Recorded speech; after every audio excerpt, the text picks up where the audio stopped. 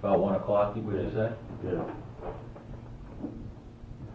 1 a.m., okay. I say about 1:30. Okay, between 1 a.m. and 1:30? Yeah, about 1:30. 1:30. Okay, and how long were you at Jerry's Deli? I mean, An hour. Okay.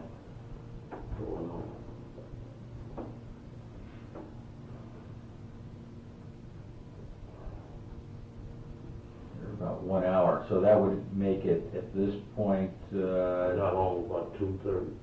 Okay, well, that means if you were at the deli about 1 hour, it would be 2 a.m. to 2:30. Yeah. Okay. Now you got to drive from the marina. Where you went? I dropped Wonder Mike off in the same area. Okay, then you dropped off. Wonder Mike in Compton, right? Yeah. And then I'm assuming Wonder Mike and Wendell live pretty close. close. Yeah. Okay. Yeah, Wendell in Compton. About what time would you estimate that to be? If you left Jerry's Deli? I got home about 2:30. Okay. 2:30. 02:30, arrive approximately 2:30. Yeah, all these I wasn't watching the watch though. all the times from Right. Yeah. Okay. And when you got home, was there anybody up, like your mom or brother or sister or girlfriend or her mom? Her mom came over the door for me. Okay. So Paula's mom opened the door. Yeah. Was she up already, or was she? She You had to knock on the door? had to ring the door.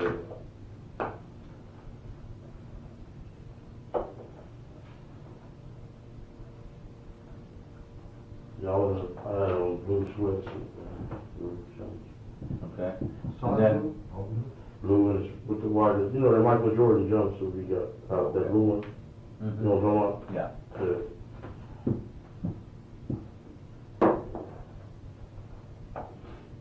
Okay, when she opened the door, did you talk with her? I mean, did you tell her anything about the events that happened, like Biggie had been shot or anything? She's 73 years old, you know. No, so Yeah, she don't. so into rap music, huh? No, she was the only one up at that time? Yeah. Okay. Would you go hit straight to your bedroom and go to bed? Yeah. Did you talk with anybody between upon entering the house? Did you speak to anybody, either in person or on the phone at all when you? When I talked to Paula, I told her that Biggie got killed. Okay. You and Paula slept in the same room together? Yeah. Okay. So you told Paula? Say Biggie got killed. I don't know whether he got killed or not, you know.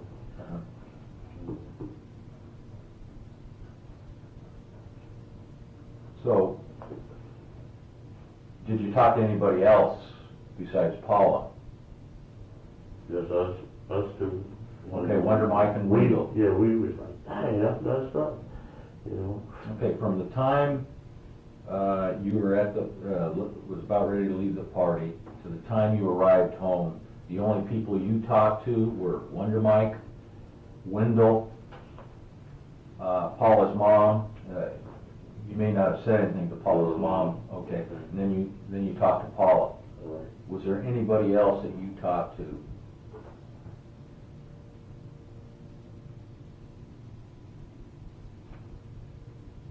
But before we left, Keyshawn said he was going to some other party, and I'm going home. Okay, which party was that? I don't know, you know. You don't know what party that was? Did Keyshawn ask you to go to that, or? No, he just said he was going to the party, and I was just... Which party was that? Was this another After party? Yes, another after party. Okay, do you know who held that party? Was it a star that had the party, or? I don't know. at some mansion or something. I don't know. At a mansion? Yeah. And where at? And up there where the matches be. In Beverly. In Beverly? Yeah, or Hollywood, wherever. I don't know. He just said he's going to a party. Okay, and you had no idea where that party was? No. No, I don't mean to rush, but I do have another appointment downtown at 6. Okay. Okay. So, If you we need want to to talk to Keith in just the call me. future, Call me. we'll call you? Sure. And also, Yes, sir. I have a kid's sister-in-law. Her name is Gina Davis. She said that police have been going to her house, knocking at her door, looking for her, and she has nothing to do with this thing. And she expressed Yes. concern about, what getting around that she's wanted for. So if I told her I'm going to Where does she check with live? you. Let me ask this question. She lives in Norwalk. Norwalk. No. So I said Yeah, I was going to check with you guys. If you guys want to Take talk to her, Cooper let came me over know. there. If not, Oh, Cooper's over there? Yeah. He's Yeah. been over windows. He's been everywhere. yeah. So Oh, no, Norwalk? yeah, it's in Norwalk. Long Beach or I Norwalk. think that's Norwalk. Have you talked to Detective Cooper? You know? Yeah, I talked to him on the phone. He said, Okay. man, we know you ain't did it, but we think you can clear up the air or something. I said, man, I can't get it. No. When was that? When did you speak with Detective Cooper? That was the day that you were in over our house. Pardon me? The day? You were there when, you remember y'all Oh, yeah, were there? yeah. Oh, you talked to him? I called him that day. Okay, that's right. Yeah, now the point with Gina Davis is that I told her I'll check with you guys. If Detective Cooper goes there looking for her, she's not going to talk to Detective Cooper. I want Cooper to know that. If someone wants to talk to her, just call me. Okay. I'll make her available. But if someone goes there without, being cleared, she's not going to talk to her anymore. Okay. I said, we have 15 people working on this, and I... Yeah, but I was up on the parking garage, man. Yeah. I didn't see nothing or nothing. All I did was her Okay. ears. Finish real quick and we'll get it, it's good. Okay, this is northbound up here. This is the museum right here. This is the parking structure. This is Fairfax going north. This is the street. You said you were going south on Fairfax, then you pulled into the parking lot when you first got there? Legal term, yeah. Yeah, right. Yeah. Give me a ticket, but don't write a ticket right now. This is said that he's not a traffic cop. So I'm ready to do it, right? Yeah. Okay, you turned in here, Yeah. and you said, was it valet park? Yeah, it was, Okay, you the come valet out- pulled up in here and the man was waiting right here with the valet. Right. Okay, so you got out here, then you went out There. up to the party. There's a lot of people there, Right. got a pass, went on in there, Okay. Now, when you came out the same way? same way. Okay, down this door. Now, it was the stairs with the rails, Right. we were standing right here. Okay. When you came out, was Big E down here already? Yeah, Big E's was in front, they was getting in their car. Okay, they were parked here in front? Yes, Okay. both of them was suburbans. Right, okay, most suburbs. And you know which one Big E got into? He got in the front one, and the boy got in the back one. Then Duane Davis was behind him too. Who was? Go ahead. Duane Davis, the little guy, Oh, you know, Damien? his little crew, yeah, they were. Right, Damien, okay, yeah. In a different car, right? Yeah, I know some of them dudes there, I was hollering at them, whoop, whoop, and they left out. Me and Keyshawn was standing over here by the cars here, waiting on the man to come. Everybody ran in here, I didn't even hear those shots. I just see the crowd running, I was like, man, Okay, had you received your car yet? no, Okay, so you were still going waiting around? on the car, yeah. Did you see them leave the area? Biggie and his entourage? You see him pull out and... Not really, I just seen a lot of cars just leaving. Okay, so you saw them there and you just continued over to Over there in my car, yeah. Okay, and then approximately how long do you think it was when you saw them take off, that you saw these people come cattle rustling back in there? Between 5 and 10 minutes. It was quick. Okay, and then that's when it comes running around here. Okay, Yeah. were you in your Running car around. or are you still waiting for I'm it? still waiting. Okay, how long did it take them to get your car? I'm talking about the other side of the crowd and from the time it took you to egress and egress out of it. They pulled over Keyshawn's first, then they pulled over mine. Okay. We, you know, like came together really. Okay, so you're inside here, and when you leave, did you go out this way, or did you? I went out this way. Okay, And the man was back- standing right here, this way he was standing, waving people out. Okay, He was making sure they go right though, okay. you know, because that is an illegal turn, you turn it up. You know. I'm gonna think about that. Okay, you said this individual was a police officer? Yeah, he was tall, about 6'4", blonde hair, real tall, yeah. And he just waving the cars out. He waved about 50 cars up out of here. You know, like, yeah. Did you see any policemen there, in the parking lot, say, as you were leaving the museum, had the shooting already gone down, or was it until you actually walked a little ways inside the parking structure? Yeah, when I was coming down the stairs, Okay. when I was there, seeing Biggie now. Okay. Later, you know, they just got on. Then I was over here. We was talking about football, you know, Keyshawn. Oh, he's, Keyshawn talking, that's right Yeah. here, waiting for your cars? Yeah. Okay. Then boom, the crowd came around. I was about, How long were you standing there? When you exited that museum, how long, a time span? From the time you... about 10 minutes. 10 minutes when About you 10. saw people rushing in? Yeah, it was about 10 minutes. Okay. Did you see any policemen anywhere around, any LAPD? Uniformed officers. Uniform officers when you came out? Just trying to set a time, but you don't That's have us. to. All I've seen was, that's what I seen right here, the tall guy. And there was some more, they was pulling up, it was coming real red, you know, coming in, coming, a whole lot of cops was coming. Yeah. Okay, people were rushing. Okay, 10 minutes between the time you exited and the time that people were running into the parking structure. Then how long from that time did it take you to finally get into your car and start pulling out? I'll say about 6 to 7 minutes, 6 to 7. 6 to 10 minutes? About 6 to 10 minutes, yeah. Okay. And then how long did it take for you to exit the structure? Is that? It was like bumper, you know, bumper. Okay, so you're finally in your car. Yeah, then we leave.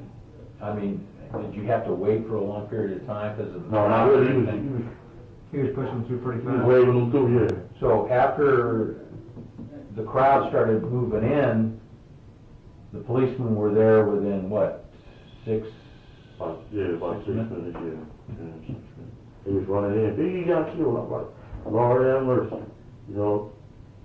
You know, I had been at one of them before, and over there in Inglewood, and they made everybody spend the night at that hotel, and interviewed everybody that was there.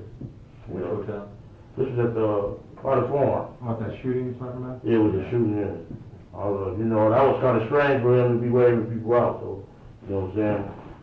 Okay. I appreciate your time. Yeah, okay, and feel free, again, if you need to talk to him, because I'll tell you, when I first got word that you were interested in talking to him, my advice naturally was, don't talk to the police. I won't hide it. I said, don't. But he insisted that he wants to Get this over and with. talk to you. So he's doing this on his own. No, I He said understand. he wants to talk to you. That's why Yeah. we had no Yeah. problem with Yeah. you coming down with him, but Yeah. it was just all. Yeah, he insisted. I will check on that, everything, I don't know who. Yeah, When you talk to Yes, Sean Holmes. talk to Sean Holmes. What did you talk about?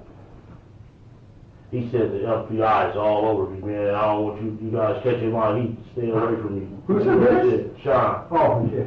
Really? Yeah. Did you, this little C, did you talk to him? For a few minutes. I mean, what did you- that's the person that slid the invitations. Sent me the invitation. Oh, okay, you got the invitation from Little C? Yeah, him and a manager. A manager? Him and a manager. Okay. He got So he a lot of braids. You see him? Oh, yeah. And with a soccer cap. Right. Yeah. said, Combs said FBI is all over me? Yes. That was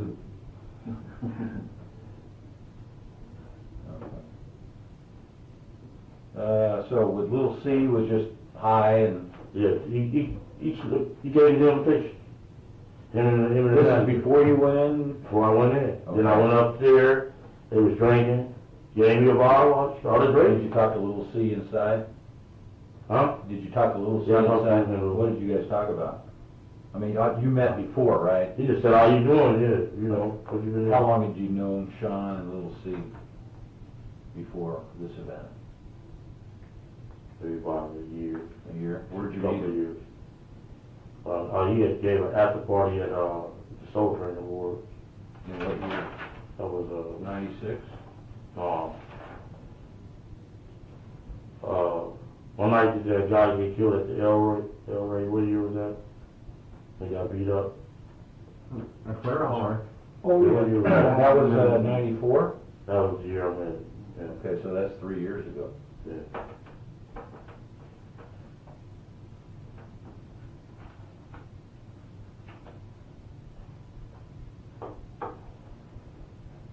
Do you make the phone call? No, yeah, okay, I'll make a phone call on my way Okay. out. Okay. Come in, thanks. I appreciate it, Keith. I appreciate, because I'd like to talk to you again, and we'll call the attorney, and you have no problem? I ain't got no problem, man. Okay. Okay, I just go to con Calvin and run and let me go. Sure.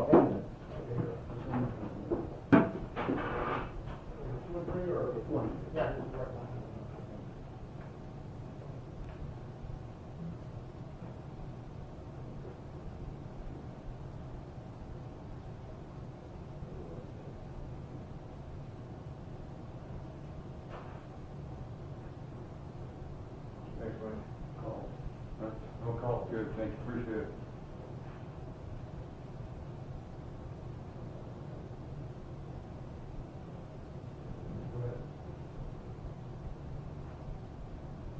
Okay, hello? Okay, hi, okay. You want soda too? You want another soda?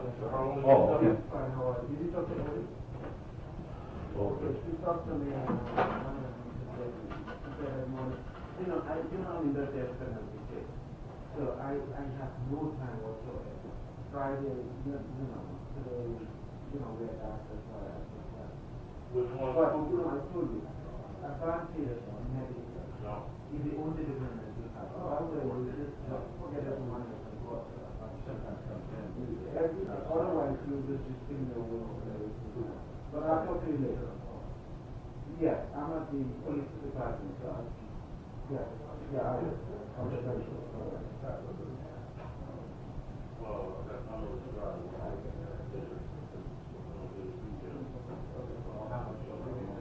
Don't wear your tape, huh?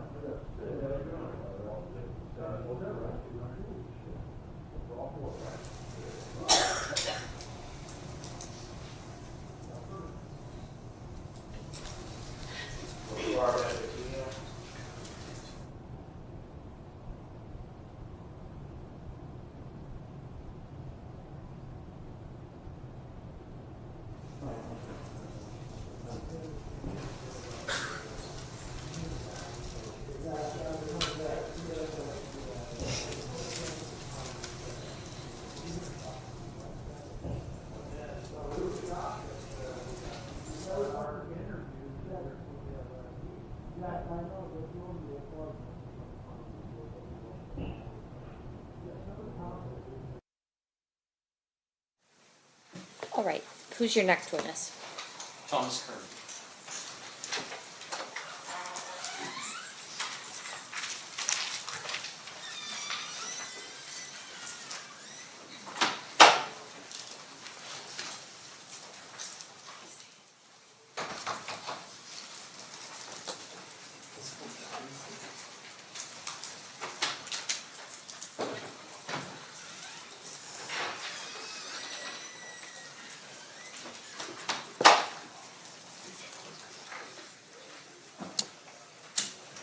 You do solemnly swear the testimony you're about to give in this action shall be the truth, the whole truth, and nothing but the truth, so help you God? I do. You may be seated.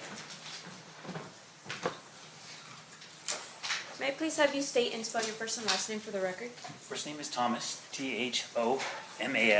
Last name is Kern, Kern. Thank you, sir. Whenever you're ready, Mr. DiGiacomo, you may proceed. Thank you. Sir, how are you currently employed? I work for Customs and Border Protection at the Chicago Laboratory as a latent fingerprint examiner. I'm going to take you back 30 years ago. Okay. 30 years ago, what were you doing for a living? I had just started here as a crime scene analyst. I was in my first year. What does a crime scene analyst for the Las Vegas Metropolitan Police Department do? Basically, it's a response to like crime scenes to recover evidence that was potentially left behind during the incident. Things like burglaries, we would go look for fingerprint evidence, maybe sometimes broken glass, those sort of things, and we would collect that from the scene and bring it back to the lab for potential use later. Did you have a field training officer on September 7th or September 13th, I guess it is, of 1996? I did. And who was that? David Lemaster, that's Lemaster. Do crime scene analysts respond to the coroner's office for autopsies to document the body and collect any evidence that the doctor pulls out during the course of an autopsy? Yes, And were you present at the autopsy with Dave Lemaster for the autopsy of Tupac Shakur? I was. May I approach, Judge? You may. I'm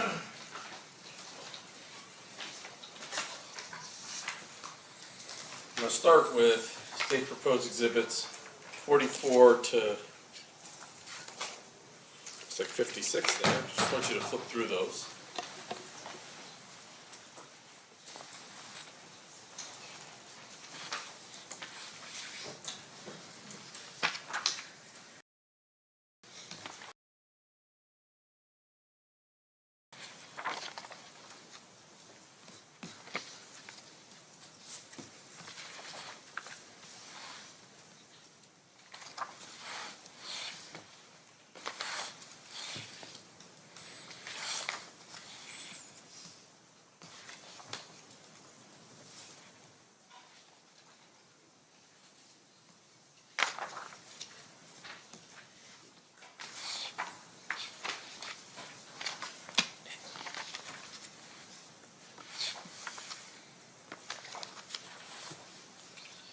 So, I can't remember what my first number was. 44 through 54, are those all depictions of Mr. Shakur, well, his body bag, as well as Mr. Shakur during the course of the autopsy documenting both tattoos and injuries to Mr. Shakur? Yes, sir.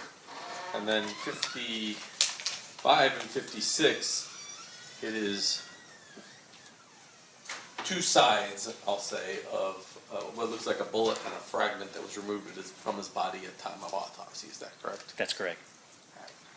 Now I'm going to show you what's been marked as State's Proposed Exhibit number 128.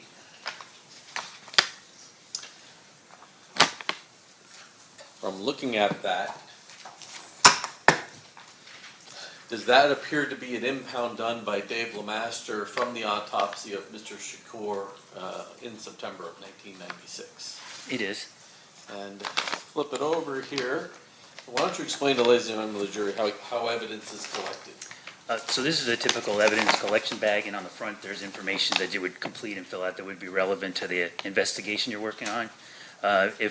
So I know that this is David's paperwork. We are assigned a personnel number when we start the job, and David's personnel number was 4243 as his first initial, last initial, and that's about here in the center of this information. When we collect the evidence, we're supposed to put a seal in the reverse, and the seal has to remain intact throughout the investigation. So that also has David's initial and personnel number and the date that was collected. And so it appears that nobody's opened this since David impounded it 30 years ago. That's correct. Judge, I offer 44 through 56 and 128. Any No objection? objection, Your Honor. They will be admitted. Thank you, I pass the witness. Okay. Cross-examination, Mr. Sampt. Your Honor, I have no cross. Ladies and gentlemen of the jury, any questions for this witness? Seeing none, thank you so much. Have a good day. You are excused, Mr. Quinn.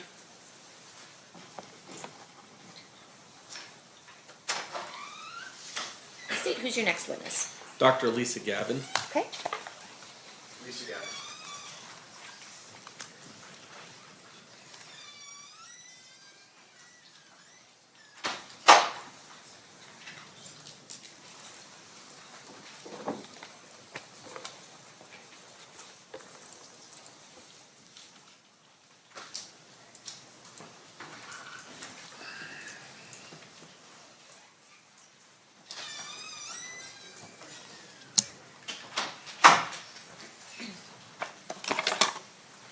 do solemnly swear the testimony you're about to give in this action shall be the truth, the whole truth, and nothing but the truth, so help you God? I do. You may be seated. May I please have you state and spell your first and last name for the record? Good morning. I'm Dr. Lisa Gavin, Lisagavin. Thank you, Dr. Gavin. Mr. DiGiacomo, you may proceed. Doctor, how are you employed? I'm a forensic pathologist, medical examiner here in Clark County. What does that mean you do for a living? We determine the cause of death and the manner of death and sudden unexpected deaths. And in order to hold the position that you do with the coroner's office, do you have certain education, training, and background? Yes. And explain that to the ladies and gentlemen of the jury. I went to medical school at the University of Connecticut School of Medicine. I did a pathology residency at Hartford Hospital in Connecticut. I did a surgical pathology fellowship at Hartford Hospital in Connecticut. I did a forensic pathology fellowship in the Office of the Medical Investigator in New Mexico, and then I came here to Clark County. I have a medical license to practice here in the state of Nevada, and I'm board certified in anatomic pathology and forensic pathology. How long overall have you been a forensic pathologist? This September, it'll be about 17 years practicing here. So I'm going to guess that 30 years ago you were not at the autopsy of Tupac Shakur. No, I was in medical school. Have you in the past had to come in and testify to your opinions as to cause and manner of death in cases where you weren't the actual examiner at the table? Yes. Explain why that would happen. We have people that have retired. We have doctors that have died. We have doctors that have gone to other locations in the country. So when you are asked to review, what is it that you get to review in order to form your opinions and conclusions? Most often, it would be the investigation report from our office. It would be the autopsy report from the forensic pathologist that did the case. It could be photographs associated with the case, could be medical records associated with the case, could be any consultations or the like associated with the case. In this particular case, do you know who the examiner was? Yes. Who was it? It was Dr. Jordan. And Dr. Jordan is no longer with us, correct? Correct. Dr. Jordan had passed away. In addition to what the medical examiner's office had, did you also get a copy of the photographs taken by crime scene analysts during the course of the autopsy? Yes. And did you utilize those as well to render your opinions? Yes. I'm going to start with what's been previously admitted as State's Exhibit number 44.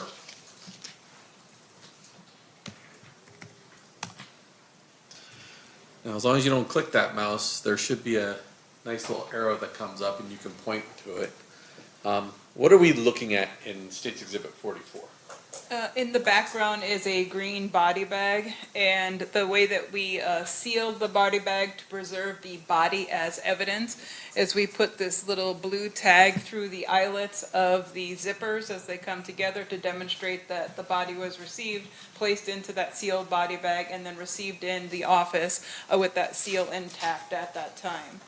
Similarly, we also attached onto that area what will become the toe tag, the identifying marker for that particular body, that particular individual. And if I zoom in on that,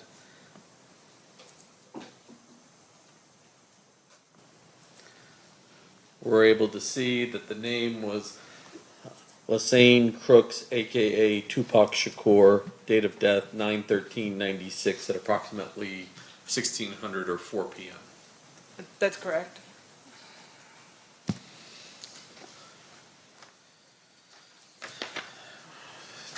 $45. What are we looking at, Doctor?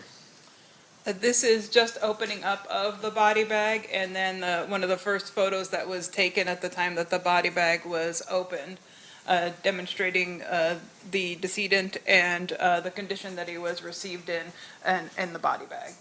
And from reviewing the medical records that were part of the coroner's office file, did it appear that Mr. Shakur had survived his wounds for some period of time? Yes, And a lot of what we see on these photographs are evidence of medical intervention. that's correct.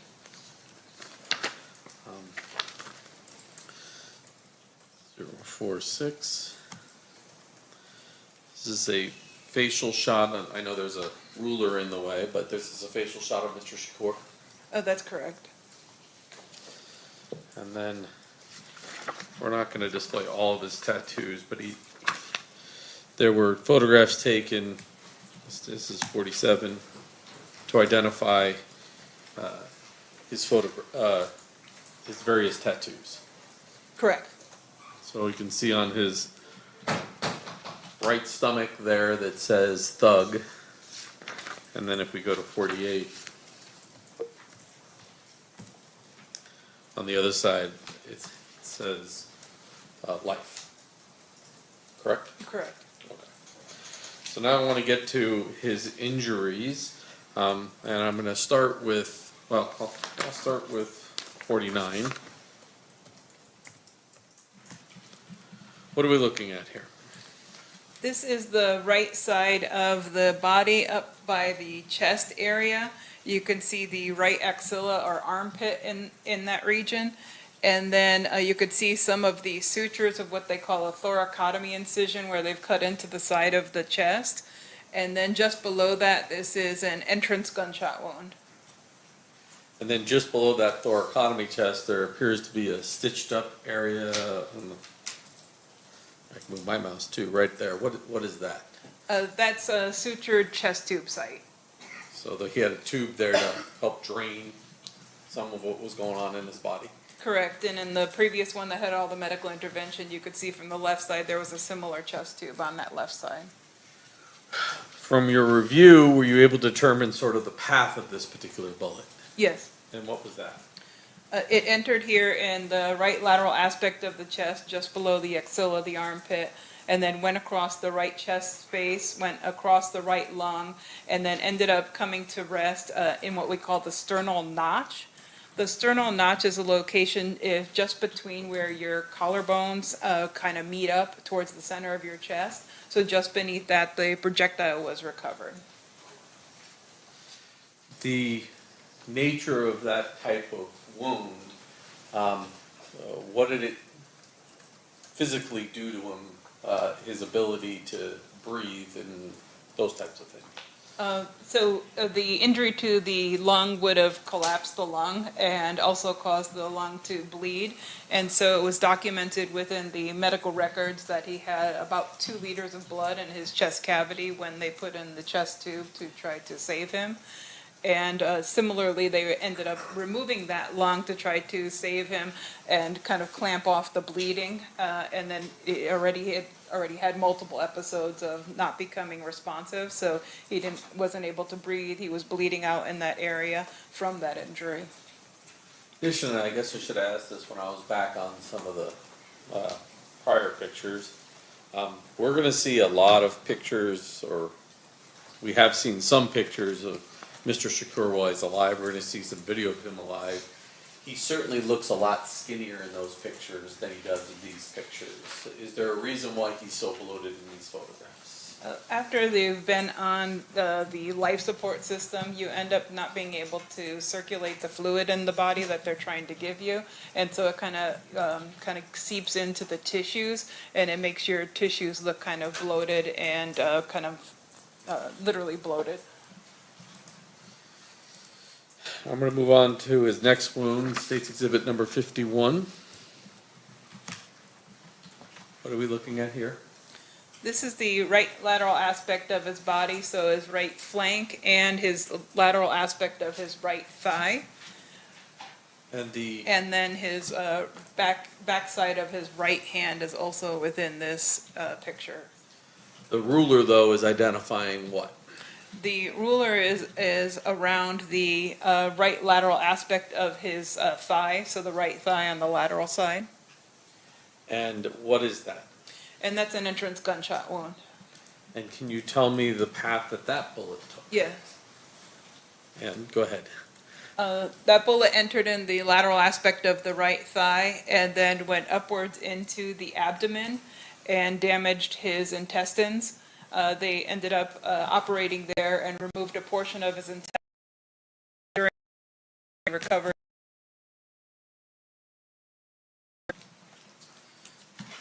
State's exhibit number 52, and you can see it in 51, but now the ruler is on, oops, try that again. Now the ruler is on that lower mark. Describe that for us. This is like the lateral aspect of his body or his right flank. And this wound does not penetrate into the body, but it kind of causes this deeper abrasion in this area. So this could be from like a spent projectile that might have hit something else and then hit his body, so it lost its momentum to be able to penetrate into his body further. So it kind of hit this area and created this wound on the side of his body. Were there evidence within the medical records that Mr. Shakur had received bullet wounds sometime prior to the injuries that caused his death? He had some scars in other areas of his body that were suggestive of that. State's exhibit number 53.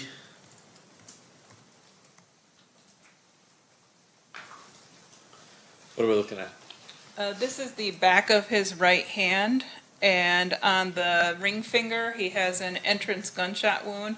This path goes through the hand and goes through that finger and then fractures that bone right by the ring finger area.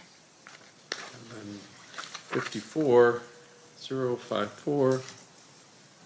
What are we looking at?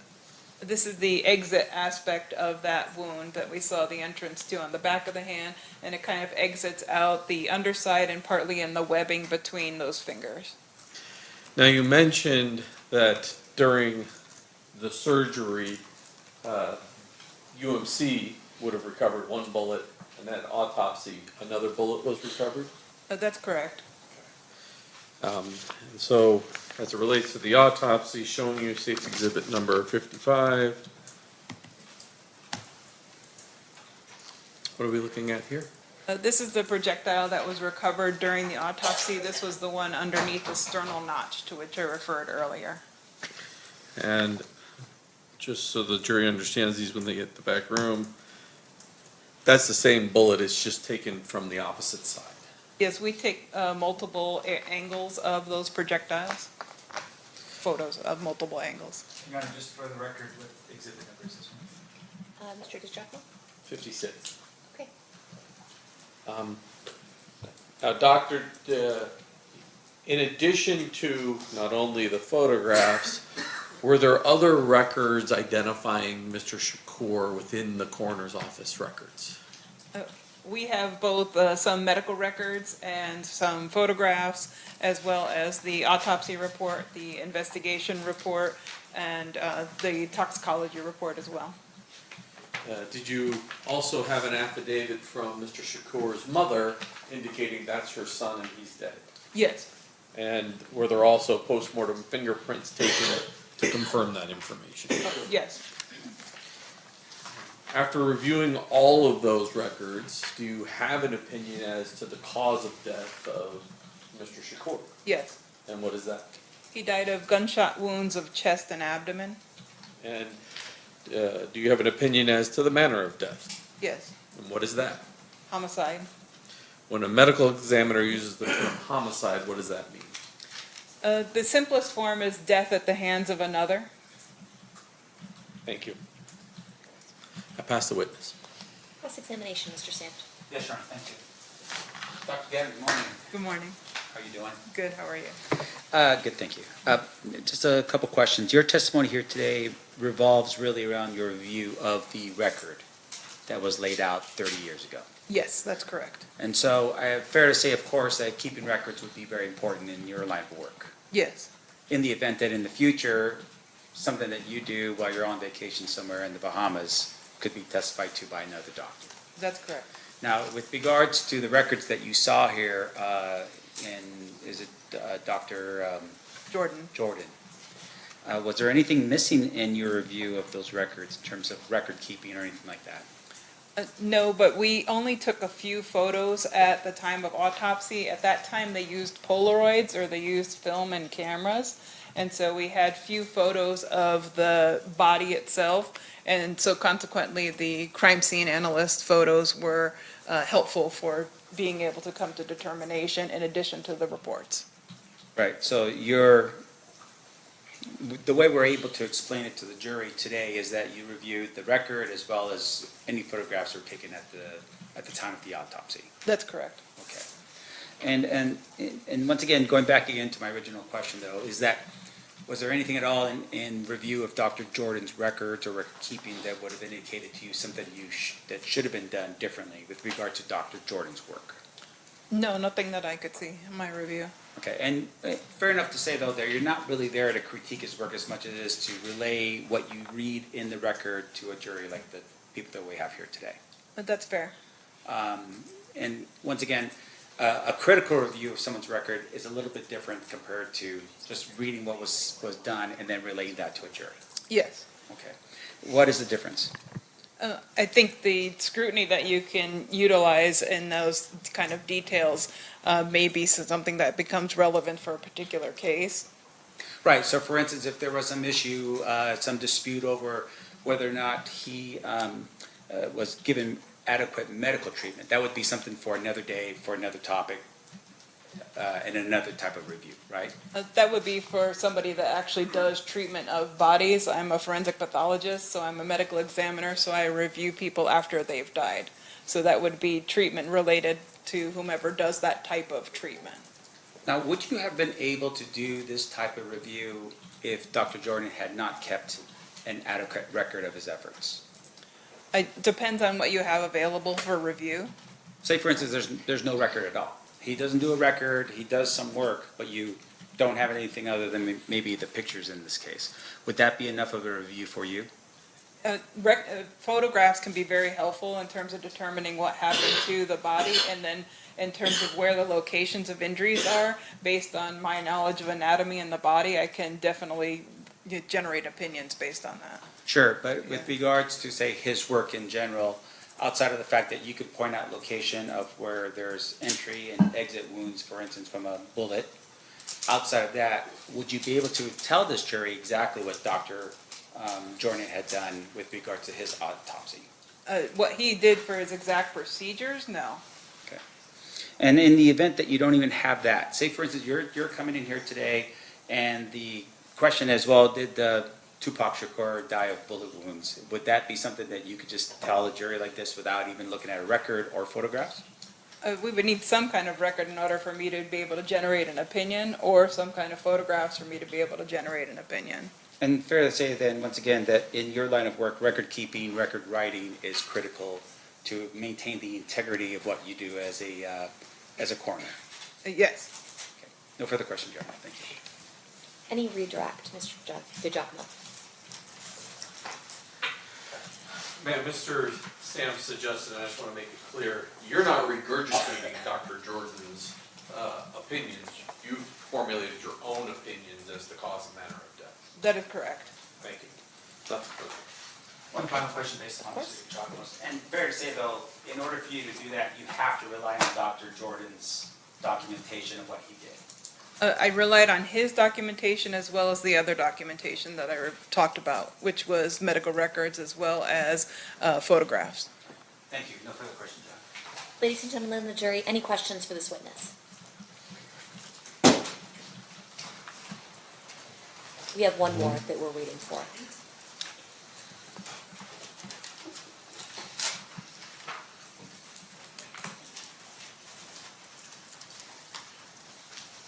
I have the parties approaching.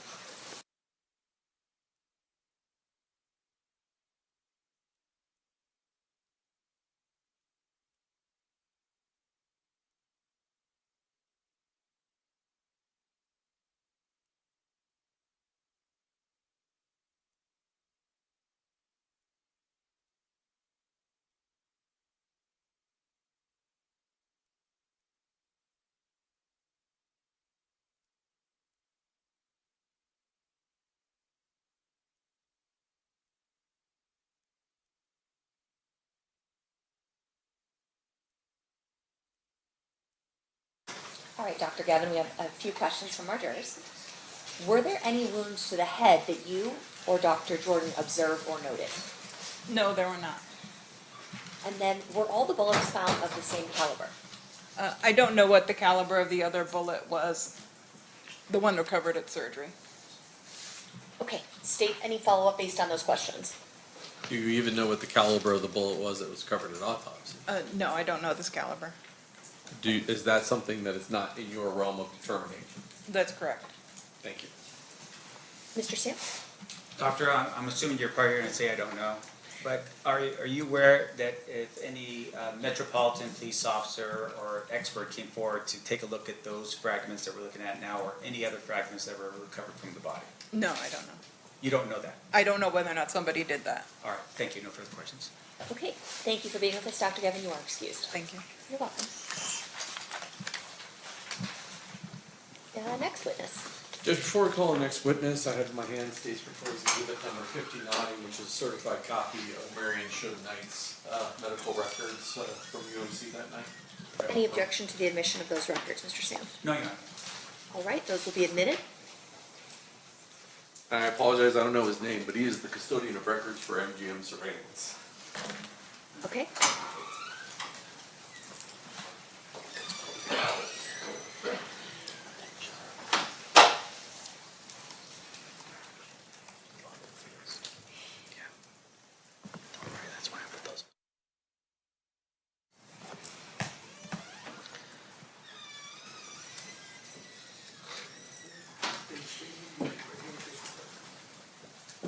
You do solemnly swear the testimony you're about to give in this action shall be the truth, the whole truth, and nothing but the truth, so help you God? I do. You may be seated. May I please have you state and spell your first and last name for the record? Michael Ingram, Michael Ingram. Thank you, Mr. Ingram. Mr. Giacomo, whenever you're ready. Sir, how are you employed? I work as an investigator for MGM Resorts. What area at MGM Resorts do you have a certain job responsibility? I have responsibility over surveillance and security surveillance and investigations. Were you requested to come here to authenticate some video that was collected well back in 1996 from the MGM? Yes, I was. And have you had a chance to see any of that surveillance? Yes, I have. Okay. Did MGM keep a copy as well? Yes, they have. Okay, so you reviewed that. Yes.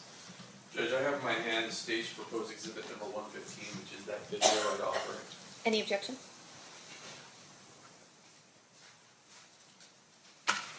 No objection, Your Honor. Okay, that'll be admitted. So I have 3 different camera views, three different files, I'll call it, that we're going to talk about. But back in 1996, can you describe the type of surveillance system we're looking at? Like, how is it, what medium was it originally recorded on? At that time, it was recorded on VHS.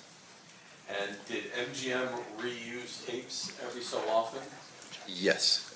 And so when you reuse tape, did you lose quality each time you kind of reused it over and over again? Yes, the quality deteriorated.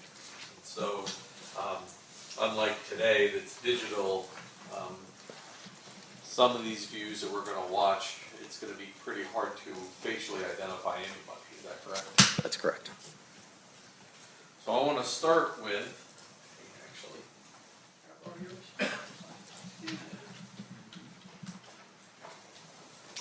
I have this marked next to the order.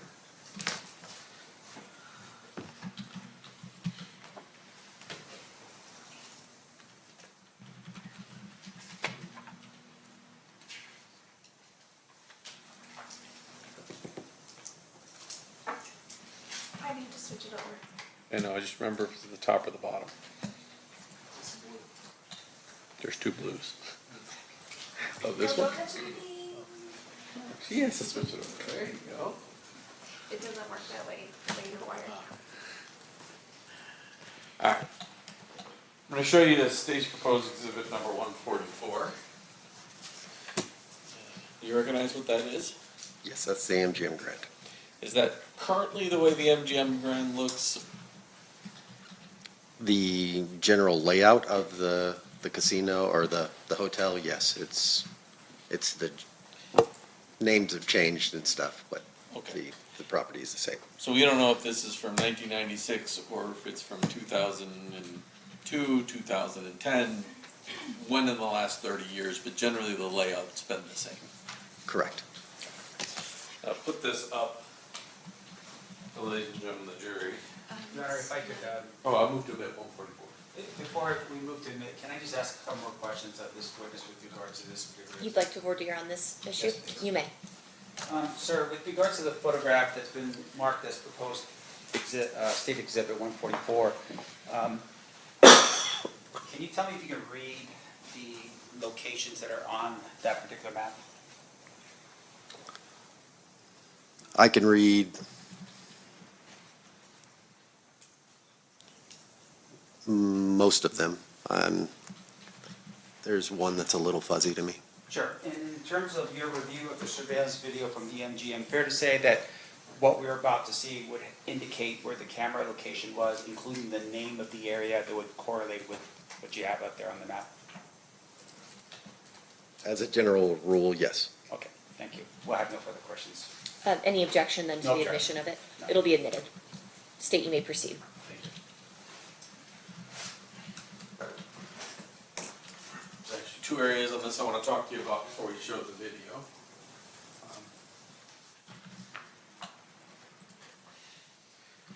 Maybe more than that. Generally speaking, events like the Tyson-Selden fight, where would that have occurred at? The MGM Grand Garden, which is located at the top of the screen. Up here, okay. We have an elevator view that we're going to see. Where is that located on this? There's, in the middle of the screen, there's 3 small boxes. Those, Right here? yes, those are the elevator core for the MGM Grand. And then if there's a camera that's going to say food court, that's kind of walking, that's looking down a long hallway, which hallway are we looking at? The white box, yeah, you're going to be following that basically to the Grand Garden Arena. So when you come out of this box, you can either come down here or across the casino, essentially. Correct.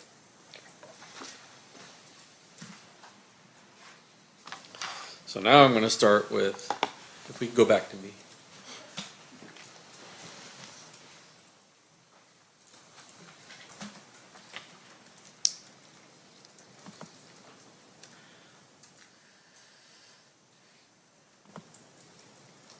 I'll pause it here for just a second. This says food court promenade. So I'm just going to hold it up for the jury. Do you know anywhere where we are along this white corridor? Or could it be anywhere on that white corridor?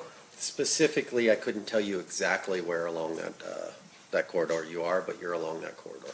Okay.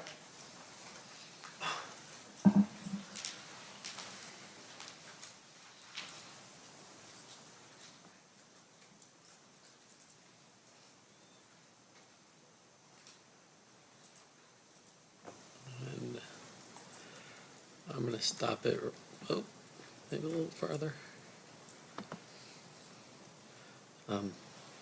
This person right here, we're going to see in some of our other videos, wearing a Dan Marino Miami Dolphins jersey. You probably know that, but for ladies and gentlemen of the jury, that's the person that we're trying to follow. Is that accurate? Or do you know? I do not know. Okay.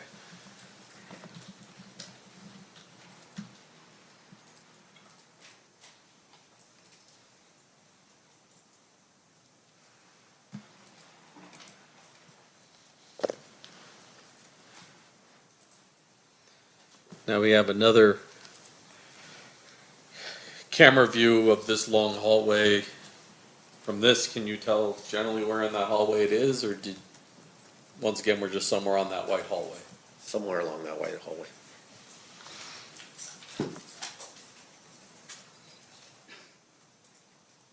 And, well, he just flashed.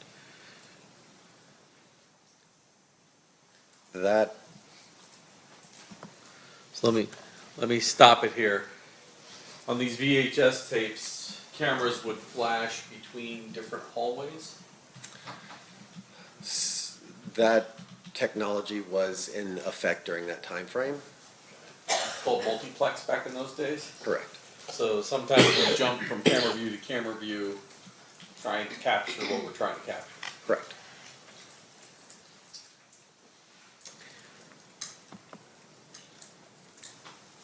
We can see the 13 on this jersey right here, with the gentleman walking behind him.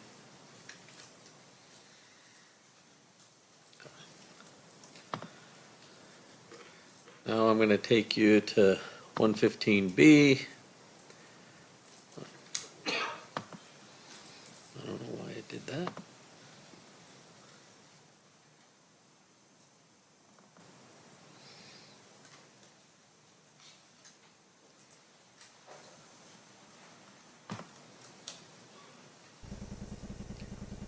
All right, we're going to use a different program so we don't watch it sideways.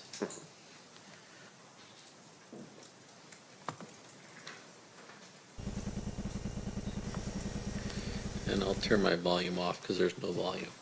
Now this is that elevator core that we saw. Please switch over to me for a second. Over to the, you mean the dot cam? Yeah.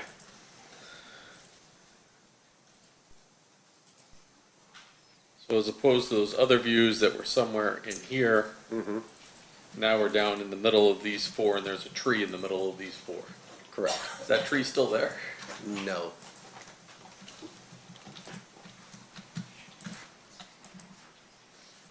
And unlike the other camera, this one is a movable camera that goes back and forth.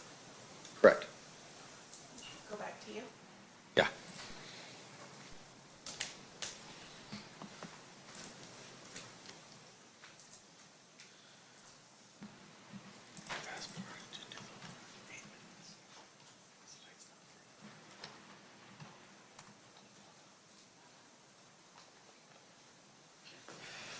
So this one starts at 2043 or so, and I'm going to jump forward to about 2047. This is just people walking through that elevator area, correct? Correct.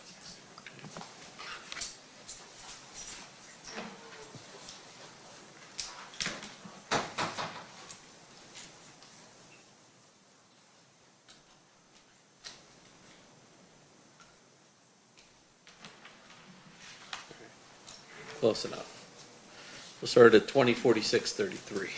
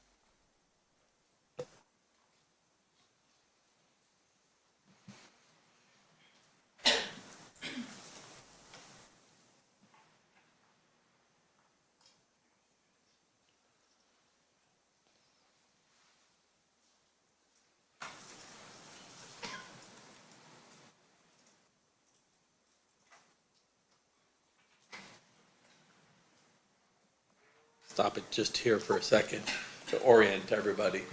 So the camera, is it being operated manually by a cameraman so he can stop it on something that he's looking at? He can stop it at a location, but that movement that you saw was just the camera in rotation, just scanning the area. But if it now stops and focuses on someone, there's someone in the control room that is able to stop and go, hey, something's going on. And, Yes. okay.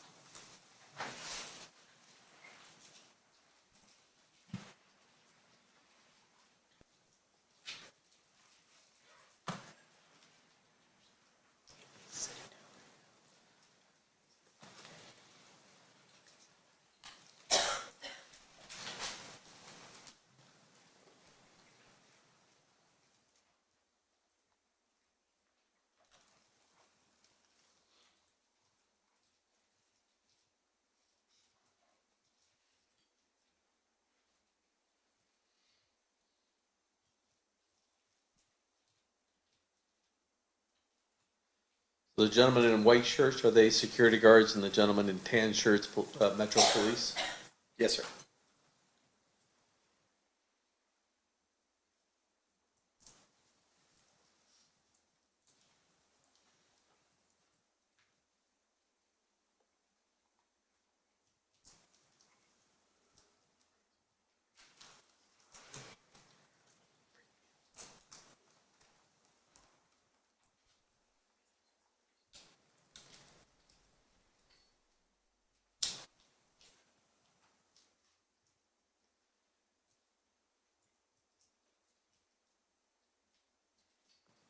Pause it there for a second. Once again, it appears that the victim of the beating was wearing that 13 merino shirt. Yes, sir.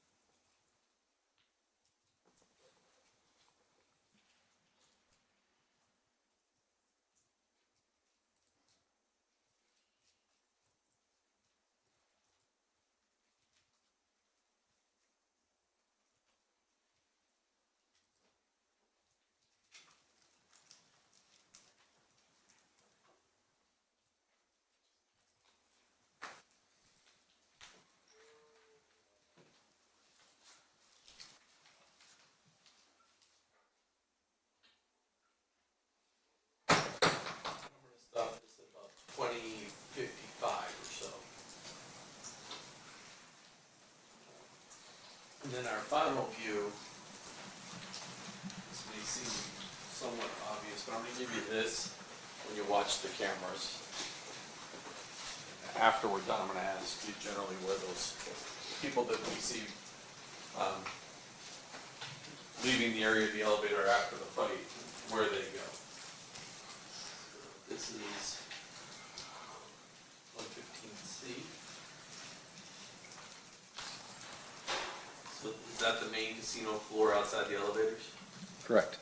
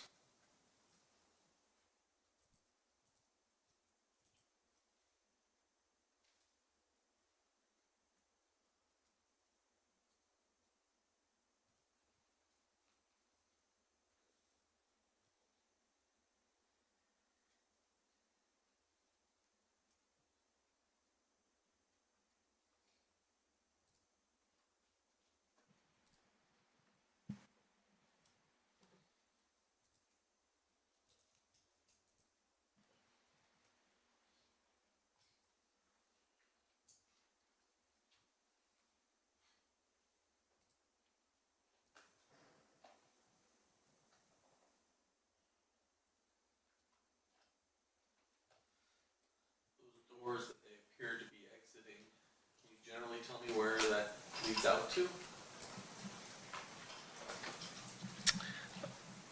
The lion entrance? Right. Is that anywhere near the ballet? That's the, I'm sorry, I was confused. Out to the hotel registration area and then out to the Porta Cachere. And do you know whether or not back in '96 there was a ballet there or not? Yeah, no, I don't know if there was an exact ballet or what it was called at the time.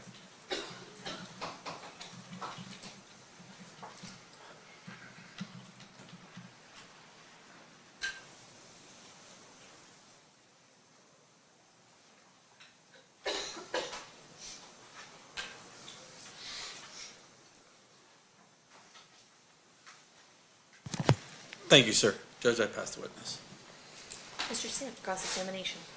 Thank you, Honor. Sir, you are an investigator with the MGM, correct?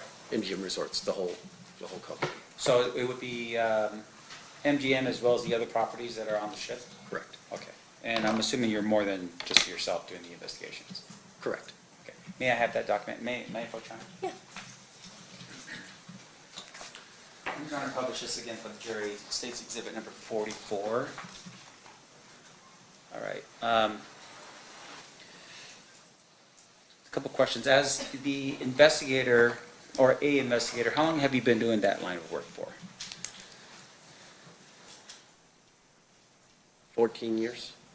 Did you have any previous law enforcement experience before you became an investigator for MGM? No. And then with regards to your training as an investigator for the MGM, are you trained in how to do an investigation? Yes, Okay. And that would be something that would be not necessarily law enforcement, but it would just be to protect the properties that MGM owns? yes, sir. Okay. So with regards to the training that you have, is one of the things that you do in terms of training, learning how to write proper reports? Yes. Okay. Can you tell us why that's important? Documentation for future reference. You're time stamping an event in that moment that you are investigating it. And fair to say that with regards to report writing, it helps you later refresh your recollection if you're ever unlucky enough to be sitting in this chair facing towards these people, right? Yes, sir. Okay. In this case, you were asked to retrieve this video that was what we've all seen right now, right? Yes, sir. Did you have to write a report for that? No. No, you had shared with us earlier that you had reviewed the videos. Anything about the review of the videos that would have required you to put it into a report? No. Okay. And you were going to, I must have cut you off. You were going to say something. Did you want to finish? I did not, like you said that I provided this video. Yes. I did not provide this video. Okay, so, and once again, we want to make sure that we're accurate, right? So what is your role in this whole thing and what you did here? The video that we all reviewed, to be able to say that it's MGM Grand's video, that's MGM Grand's location, and whatever you guys want to talk about inside of the video. Right. So in terms of you verifying it, was it just you looking at the video and saying, yes, that's the casino floor of the MGM? Yes. In terms of the date and time, for instance, you're just relying on what's date stamped and timed on the actual video that you watched, right? Yes. I mean, you don't have any other way of verifying any of the time and date in this case outside of what's time stamped on the video, correct? Correct. Okay. And that's not a trick question. I just Okay, want to make sure we're clear. Yeah, you're good. But in terms of the case itself, was there an internal number that was assigned by the MGM property specifically as to this event in September of 2000 or 1996?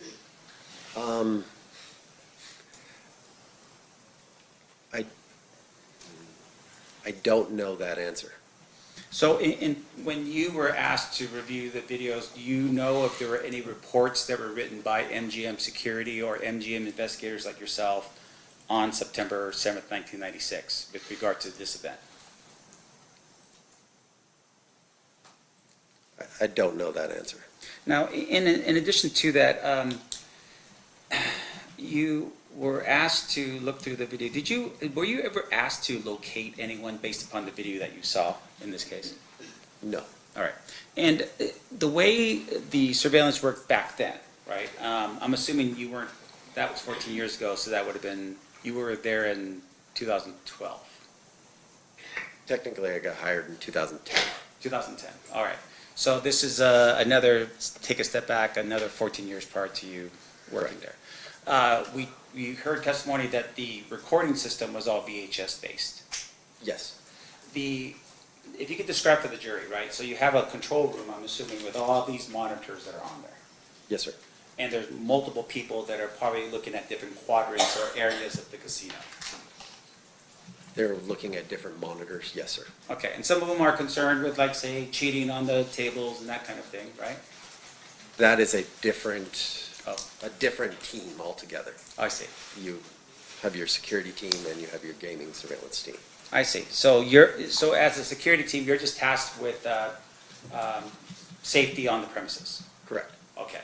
And so in this case, when those cameras are going around, they're going around automatically until such time as somebody in the control room looks and says, oh, there's something going on right here, and then manually focuses the camera over there. Some of the cameras, yes. Okay. And even if the person in the room is not seeing it, sometimes they'll get a call from security saying, hey, we've got a situation over by the elevator banks, and then that would draw someone's attention to that monitor and move the camera over to that area. Yes, sir. Now, is the person that's operating the camera at that point in direct contact with the security team that is down below, like in this case, in the elevator area? Yes, sir. So they would be communicating back and forth about whatever it is that would be going on that would be helpful for everybody to know? Yes, sir. Okay. Now, in this particular case, you have obviously a lot of people on the property. Yes, sir. Maybe you're too young for this, but I mean, this was fight night, right? Mike Tyson against Bruce Seldon. Yes, sir. Is that typical? Like, is that a typical amount of people on the MGM property? In my experience, yes, that's a typical of fight night that you would have. Right. So nowadays it's UFC or some type of championship thing with somebody, I don't know. But once again, championship level sort of thing, right? Yes, sir. Not an everyday. Not an everyday thing. All right. And obviously there's a ton of people that are there. We see at some point the group that attacked the individual run. Yes, and sir. they run out of the area. And I want to make sure the jury understands. So going back here again here to State's Exhibit number 144, the area where the attack happens is right here. Is that right? Yes, sir. And this is right next to it. It just says elevator core, right? Yes, sir. Now we talked a little bit about where they exited, and you had mentioned somewhere, but I just want to make sure I'm clear as to where that would have been. Can you tell the jury where they exited? From what I observed, it. Sir, just to let you know, you could actually take that mouse that's right there and just move it around. Can't when he's on the dock cam. They I changed down it. and pointed out. Usually they can, but All right. Just go ahead and just describe it, and I'll just point it out. He appears to have traveled initially after the altercation. He appears to travel north up into the casino area, around that area, and then from the description, it looks like he comes back south and then turns to the Approach that screen and point. Oh, thank you, Madam Clerk. Yes, please. Could you just Talk louder while you're over there. yeah, you can get up and just point it out on that big screen if you want. sorry about that. I should have done that.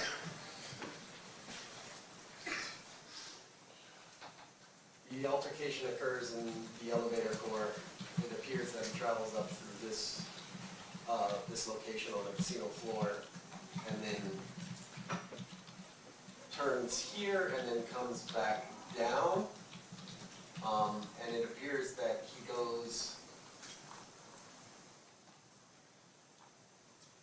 I would have to watch it again. I'm a little confused on the exact route. There's only two routes. You either went out the Port of Ricochet or went out the Lion entrance, but I'd have to watch it one more time to be able to confirm that. If we could ask the state to be so kind as to replay that particular video back for the witness. She needs to put it back on me. Thank you, Madam Clerk. And once again, this would be 115C as in Charlie.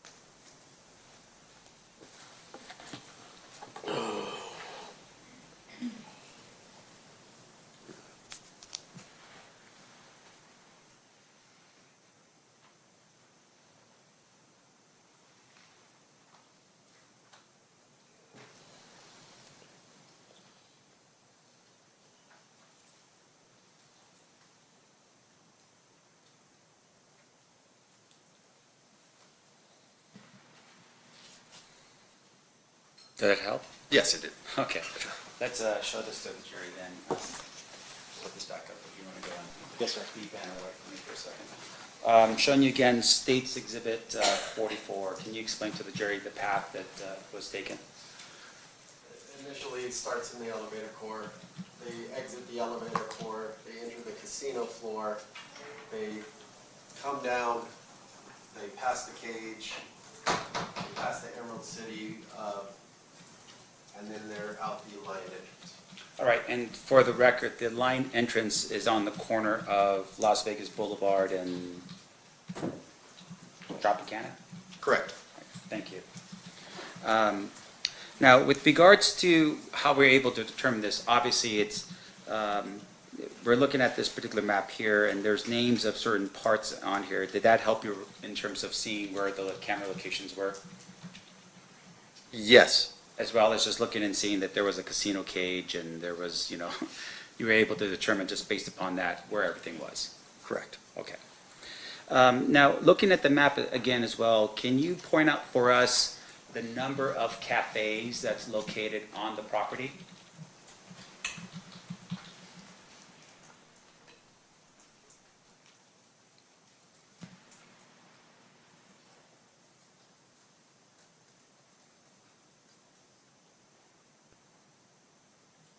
Would reading the actual thing help you? 'Cause the resolution- Yes, I think it would have. You want the number of cafes, sir? Yeah, just tell me how many cafes are on the map.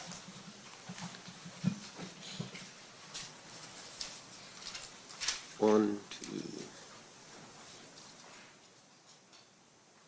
three.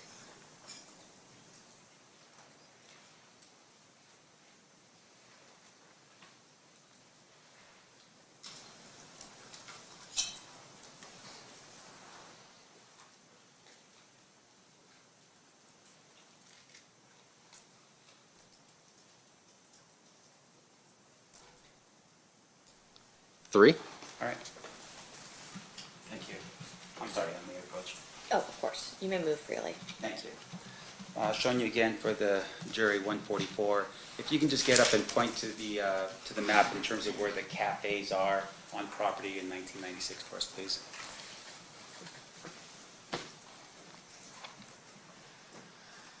You have the Coyote Cafe,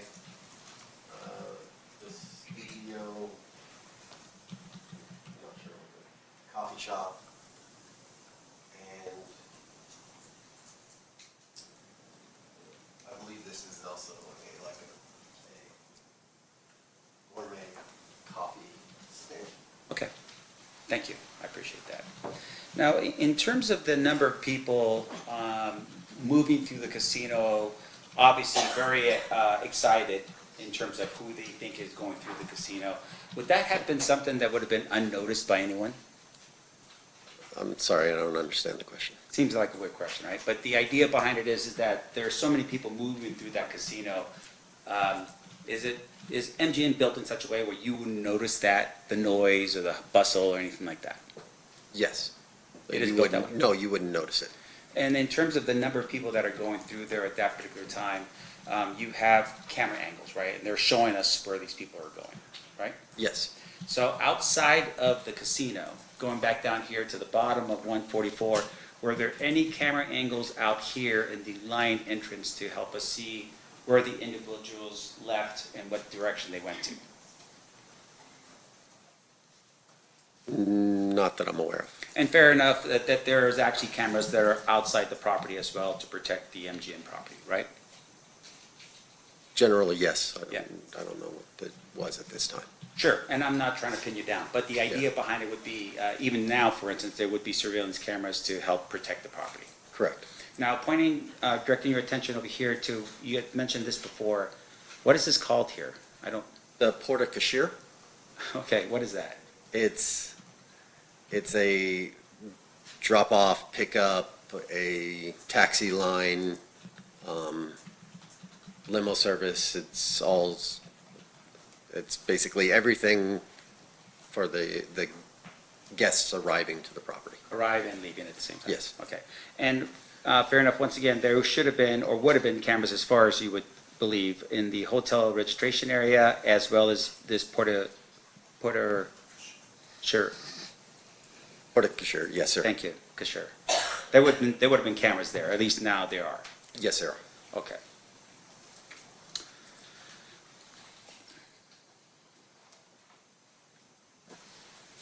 Now, do you know what MGM's policy is with regards to events that occur on property where police officers request video surveillance to be captured?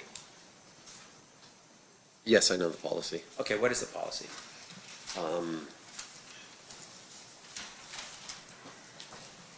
The policy when police request video is they submit a,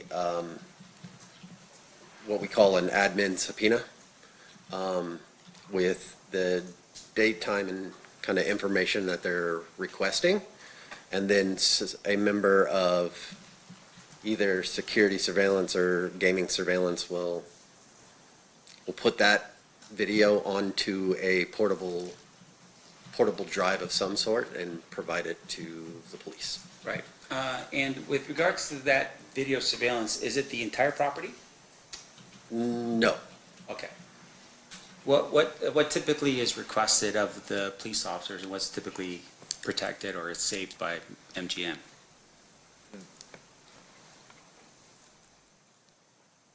Situations dictate, but whatever they're initially requesting, if they're looking for a physical altercation, that's what they're going to get, is the physical altercation. We don't provide, a 24-hour movement of the persons. It depends on what they're requesting. Right. So in this particular regard, you have an individual dressed in a Dan Marino jersey that at some point leaves the elevator area. Recall that? Yes.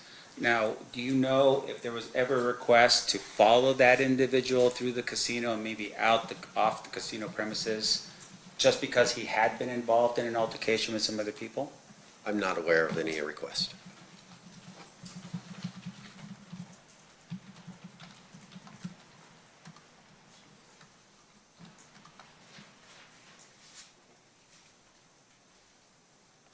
You don't have no further questions? Thank you, sir. Appreciate it. Okay. Redirect, Mr. Duffel. Just briefly.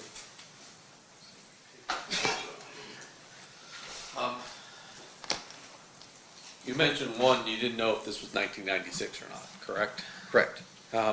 You also said you weren't sure whether or not there was a report written by security. Correct. Let me show you.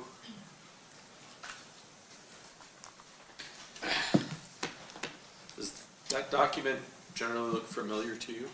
Yes, it does. Okay. And that indicates the accuracy of the times on the, generally speaking, on the video that we have. Yes, sir. And I want to read that description to yourself.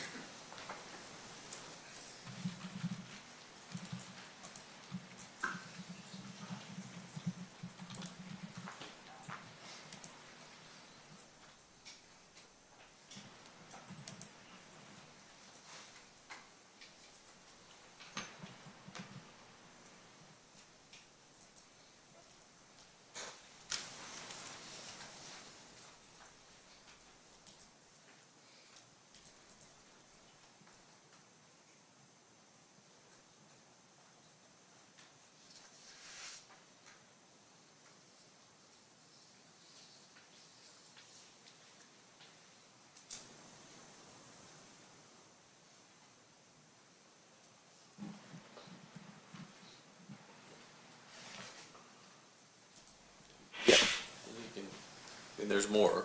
But, yes, sir. Based upon reading that, are you comfortable that the Coyote Cafe was present in 1996? Yes. And the report, does it indicate that Orlando Anderson was trying to, this person in the 13 was attempting to push past security into this cafe when he was attacked? Yes, sir. Nothing further. Any recross based on that, Mr. Sandwich? And I'm sorry, sir, I forgot your last name. Ingram, Ingram. Mr. Ingram, the report that you just read, did you author that report? no. Now, in terms of the report, fair to say the report is basically reflecting what's found on the videos that's been provided by the state. I'm sorry, I lost track. What? The videos that we watched earlier, is that what's in the report? Yes, So in essence, the jury can see the report for them, or see the videos for themselves to determine what was happening in terms of actions and what people were doing, right? I don't know if that's completely accurate. There are things that are in report that are written by, like, eyewitness that you can't see on video. Sure. Now, the report itself, do you know who wrote it? I do not. Do you know if that person had the same training and experience that you have here today talking to this jury? I do not. And in terms of the report itself, is it a standard report that would have been drafted back in those days? Yes, sir. All right. And there would have been somebody who would have supervised that report, I would assume, and reviewed it? Yes, sir. Do you know who it is in this document? Who the The supervisor? supervisor is? I don't know who the manager at the time was. All right. Once again, not you. You were 12, right? Okay. Young, yes. I have no further questions. Thank you. Just briefly. Mr. Sam said that only what was seen on the video is in this report, but there's actually a description of what Mr. what the person in number 13 was doing before we can see it in video, if you read the first. Yes, he.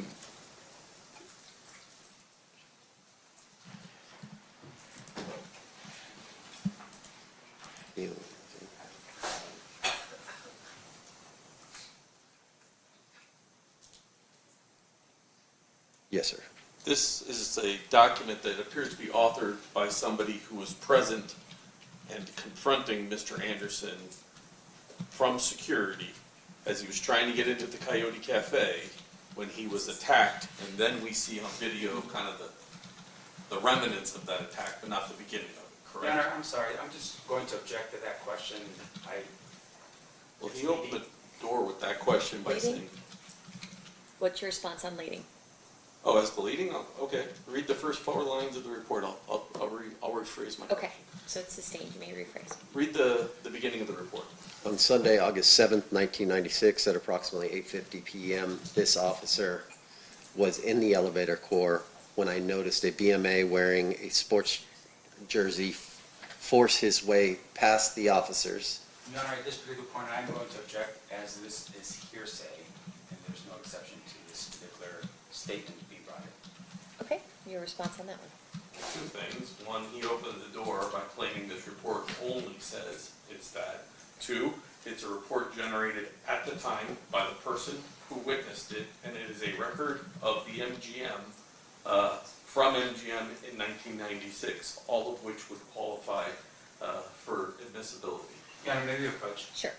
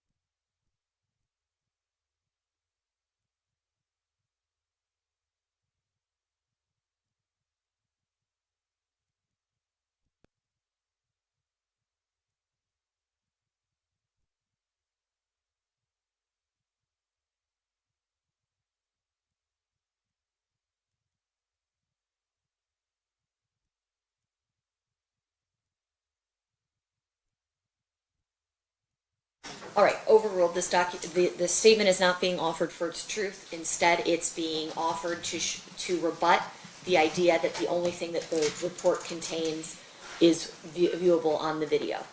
And the jury is to consider it for such.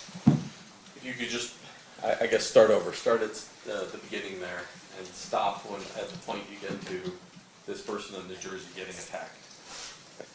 On Sunday, August 7th of 1996, at approximately 8:50 p.m., this officer was in the elevator core when I noticed a BMA wearing a sports jersey force his way past the officers.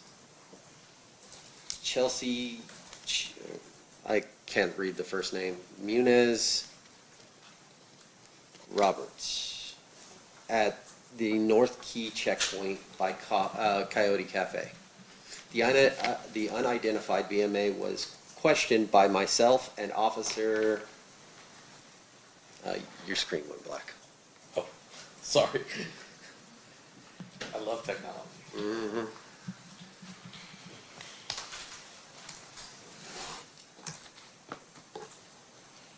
Your Honor, maybe approach again while Mr. Giacomo is working on technology. With Mr. Claus? Okay. Yes.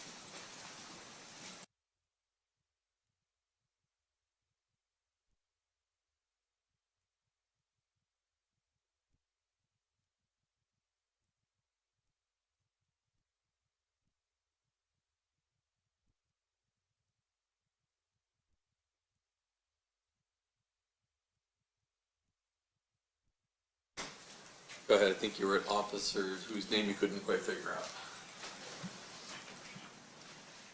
The unidentified BNL was questioned by myself and Officer Gamba on the side of Coyote Cafe. The BMA was very uncooperative on answering our questions. While questioning the BMA, he continually kept looking over his shoulder towards the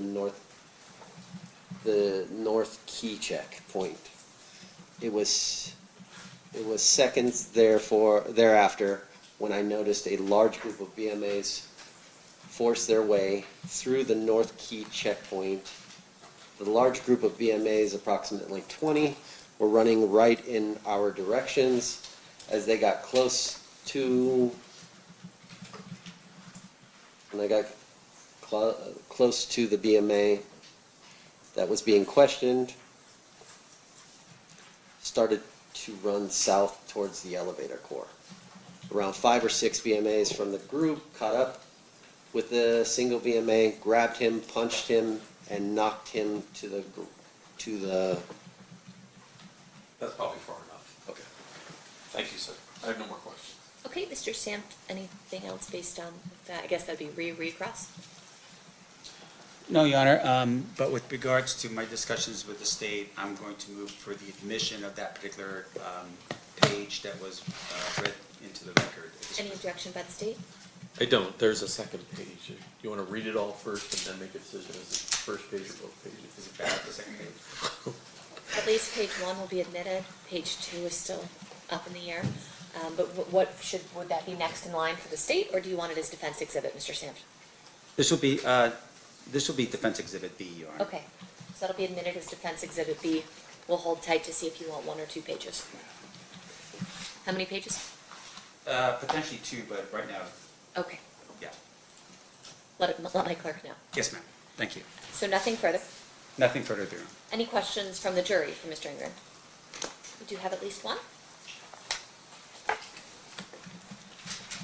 Okay, can I have the parties approach?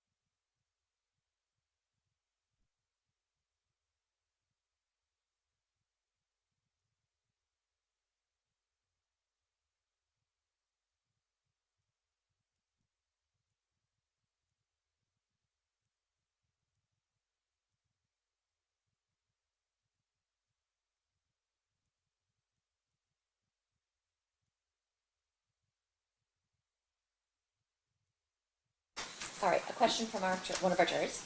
Do you know where the person or officer who wrote the report at MGM from the security team witnessed the person in the jersey by Coyote Cafe? Can you restate that for me one more time? I can try, or I can read it again. Yes, ma'am. Where is the officer or person who wrote the report at MGM from the security team witnessing the person in the jersey by Coyote Cafe? Oh, on the map, it's located, the entrance, the specific entrance, whether it's, You think maybe you should stand up and do it on the big one so Yes, you can ma'am. understand that? So from what I could read, the entrance into the cafe is located here. Into the Coyote Cafe, so this would be where the initial stop and talk by the security personnel would have occurred at. And do you know where the person who wrote the report was seeing that person in the jersey from? From that specific location, so he or she, I'm not sure the exact person, but the security describes that they're at the position and someone tries to push past, in which case they approach and stop and talk at the entrance of the cafe itself. Okay, and then as to the second part of that question, I'm not going to ask because that's not something that he would know why that decision was made. State, did you want any follow-up based on that question? You didn't recognize the name of the author of that particular report, correct? Correct. And you have no idea what happened to that person in the last 30 years in their lives, whether they're alive, dead, locatable, anything like that? No knowledge. Thank you. Mr. Sam? Yes, Your Honor, just a couple more quick ones. So I want to be sure I'm clear. Did the MGM during that time period have those booths set up where you couldn't go to the elevators unless you had a room key or something? Is that what we're talking about in terms of a checkpoint? The checkpoint is, it's not a physical location as much as it's a security position where they would check room keys to get into an area. So if the report is saying someone was trying to push through, they're trying to go past that area into the elevator area? I mean, where are they going? That's the direction that he travels. The security report states he tries to get into the cafe, and then when he's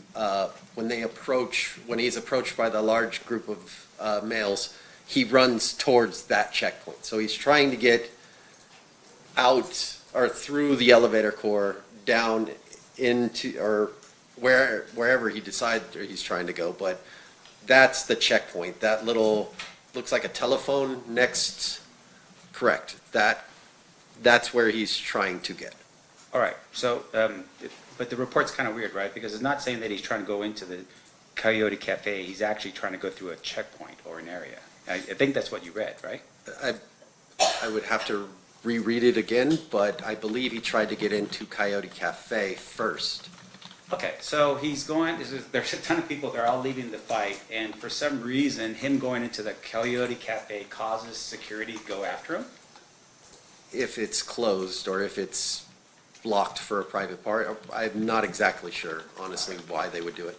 I see. So, I mean, but outside of that, your idea as to why the Coyote Cafe would not be open to this particular individual in the Merino jersey would have been because it's closed for a private function or closed completely? Correct. Okay. No further questions, John.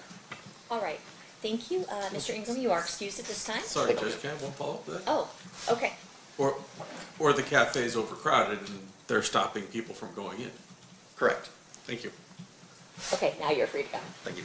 Ladies and gentlemen of the jury, at this time, we're going to take a 10-minute restroom break. During the recess, you are admonished not to talk or converse amongst yourselves or with anyone else on any subject connected to the trial, or read, watch, or listen to any report or commentary on the trial of any person connected to this case by any medium of information, including without limitation, newspaper, television, the internet, and radio, or form or express any opinion on any subject connected with the trial until the case is submitted to you. We'll see you guys back here at 11:15. Please rise for the jury.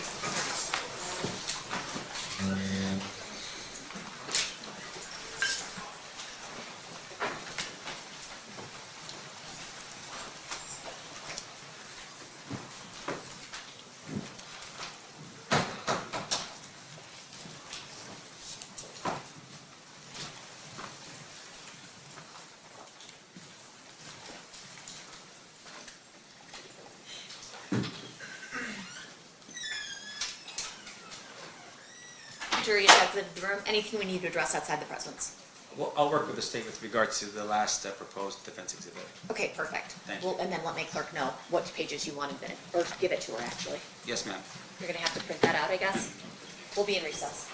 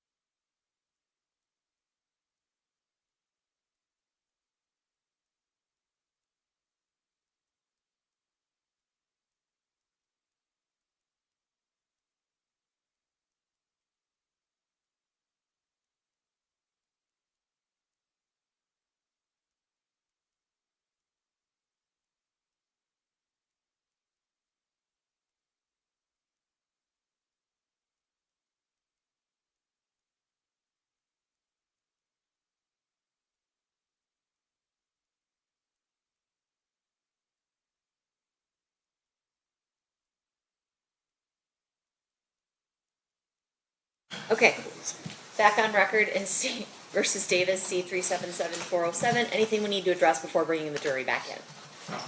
No, Your Honor. Let's bring them in. Please rise. Rise for the jury.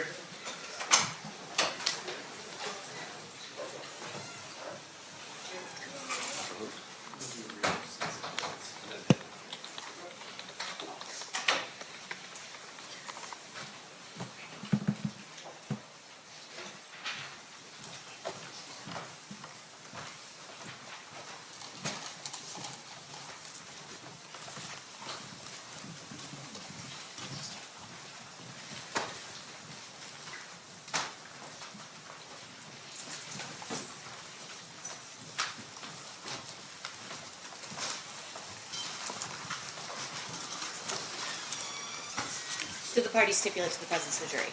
Yes, sure. You may all be seated. State, you may call your next witness. Kenneth Rios.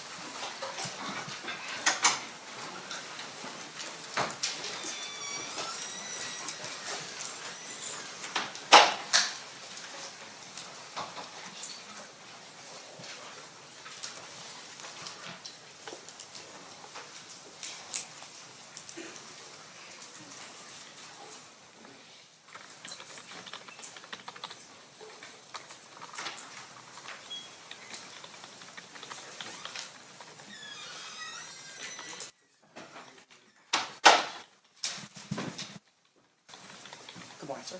Good morning. Do you solemnly swear or affirm the testimony you're about to give in this action shall be the truth, the whole truth, and nothing but the truth, so help you God? Yes, I do.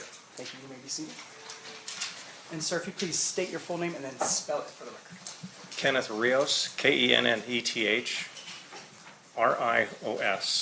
Thank you, Mr. Rios. Mr. DiGiacomo, you may proceed whenever you're ready. Thank you. Sir, how did you used to be employed? I was employed as I retired as a Las Vegas sergeant for Las Vegas Metro Police, And how long were you with Metro? 28 years. And when did you start?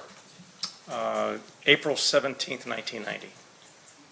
May direct your attention to September 7th of 1996 at about 9 p.m.-ish in that area. Where were you working? I was working as uniform patrol at the MGM Hotel.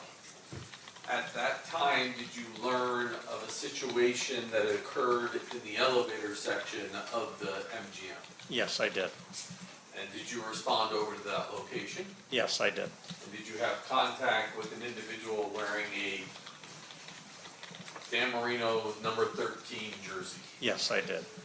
I'm going to play a little video for you. Can we go back, Tommy?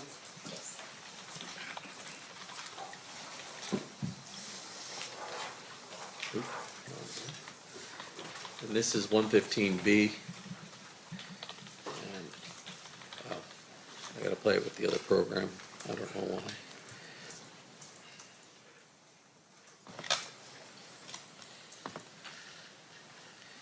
I'm going to back up just a little bit here.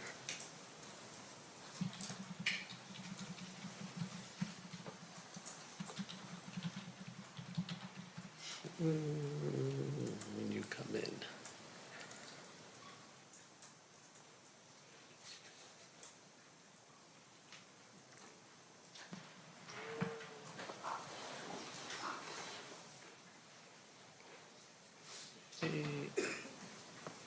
Started right about here. You let us know when you see yourself. I see myself. All right. And which of the three officers we have on scene there are you? The one with the dark hair, my back, well, it was dark back then. My back is towards the camera facing the gentleman that has the Merino jersey on. Eventually, if we watch this video, you have a conversation with this individual, correct? Yes, I did. And at that time, did you ask him to identify himself? Yes, I did. How did he identify himself? He identified himself through a California driver's license, which security had in their possession and gave to me. Back then, this is just a fight call and he's the victim, correct? We thought he was a victim, yes. And so, did you talk to him about whether or not he wished to press charges or be involved. Describe that for us. Yes, I asked him first if he needed medical assistance, and he refused. He said he was fine. I then asked him what happened, and he told me basically that a couple of guys that he didn't know jumped him. And once again, I asked him if he needed medical. He said no.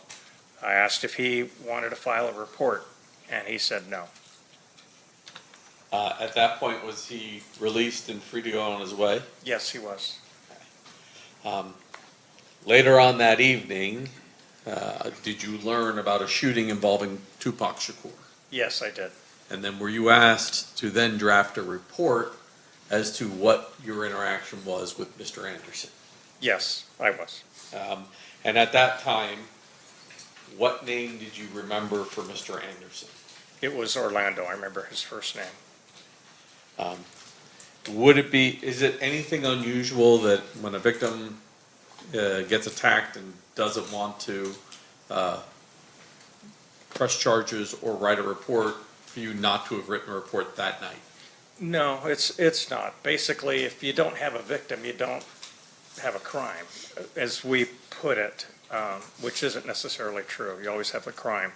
But if you don't have a victim, the chances of prosecution, you won't get any information, and so we don't take a report if the victim refuses.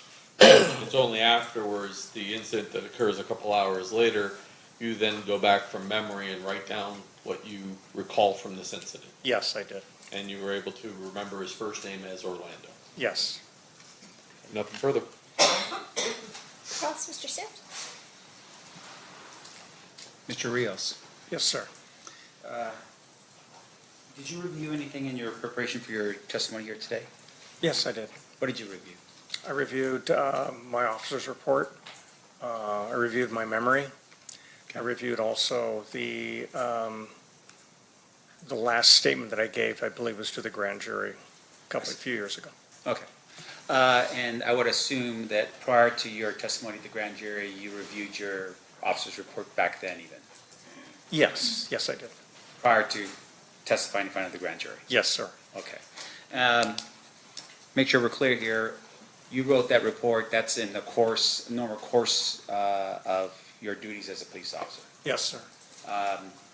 No exception to, in terms of you conducting your business as a police officer, that you don't ever write a report? No, there's some instances where I may not write a report. Sure, can you tell us what those instances are? Not offhand, because it's been so long. You don't write a report for everything that you do. Everything's recorded in some way through the computer or through dispatch, I'm sure. But to sit down and write a formalized report on all my actions, no. So in terms of all your actions, are you saying, like, for instance, if you get up out of your cubicle and you go into your sergeant's office to talk about fantasy football, oh, no, that wouldn't have been back then, talk about the game between the Bears and the, Chargers, we're not talking about that kind of documentation, right? Right, I would never talk about the Bears, but yes. Okay. And there we go. And in terms of the way, though, you would handle, like, for instance, if you're doing an investigation, or in this case, you're part of an incident that occurs, a report would be drafted for something like this. Yes and no. It would just depend. It would depend, it would depend on some factors. In this case, there was no victim. He refused any kind of help. But it was worth noting because of his involvement. Yeah, and so the state had asked you a question specifically as to when you wrote your report. You wrote it after you got off of this particular shift. Is that when you wrote your report? I don't recall when I wrote it, but I'm sure that my officer's report would reflect that time. But I know I didn't write it immediately after. All right, and in terms of your knowledge that Tupac Shakur had just been shot, your testimony to the jury is that you had understood at that point that potentially a person by the name of Orlando may have been something to do with that particular case? I don't recall if that was the reason why I wrote the report, if that's what you're asking. Yeah, because I'm a little curious. Like, how do you, there's a shooting of Tupac Shakur. How do you, is it because you heard that there's a shooting about Tupac Shakur that you go, wait a minute, there was an incident that occurred with Tupac on property? Is that how we get to this point? Back then, I don't recall if that was the process that I went through to make the report. I don't believe so. I believe that there was some other officers that probably told me and suggested that I write a report because of his possible involvement. Right, so news goes out throughout the valley, Tupac has been shot, and then you're advised, hey, there was something happening here with Tupac, just capture whatever it is that you remember, right? I don't recall that happening that way, but for most intents purposes. Right. Now, in terms of your report and you writing it, you're still, I mean, you're still on property when you hear that this incident had occurred with Tupac Shakur. I don't recall where I was at the time. Okay. Would you have ever called back to the MGM and say, hey, capture more video of, you know, this particular incident and the guy with the Merino jersey, you know, the night of the shooting to help them with whatever investigation could be out there? Did you do that? Not that I recall, no. Do you know of anyone else among the 3 officers that were there or any other officers would have done something like that? I have no idea. Okay. Maybe they're all Bears fans, and that's the reason why they didn't do that. It could be. Yep. Let me ask you this, though. In terms of your, this particular night, extra officers show up as overtime. They work overtime. Is that what this is? Yes, sir. All right. And they're doing it for a special event, right? Yes, sir. And in this case, this special event was the Tyson fight. Yes, sir. All right. In terms of the amount of people in Las Vegas, I would imagine there would have been a lot. A lot of people? Yes. Yes, sir. We see video showing, obviously, a lot of people at the MGM. Yes, sir. And would it just be the MGM where the fight was taking place, or would that be throughout the Strip? No, there'd be officers on other properties. Yeah.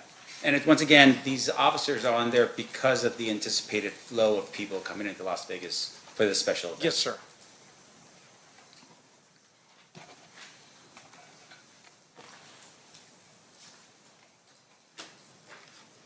Sir, I have no further questions for you. Thank you. Thank you, sir. Anything further, Mr. DiGiacomo? No. Ladies and gentlemen of the jury, any questions for this witness? We have at least one.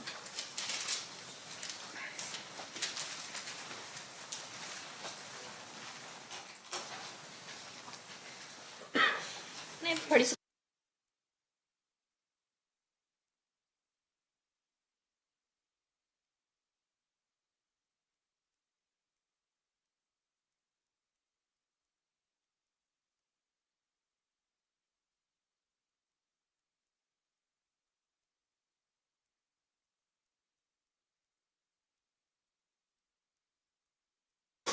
All right, a question from one of our jurors. After an incident like that, is it customary to not follow the people who did the assault? Is it common for everyone to stay with who you thought was the victim? My position at that time, yes, it would be to stay with the victim because we had already radioed 2 other officers that were on scene. Okay. And as well as the MGM security had radioed to their officers up front. So it would have been my responsibility to stay with the victim to make sure that he wasn't in dire need of medical assistance or still wanted to file a report. Okay. Any follow-up based on that, Mr. DiGiacomo? No. Mr. Sanft? No, Your Honor. Okay, perfect. With that, you are free to go, Mr. Rios. Thank you. All right. State, who is your next witness? William Hedemeyer? William Hedemeyer. William.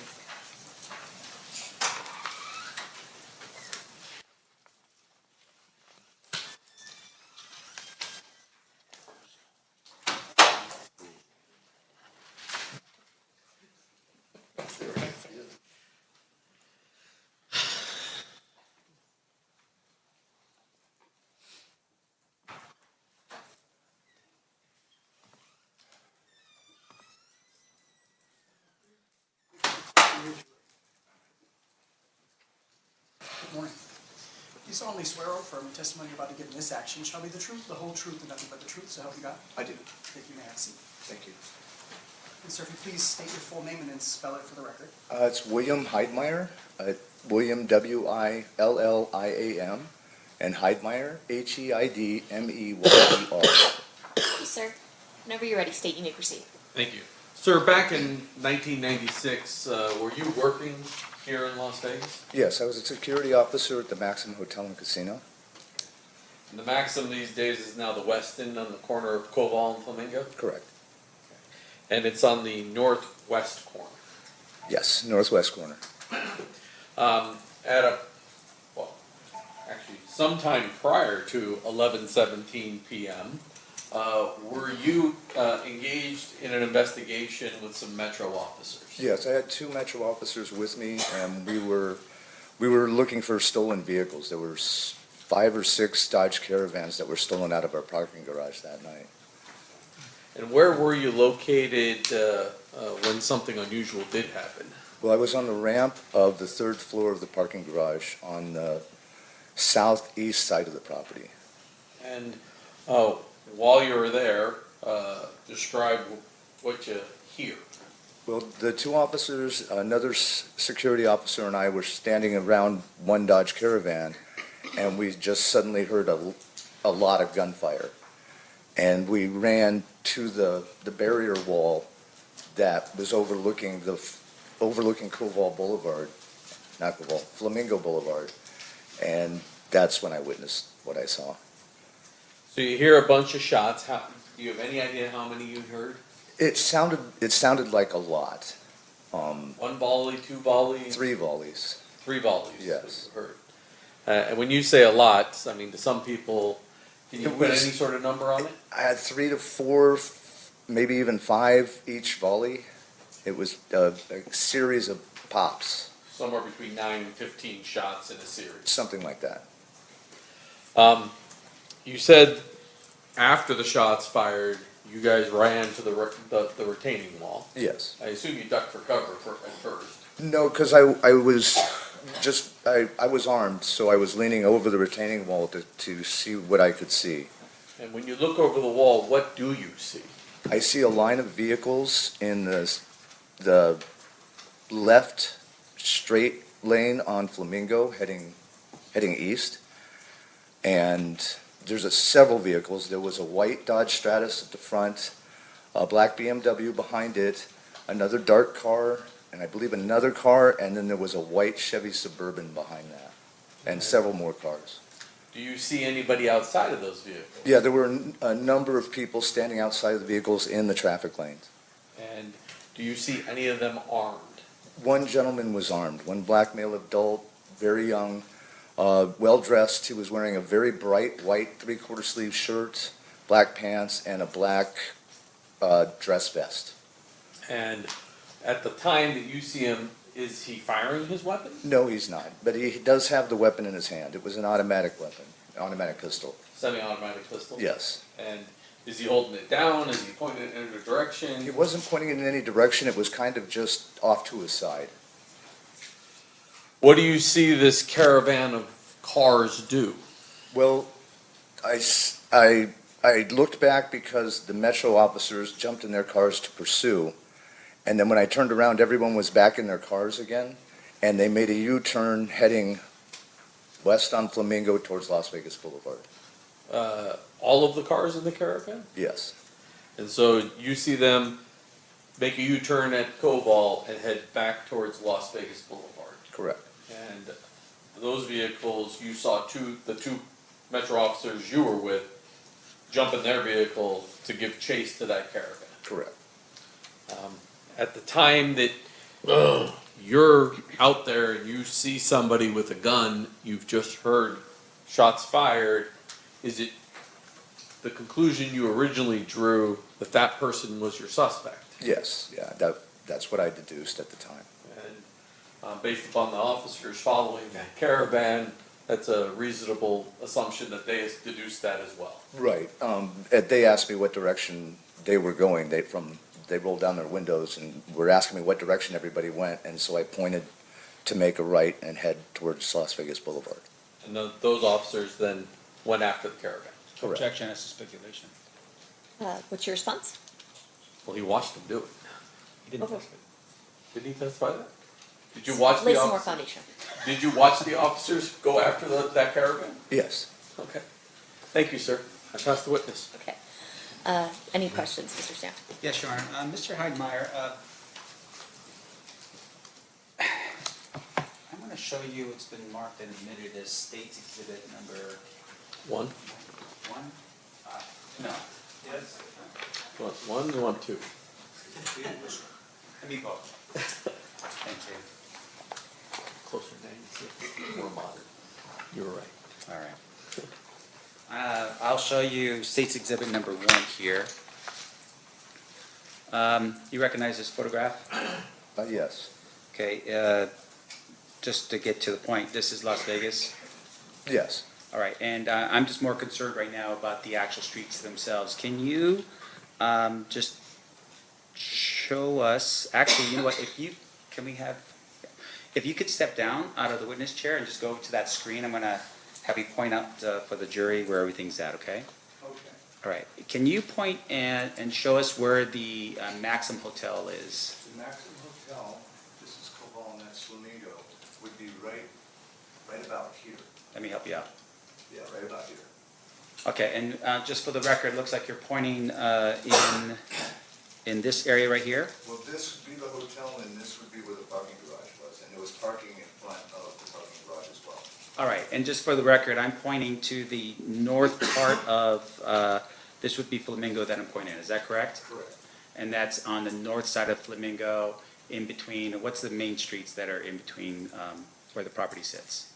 It sits on Cobol and Flamingo. The entrance to the parking garage was over here. All right, and so that area is where the Maxim Hotel was located? Right, but adjacent to the parking garage. Right, and the parking garage, once again, for my edification, is where exactly, if you could just point that out for us? Right here.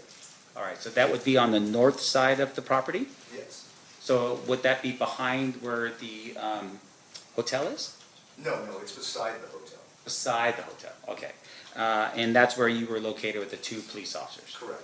Now, you were investigating at that particular time stolen vehicles out of that garage.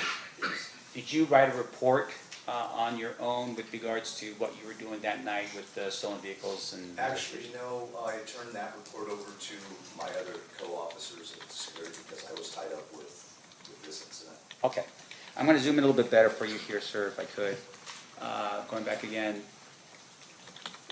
That's hopefully more helpful. All right, so when you said that you looked over and you saw, can you explain for us again sort of where the vehicles were that you saw? Well, the vehicles were on Flamingo heading east, and they were in, you have a left turn lane, 2 forward lanes, and a right turn lane, and the vehicles were in the farthest left center lane. Farthest left center lane? Correct. Meaning that they were intending on going forward? Correct. They're not making that left? No, but they ended up making a U-turn. Sure, and once again, for our edification, this is 30 years ago, right? So you've got 3 lanes going directly east, and, is that a yes? Yes, Okay. I'm sorry. And then you have, is it 2 lanes that are actually turn lanes to turn onto Como, or is it just Actually, one? I believe it was 2 lanes, so it would be from the facing east, it would have been the 3rd lane that they were in. There's 2 turn lanes, 2 straight lanes, and then a right turn lane. All right, and then with regards to the vehicles themselves, your testimony was that there was a white van of some sort, or maybe vehicle in front of the black BMW? Yeah, it was a white Dodge Stratus. I see. Is that a van? No, that's a No, car. it's a 2-door sedan. Okay. And then behind it is the BMW, Yes.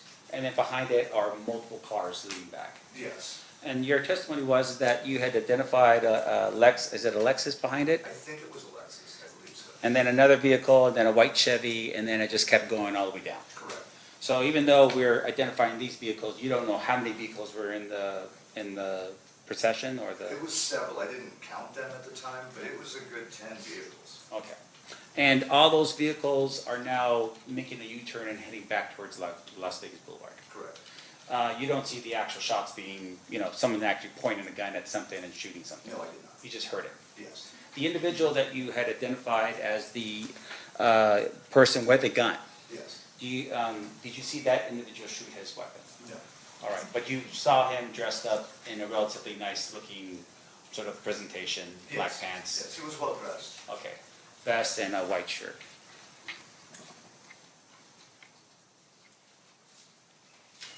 Okay, I have no further questions. Thank you so much, sir. I appreciate it. Yeah, you can back up there, yeah. Sit down. Yeah, sorry. Thank you. Thank you. No worries. State, anything further? No, Your Honor. Ladies and gentlemen of the jury, any questions for this witness? Seeing none, thank you so much for being with us, Mr. Heidemeyer. You are free to go. All right, thank you very much. You're welcome. State, you have one more, right? Before Yes, lunch? Judge. Okay, who's that gonna be? Dino Kelly.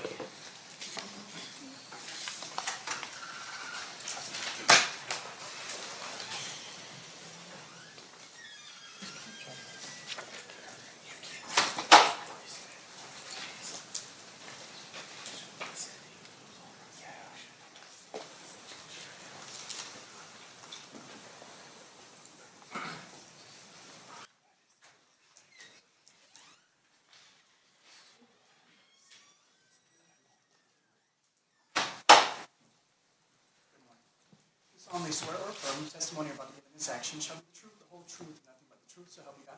I do. You may have a seat. And if you please state your full name and then spell it for the record. It's Dean O'Kelly, and it's DEAN O''K-E-L-L-E-Y. Thank you, Mr. O'Kelly. You may proceed, Mr. DeJarmo. Sir, how are you currently employed? I'm a deputy marshal in district court with Judge Erica Mendoza. Prior to become a deputy marshal, well, I guess you've had multiple hats. At some point, were you a Metro police officer? Yes, I was for 20-plus years. And approximately what year did you start? September of 1991. And when did you retire as a Metro officer? July 12th of 2012. And after July 12th of 2012, did you do something else with Metro? I did for about almost 8.5 years. I was a cold case homicide investigator. Now, well, let me ask you this. When did you first go to homicide?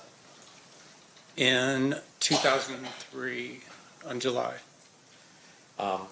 So on September 7th of 1996, what was your assignment? I was a detective in the gang unit on one of the enforcement teams. What does that mean you did for Metro? What's an enforcement team? So the enforcement teams are dressed in greens, and we usually have 5 or 6 detectives together, and we would patrol known gang areas and come in contact with gatherings that involved gang members. And then after enforcement, I did 2 years in investigation where I investigated gang-related crimes. Before I get to your actions on this particular evening, I want to ask you a little bit about how the process of report writing has changed at Metro over the years. You have handled your own cases since the early 2000s, but you also were a cold case investigator, which I assume that means you also have experience with years and years and years before you ever even became a police officer. Certainly. Was there a particular way that cases were documented up until the early to mid 2000s? I mean, I think there's been some changes over time just because of the digital age. And, when I first went to homicide, we were still using typewriters that had the little spinning ball on there and actually typing in triplicate, those types of things. Keeping our notes, handwritten in our notebook. And then it kind of changed over time. Everything went digital and we started keeping things on the computer. And so, when we're talking 96, there was multiple reports written by officers as they did things because there wasn't the same computerized systems we have today. That's correct. Modern day, is there something called a main case report or a main officer's report related to homicides? Yes, there is. Explain that to ladies and gentlemen. So what we normally do, and it kind of depends on the detective themselves. I mean, you probably worked with people that have Post-its all over their desk and it's a total wreck and you have no idea what you're looking at, but they know where everything is and they know how it's organized. We had detectives that were like that. Me personally, I would keep everything on what's called a case management form. So from the very beginning, from the very start of when we got a call and we're keeping notes in a notebook, all that information go into a case management form. So I wouldn't be initially concerned with an officer's report getting started at any point, because I was using that management form each and every time we did something investigatively. If we took a phone call from, a witness, then I would document that on that form. And at some point, especially if you had somebody that was in custody, you would transfer all that information over into an organized officer's report, which would then have the title at the top. It would have the date and time and location of when the incident occurred, who's involved, who are the suspects, who are the victims, who are the witnesses, and it would be in a chronological order in an investigation. But initially, everything's kept just basically in the management form. Eventually, you want to get to the point where you put together all that information into an officer's report, and there will come a point in time where the individual detective would make the decision that the officer's report's final, right? You would get it signed off. It'd be signed off by your sergeant. It'd go into the case file, and then from that point, you would just basically be filing addendums as new information came in. You might write that information down on that management form and then do an additional officer's report. That's definitely something that I saw when I went to cold case. Some of the cases that were, 20 years old, every single step that detective did was a completely separate officer's report. So you'd get 15 officers' report in the case file. It definitely made a lot more sense to finally get to one point where we had just one officer's report covering the case. And in your experience, is it unusual for an officer's report to be the very last thing that's generated by the detective assigned to the particular case? No, that's not unusual at all. I want to direct your attention back to September of 1997, and I'm going to put up really two aerials for you first of all, but I'm going to start with State's Exhibit number 1. Can we go back to me?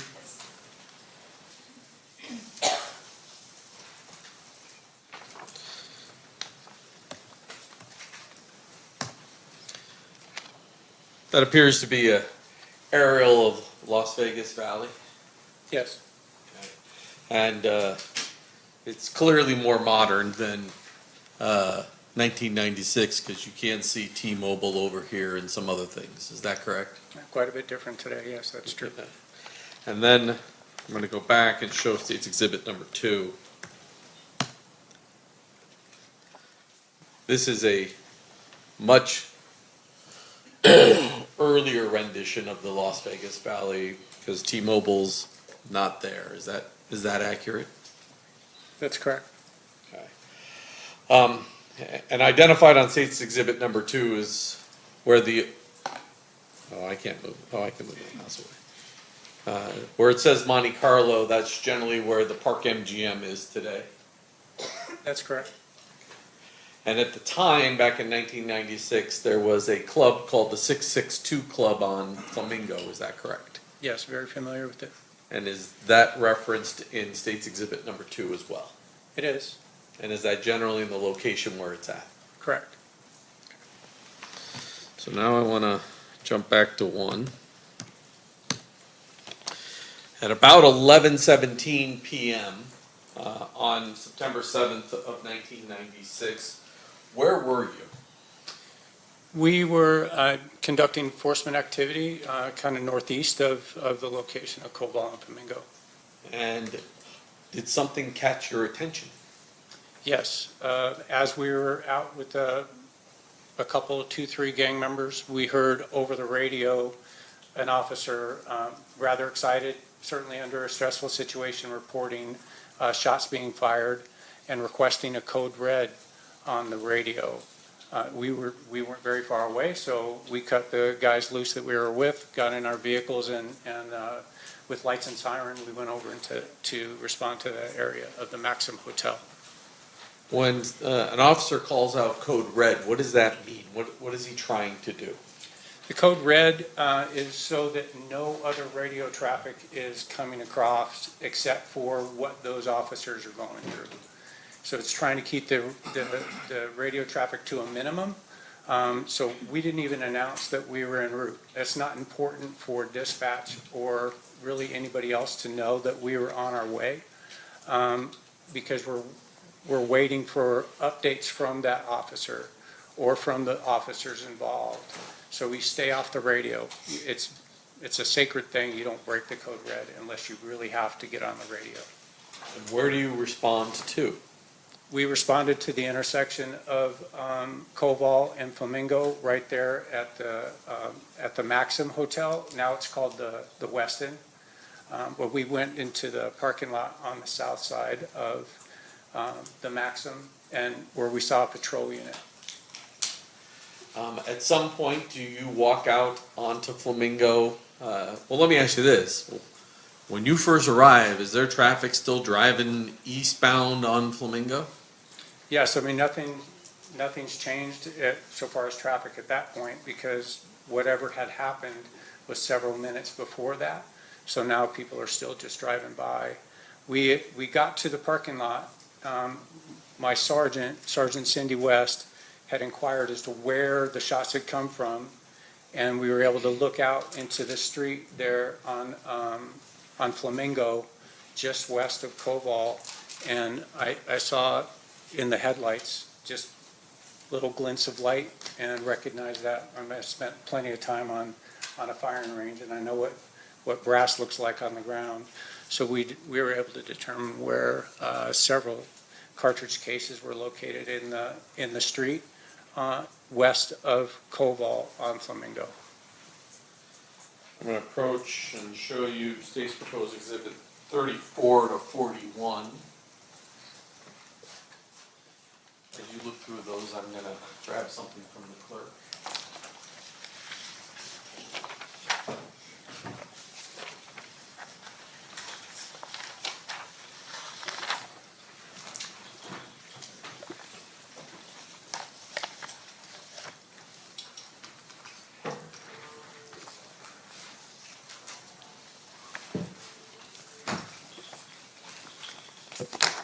Do you recognize those? I do. And how do you recognize those? When we spotted the cartridge cases in the street, at the time, my enforcement vehicle was in a Chevy van, and we had a whole bunch of cones. So as we located the cartridge cases there on the roadway, we took a bunch of cones out of my vehicle and actually placed them, in the photographs you'll see it a little bit different, but we placed the cones on top of or over the cartridge cases, so the cones protected where they were located, because you could even see there was at least, I know one for sure, maybe more, that had already been run over by traffic, so it was a little bit mangled. So we protected the crime scene, and we also popped a couple of flares on the north side of the number 3 travel lane where the cartridge cases are located. And this State's Exhibits 34 through 41 fairly and accurately represent that situation. Yes, it is. Move to admit. No objection, Your Honor. So admit it? So I'm going to put up 34.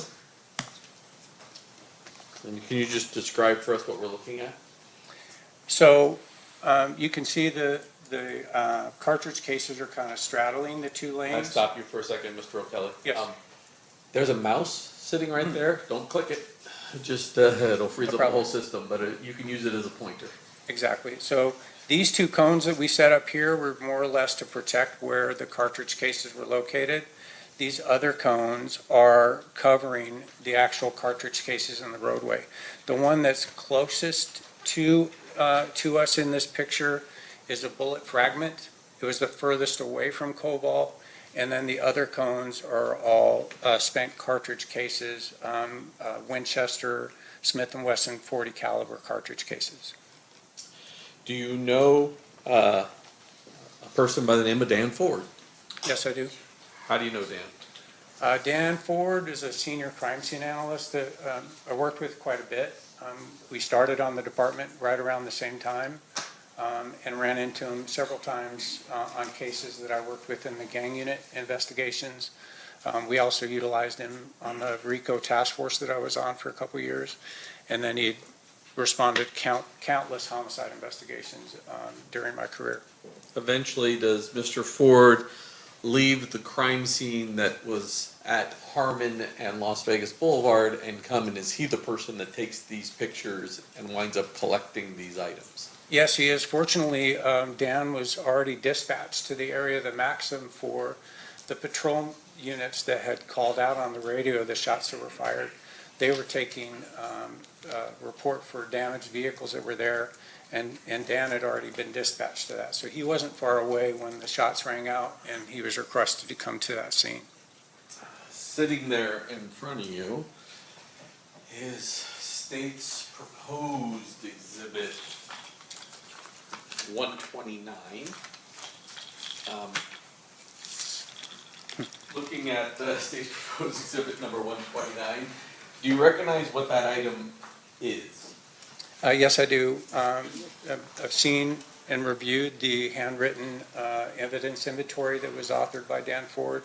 I can see that that's his handwriting. It's also his initials and P number that are on the package for the Winchester cartridge cases. And then there's a red seal on the back of here. That would have been placed on by Mr. Ford, correct? The red seal is not, so it's, oh, it is marked up here at the top for his P number. This doesn't look, I don't know, oh, that he wrote the date on that, so 9/7 of 96. So he initialed it in the top corner and then put the date down in the bottom corner, yes. And all these blue seals are the times that the forensic lab has opened this package in order to look at these items and potentially do some testing.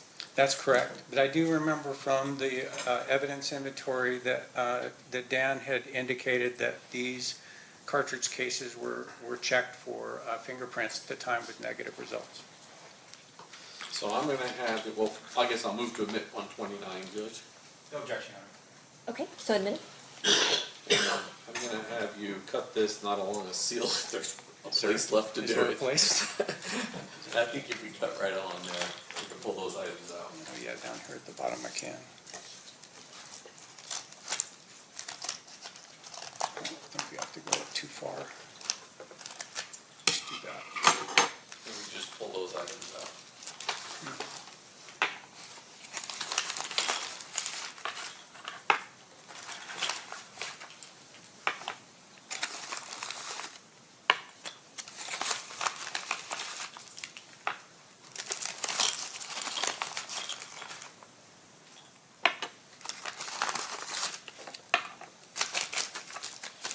These, well, they will eventually be marked 129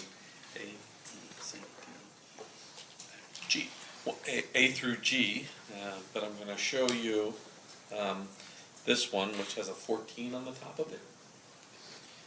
And you said you remember at least one of them was mangled. This one's flattened on the opening opposite of the head stamp. It's flattened, so it's been run over. And there appears to be at least one more of these that has some damage to it. Several of them have damage to them. Is that correct? They're definitely misshapen. A couple of them are. This is actually the closest that I've seen them, because when we came out, we just put the cones right over the top of them, didn't mess with them at all. So I'm able to now look at even the primary impacts, which is significant. Why is that significant? Because a Glock pistol has a rectangular opening for the firing pin. It's vertically oriented on the front of the bolt face for a Glock pistol, and you can tell by looking at the primary impact that that's roughly the shape of the impact on the primer. So that suggests to you that the weapon was a Glock 40. That's correct. Now, Detective, or I guess it's Mr. O'Kelly now. Detective retired. I don't know. Deputy Marshal. Yeah, Deputy Marshal, there you go. While you're at the scene, are you getting updates on the radio as to potential suspect vehicles that you should be looking for? Periodically, again, that code red is in effect for quite a while, so there's not a lot of radio traffic that was going on. The call came in initiating the code red at 11:17. We were short distance away and we went code. Well, we ran code, so we did lights and siren. It didn't take us very long to get there. I know that Sergeant West waited until there was a complete lull in the radio traffic and announced that we were en route and arrived at the same time, and I believe that was at 11:26. We had been there before that, so we were there before 11:20. We were already there at the scene. So at about a little bit past 11:30, we got an update on the rough description of a light-colored Cadillac. I know at some point on the CAD report it said late 90s. It had to be late 80s, right? This is 96. And there was also some indication that it was in good condition, which would say that it was an older vehicle than late 90s, right? So we were looking for a light-colored, possibly white Cadillac with two black male occupants. And there was a report that it was northbound on Audrey, which now Audrey Lane is the Link, right? It's the Link Lane. So it's on the west side of the Maxim going north. There was some report that possibly that's where the suspect vehicle had gone. So initial reports is light color Cadillac, last seen northbound on Audrey. Right, with two black males at that point. Do you wind up getting updates throughout the evening as to the vehicle you're looking for? We did, I'd say, it was about an hour or so, about 12:45 maybe, right around that time, that we got an update that we were looking for that same white Cadillac in good condition, but potentially occupied now by four black males, and was southbound on Koval. That later made a little bit more sense to us, especially that we were out on the eastbound lanes of Koval, right just short of the intersection, and that the Cadillac had to have been to the south of the BMW, and it made more sense that they would have made a right turn. So that definitely clicked when we were told they were southbound on Koval. Does there come a point in time when you do what's known as an ATL or attempt to locate that particular vehicle? Yes. Thankfully, because Dan Ford was not too far away, we were able to get relieved from our protection of the crime scene where the cartridge cases were located. And I think we cleared exactly an hour after the initial code red was called. And that was the first thing that we did was we went south on Koval, we checked areas that we frequented in the gang unit looking for potentially really any light colored Cadillac. I mean, the kind of the yellowish lights that we have in town, the street lights that they use for low, so it's not too much light in town. Those can kind of throw you off on color. So we were looking for any light colored Cadillac. We'll put back up, State's Exhibit 1. During all this time period that you and your partner ATL'd for this white Cadillac, did you ever drive into the parking lot of the carriage house? No, I can say that in my 35 years, I've never been in the carriage house. Thank you. I pass the witness. Okay, cross-examination, Mr. Sims. Sorry, sir, what's your last name again? O'Kelly, O''K-E-L-L-E-Y. Mr. Kelly, thank you for being here today. Your testimony, obviously, I would imagine before you were here, you probably reviewed your reports, whatever it is you wrote during that time period. I didn't write any, Okay. certainly. Even after I went to homicide, I wasn't involved in the investigation for this case. I did review the CAD report, the computer-aided dispatch report, noting those times. I don't have that great a memory, so I'm going to have to tell you that. And that handwritten evidence inventory by Dan Ford. I have both copies right here in my notebook. I see. So at the time you retired as a homicide detective? I did. And then at that point, you came back to work as, in the cold case unit as an investigator. I did, yes. All right. Now, a couple things. First of all, when you retired as a detective with homicide, were there any outstanding reports that you had not drafted when you left? I can tell you that and people love me, so they got a limousine and we had a big party. So as there was a limousine out in front of headquarters at 400 Martin Luther King, I was typing the last officer's report that I needed to personally finish. I was leaving a partner behind, whose name is also Dean, so he was able to, tie up any of the cases that we had at that point. But I would say there were, but the ones that I knew I needed to get done before I left, I got done. And the reason why you prioritized those ones is because I would imagine they're still open investigations and you're handing it off to the next person to continue with your work. That's correct. It makes it easier for them if it's tied up as best we can. Right. Did you take any of your, any of those cases with you when you went over to the cold case unit? When I came back to cold case, that was the original reason that I even agreed to do cold case homicide investigation was because of unsolved cases that I personally had investigated, one in particular.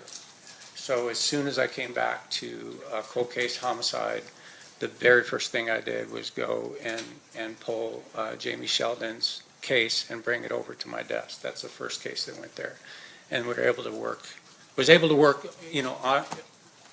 I was honored to be able to work on cases like that and others that I had been a part of when I was a detective, yes. So in terms of, just explain to the jury what a cold case is. Can you explain that? Certainly. So a cold case is officially cold when the detectives who are originally assigned to it are no longer there, whether they transferred out or they retired. If there isn't an original detective assigned to the case, it's considered cold, right? No one's assigned to it. Those cases can be handed off to other detectives that are still in the unit. I remember, when Marty Wildman left the department, he came over to me personally and said, hey, I'm handing Teresa Insana to you. Can you take this case on and continue to follow it up? It's considered cold because he's gone, right? As soon as he left, it's officially a cold case. But if there's a detective who was originally assigned to the case, it's their case until they're done, right? You're not going to go stepping on toes and just pulling cases and start working on other people's stuff unless they asked you to do it.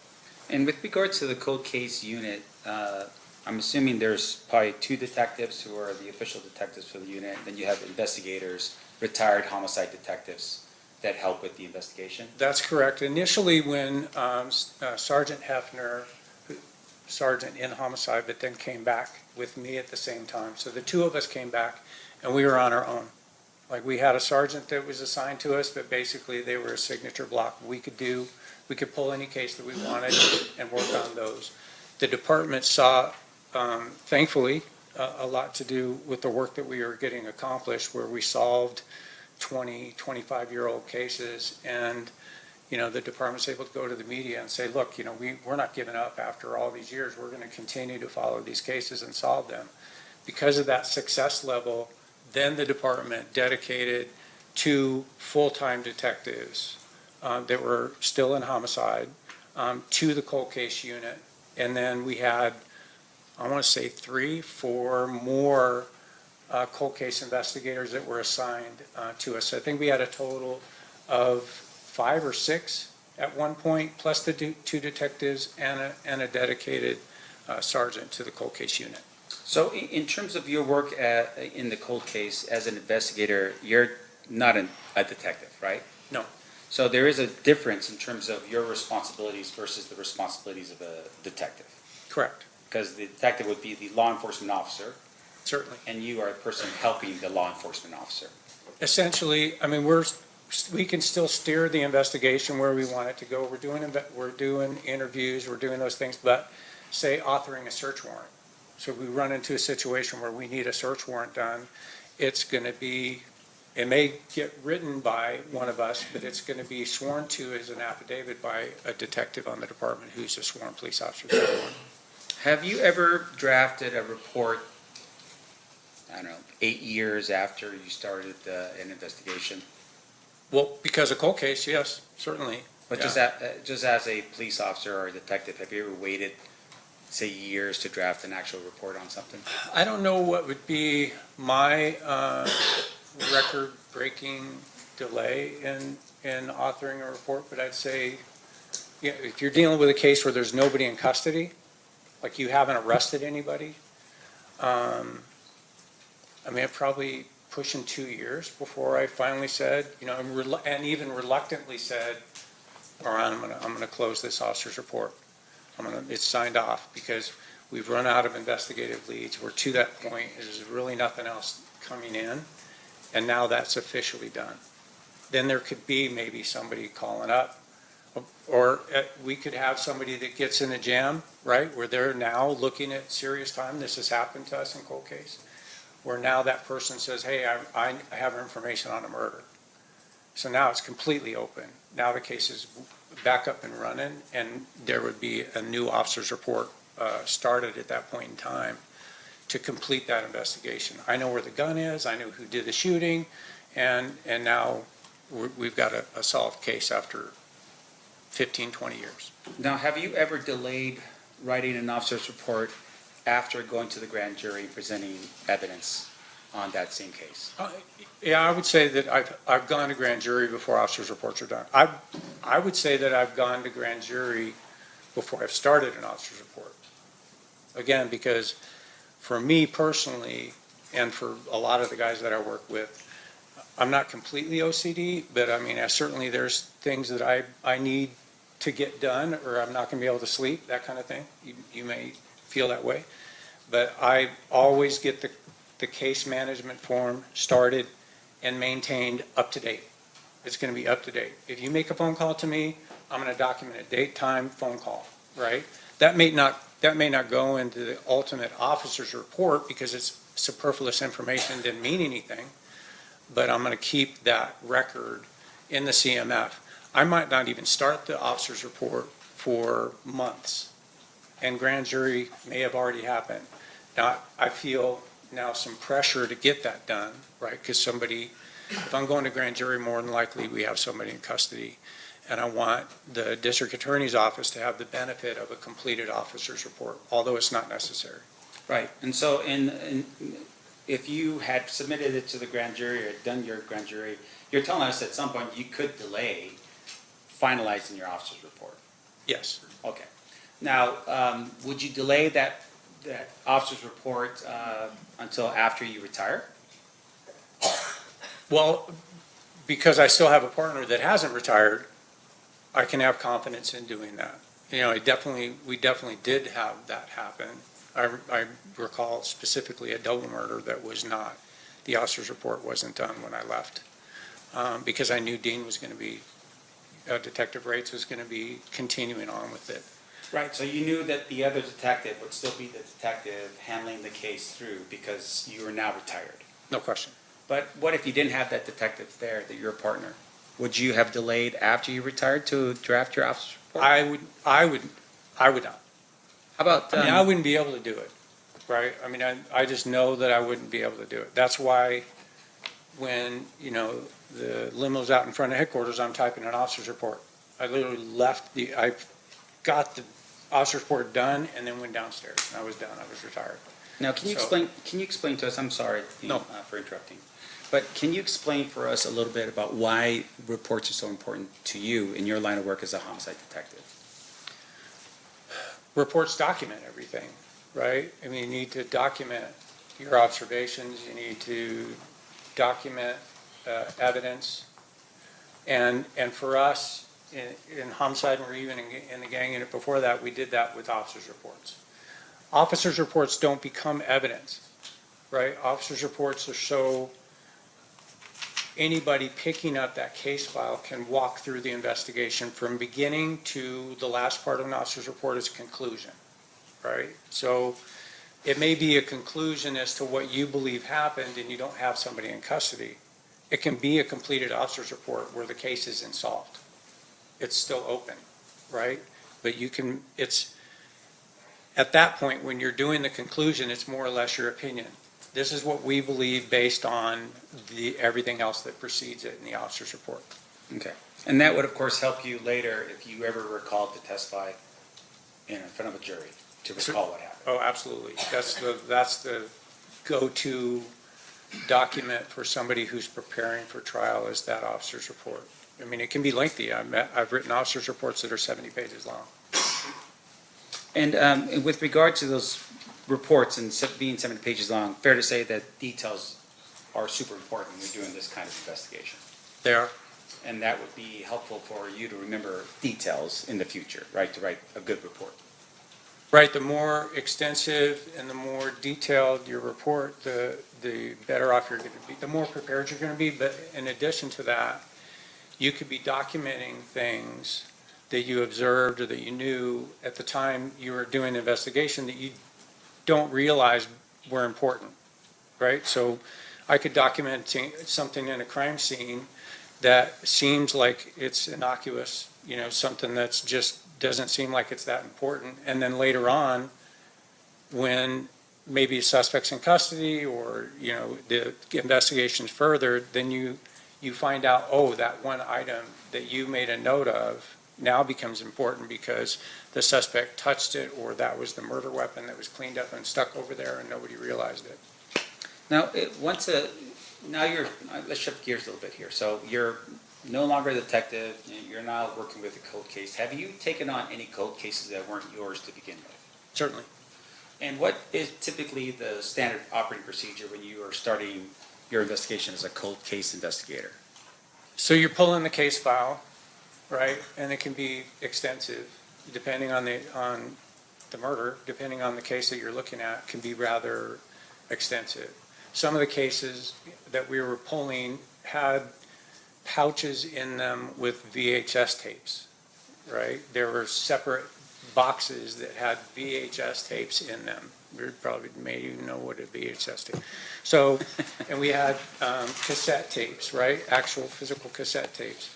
So we had to maintain a VHS player in homicide to be able to review those things. So we had some of the archaic methods to review evidence. We would go through the entire case file, and that would give us a starting point. As you might imagine, what we're looking for in cold case, because of the advances in technology, is do we have any trace evidence that wasn't analyzed? Do we have any fingerprints that weren't analyzed? Do we have any DNA that maybe, you know, this precedes DNA? We looked at some cases that were before I was born. Okay, it's my 65th lap around the sun. We were looking at cases before I was even on this planet. So you go through the entire thing and you try and make these heads or tails of where the detective took that investigation to that point. Sometimes that could be difficult, especially if you're dealing with one of those Post-it people, right? You're dealing with one of the ones that were writing notes on cocktail napkins and stuff and keeping them in the case file. We'd pull little notes that were like, I have no clue how this relates to the investigation at all. Don't know if they talked to this person, didn't talk to this person. Was this a witness? Was this a secondary victim? You know, we didn't know. So we'd have to try and track those down. And some of the cases were so old that, you know, people that we were dealing with, they're deceased. Did you have any success with what you did on the cold case unit? Oh, certainly, yeah. We had closed quite a few.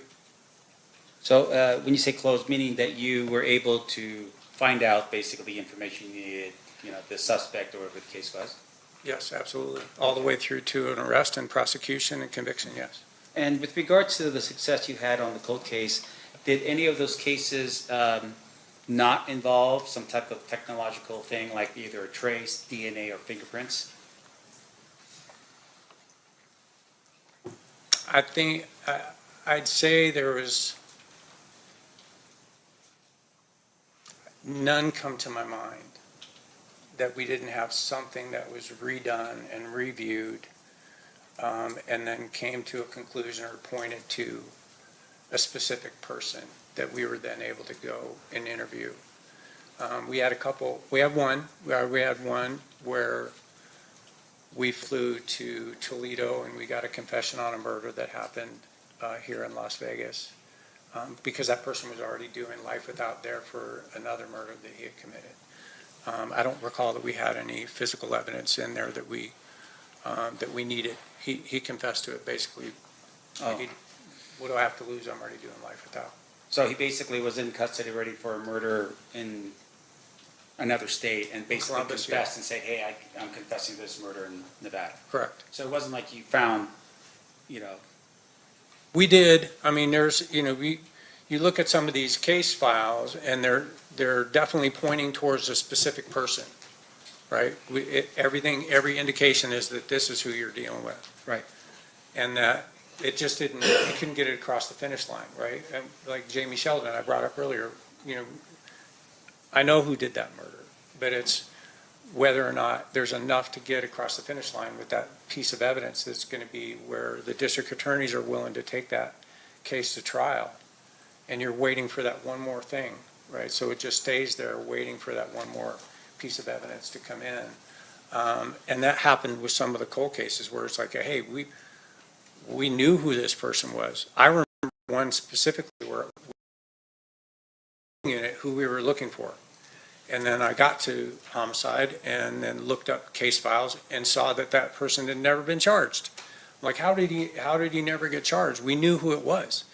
And we were able to then put enough together to arrest him and get a conviction. And the arrest was because of either DNA or fingerprints or something along those lines? On that one, no, we had video surveillance that existed at the time on a VHS tape from a 7-Eleven, back when they were recording over them every 7 days, and so it was grainy, and you're like trying to get a clear enough picture. But we were able to, and we had physical evidence at the time that existed at the time connecting him to other cases, and we were able to get a conviction on that particular case with nothing new. Okay, so I just want to make sure I'm clear. So that was video surveillance with some other physical evidence that helped you solve that particular Cartridge cases, yes. Okay. All right, and then in terms of your work, the night of what happened here, now if I could just ask to switch over to.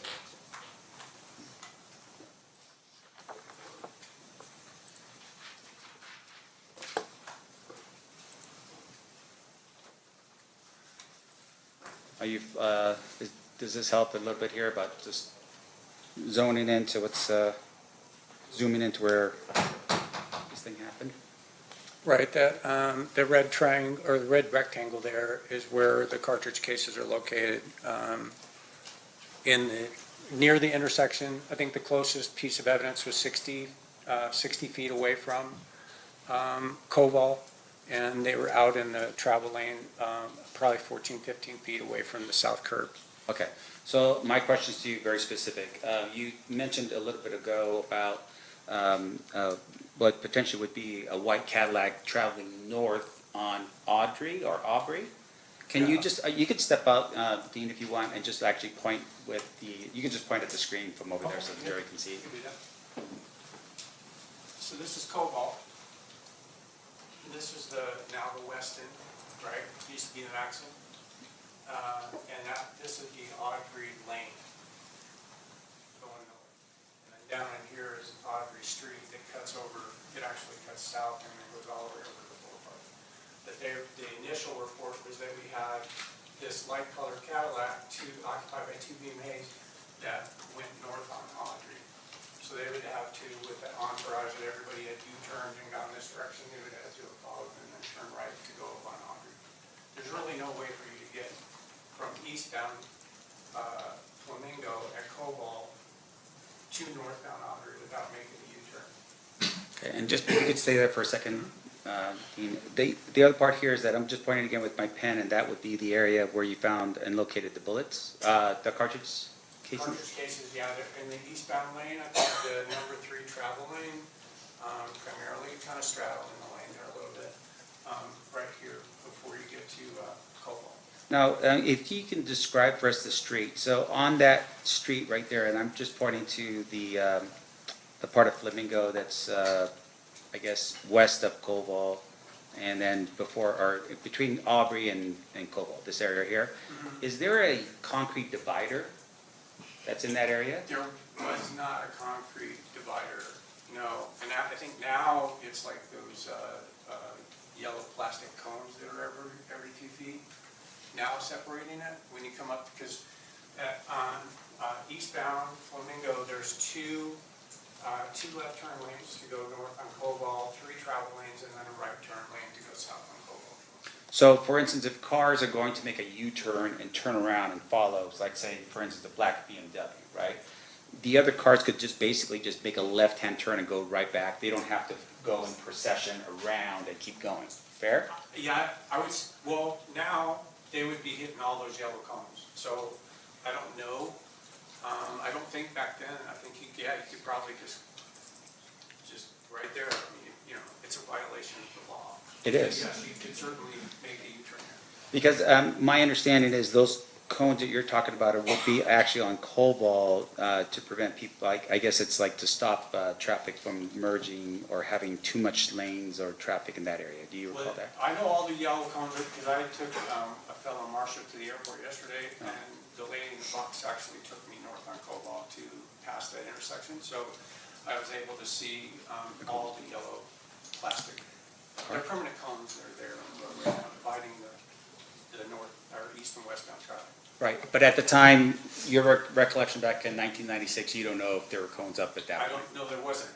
Yeah. I know there wasn't, and there wasn't a New Jersey wall, so I think, you could just make the turn. Just There make might have been a curb, there might have been a cement curb, but I don't see that in the photo, and I don't have an independent recollection of it. Gotcha. So those cars are, if we're trying to envision the BMW getting shot at, and at some point it's making a U-turn, there's some discussion about rims on the vehicle being messed up because of. Yeah, it's possible. Yeah. And then as it's going down, the other cars would have just either just turned around and made a immediate left too. Possible. I know, because we never went to Harmon and the Boulevard, and never saw the entourage, the other vehicles that had gone down there. Your Honor, I have no further questions. Thank you. Anything further, Mr. Giacomo? Briefly. I don't know if you retired on a Friday, but if you knew when you retired on Friday that on Monday you were going to be right back there as a cold case investigator, you wouldn't feel, or would you have felt, the need to finish that Friday before you got in the limousine? I think I would have been okay to let it go. Yeah, that'd have been all right, and skip that part. Yeah. Let me ask you this, has there been at least one case with you and I, in fact, where there was never an officer's report that was able to be completed? No, Debbie Flores Narvaez. And, is there any requirement that there be an officer's report created? No, again, officer's report's not evidence, right? It's just kind of a guideline to go through the case file itself. There was, in the case that we're talking about, a case management form that went all the way through the investigation, so it really wasn't necessary to get, to put it on a trial and get a successful conviction. You mentioned as well that old case files, you've looked at, you said case files from before you were even born. Yes. You don't know if all of the reports that were ever generated were in that file or not in that file when you get the case, correct? I could say that there were some case files that we pulled that they weren't even in 3-ring binders anymore. They were in accordion files, and there were definitely things missing, right, over time. The frustrating part of cold cases, going to pull evidence and seeing that it had long been destroyed, wasn't even available anymore, which shouldn't happen, but it sometimes does. And so, you're trying to piece together the case even without some pieces of evidence that you think is crucial. So despite not having maybe everything that the original detectives have, you don't just give up, you still try and solve the crime. Exactly, well, you go redo it, right? I mean, if there's indication, like again, if you got a cocktail napkin with a name and a date of birth on there, but you don't know how that was involved, then if that person's still around, you go interview them. And, we ended up doing it, in cold case, we ended up doing a bunch of traveling to where we would go do those interviews and sit down with people and, they have, being a witness to or being involved or even connecting remotely to a violent incident like that or a murder, That's called a significant emotional event, right? You're gonna remember very specific details. I'm sure in your own life you've had that, where something really significant hits and you can remember what you were wearing, you can remember the smell, you can remember where people are standing. So we're able to just go back and redo that interview and then put that into the case file, even though it was missing. And you sort of said this, but in a lot of those case files, law enforcement knows what they believe to be the story. They just don't have the witnesses to present in a courtroom to establish the crime beyond a reasonable doubt. No question. I would say, especially during my 2 years in investigation in the gang unit, also the 2 years on the RICO task force that we were involved in, we were dealing with gang-related crimes, and there were many cases where we had something happen with, we knew 50 people around, right? There were 50 people there, and you start talking to witnesses, and everybody has the same statement. I heard shots, I ran, and the police stopped me for no reason, right? So you don't get that level of cooperation because people are afraid, right? People maybe think because they think gangs might be involved, they don't want to say anything, they keep it to themselves, and they live with the fact that they didn't help, right? But then with cold case, we were able to come back to some of these older cases where now that young gang member that might have had 7% body fat back then and was, in his prime and was scary is now an older toothless, bulldog, that's resting in the shade. So people are not afraid to now come forward and say, yeah, I was there, I saw it, I know exactly who did it, and I can prove it. So we were able to solve some cases like that, which was good. And you even mentioned a situation where you read through the file, you're like, I know who did it. You flew to Toledo and he confessed. Correct. And that can happen in cold cases as well. Yes, it does, thankfully. Nothing further. Mr. DeGiacomo, are you moving to admit exhibits 129A through G? I was going to have her mark them first before I offer them. Okay. Was there an objection to the admission of them? No, Your Honor. Okay, they will be admitted, and you may mark them. Jessica. And Mr. Stan, further questions? Okay. Sorry, I thought I was done with you before. No worries. So with regards to the this incident, I want to make sure I'm clear here. You thought you had a suspect. What did you do? Send him a letter and say you need to confess to this crime? I mean, how did that work out with the thing that happened in Toledo? Oh, in Toledo? Yeah.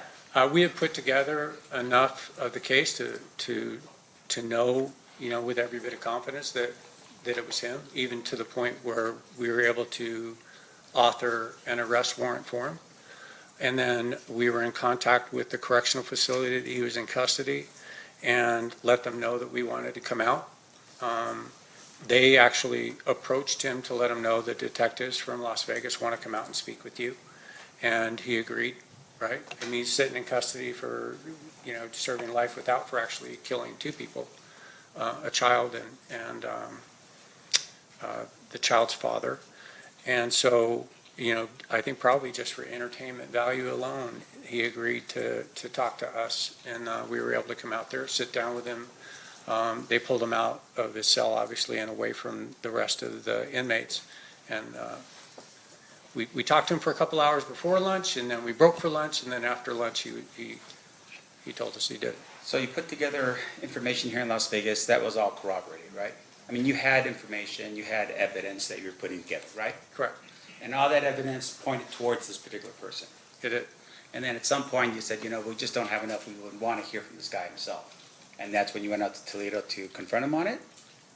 I think that we would have been able to get a conviction without him telling us that he did it, but why not? I mean, if we went there and he said, pound sand, I'm not going to tell you. Like, you flew all the way out here and now I'm not going to tell you that I did it. I mean, we still would have gone forward, but it certainly, bolsters the case to have him say, yes, I did it, and this is what I did before and after, which is what he was able to do. Right, so in the case you were developing, you had corroborating evidence here in Las Vegas. Yes. And this was just the final, cherry on top to actually hear him say the words that, yeah, I did it. Agreed. Now, the corroborating evidence you had here, though, was your investigation. I would assume that it had some physical evidence, witnesses, that kind of thing to it? It did. Okay. And your testimony here right now is literally, you don't necessarily even need his confession. You could have just done it without. Yes. Now, in addition to that, obviously, if you didn't have those things, you suspected somebody, but you don't have DNA, you don't have fingerprints, you don't have an eyewitness, you don't have surveillance video, you don't have anything at all that would tie that person to whatever the crime you believe has occurred, that would mean at that particular point you don't have it, right? I would agree with that. Now, in addition to that, your testimony here is, and I want to make sure I'm clear, you were a gang person before, and those filled interview cards would be helpful if you were looking into a potential crime where someone is accused of the crime. Like, look at those field interview cards, right? Field interview cards are very valuable. I worked bike patrol before the gang unit, and we filled out probably more FI cards, field interview cards, than a lot of the gang detectives did. That got me voluntold to test for gangs, and so, yeah, field interview cards are very, very valuable piece of information because you're contacting somebody in a non-threatening, non-arrest, non-custodial environment, and they're telling you, they're giving you information that you're able to document. And if you can explain to the jury a little bit what a field interview card is.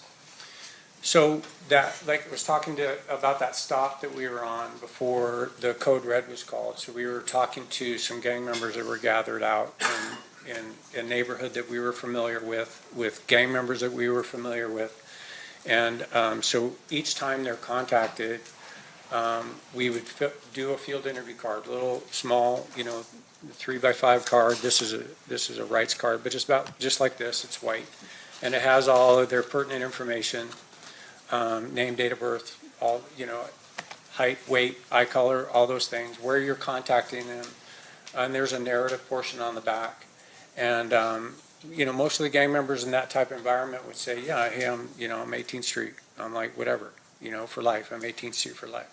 So you document that. That's 18th Street for life, because that's maintained in what you've heard, the gang file, for a period of time until that person says, no, I'm not. I don't affiliate with them. I'm not doing that anymore. I'm away from it. And then if that stays consistent for a certain amount of time, then that person's no longer in the gang file.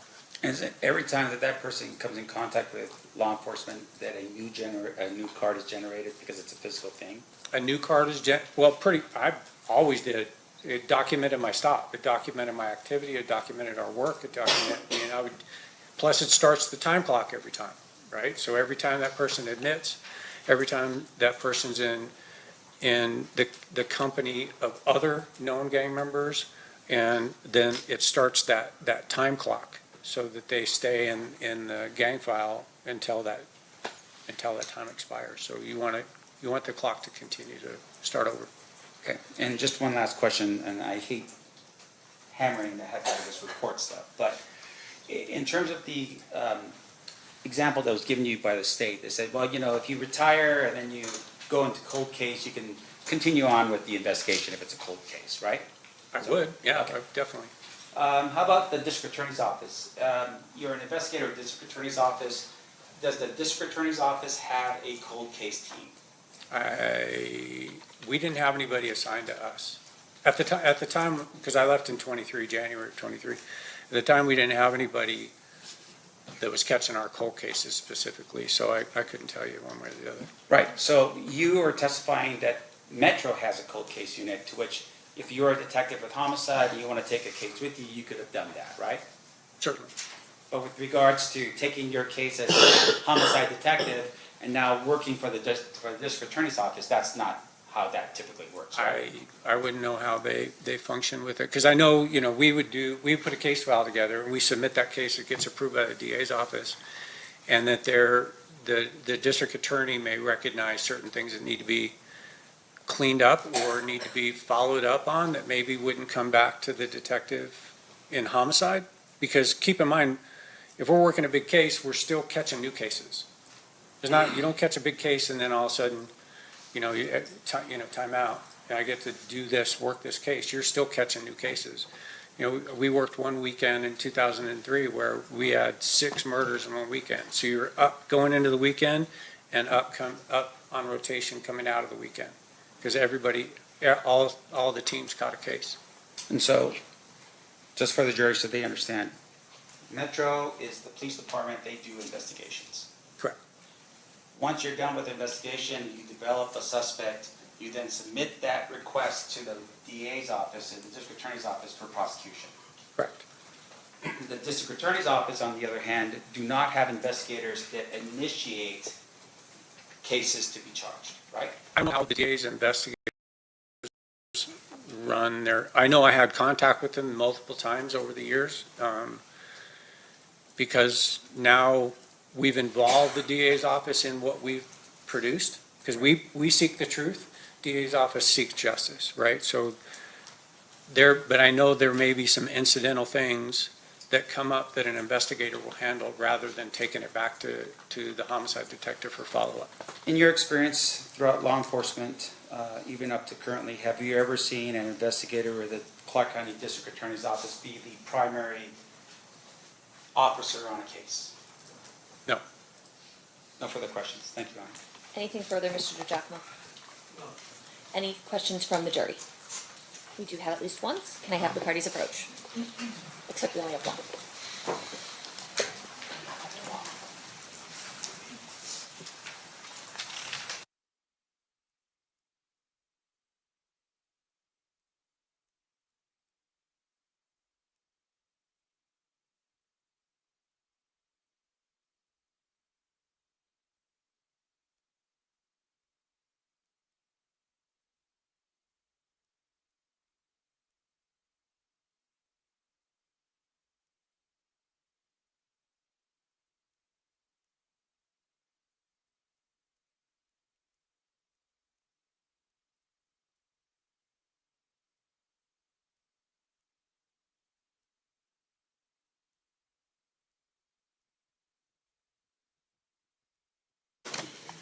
All right, question from our jurors. There are 8 cones, but only 7 glass bottles in evidence. Was there another bullet not accounted for in the envelopes, or are there only 7 cases located or were there only 7 cases located on the scene? Good question. So the cone that was closest in the picture if you remember, I said that was a bullet fragment. So underneath that cone was just a piece of a bullet, mostly just the lead. And so the bullet fragment plus the 7 cases. Any follow-up questions based on that, Mr. DiGiacomo? Detective, you opened the 7 casings, correct? Yes. All right. Showing you with the marked estates proposed exhibit number 130. These appear to be all the bullets and fragments that were collected by Dan Ford. That's correct. They were also listed on the evidence inventory that I've seen a copy of. I recognize the handwriting and initial and P number for Dan Ford. As, once again, there's also a blue stripe on here. I'm not going to open this one. There's also a blue stripe on here indicating that they were forensically tested as well. Yes.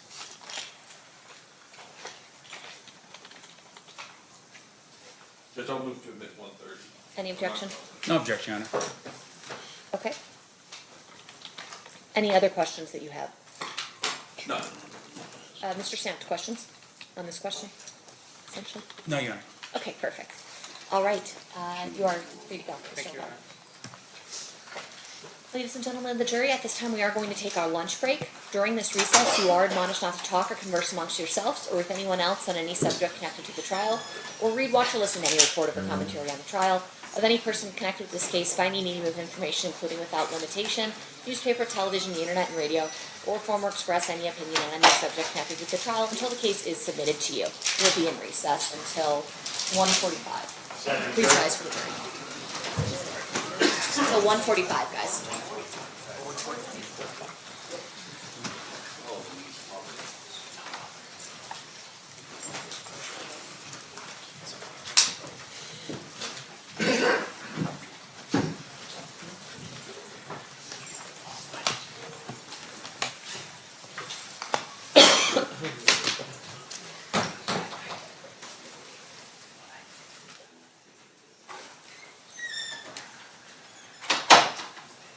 All right, jury exited. Anything we need to address outside the presence? Not from the state judge. We'll be in recess. Thanks, guys.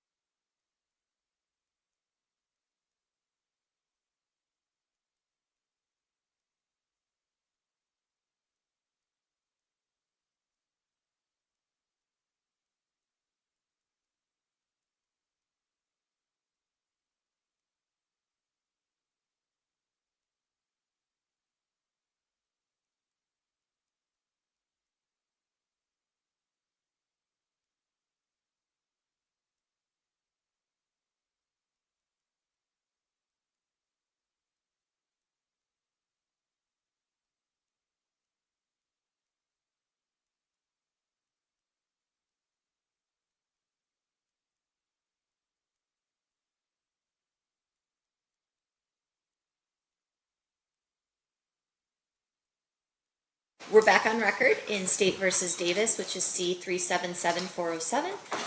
Is there anything we need to address outside the presence before we bring the jury back in? No. Okay, sounds good. Let's bring the jury in. Please rise for the jury, guys.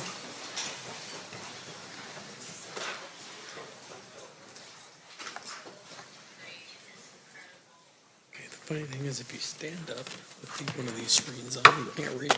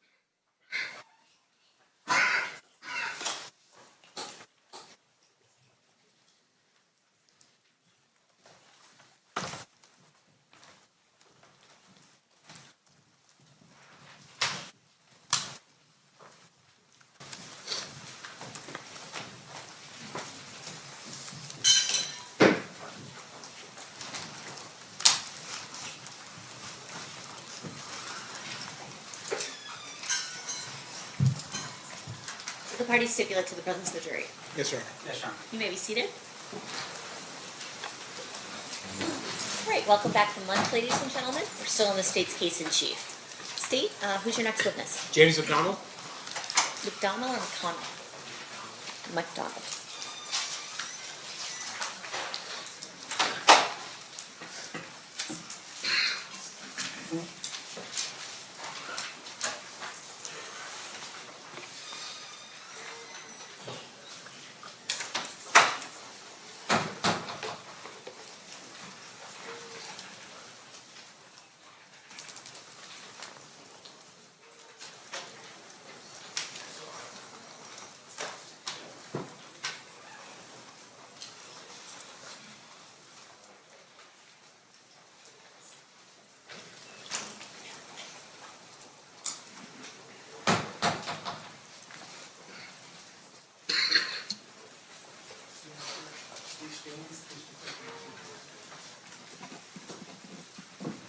You do solemnly swear the testimony you're about to give in this action shall be the truth, the whole truth, and nothing but the truth, so help you God?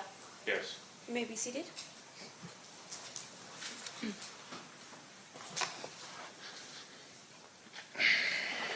May I please have you state and spell your first and last name for the record? James McDonald, JAMES, Thank you, Mr. McDonald. Mr. Paul, whenever you're ready. Thank you, Your Honor. Mr. McDonald, it's fair to say that you're here because of a court order, is that right? Correct. That you didn't volunteer to come or anything like that? Not at all. Okay. But you were instructed by a court that you had to attend? Yes. I want to ask you about September 7th, 1996. Were you at Club 662? Yes. What was Club 662? It was a club that Suge bought, and we operated it. When he opened, I was head of security through the neighborhood. Just a place to go and hang out. Did the number 662 mean anything? Well, to the new guys, that was part of our neighborhood, 662, Okay. MOB. Okay, MOB. And when you say MOB,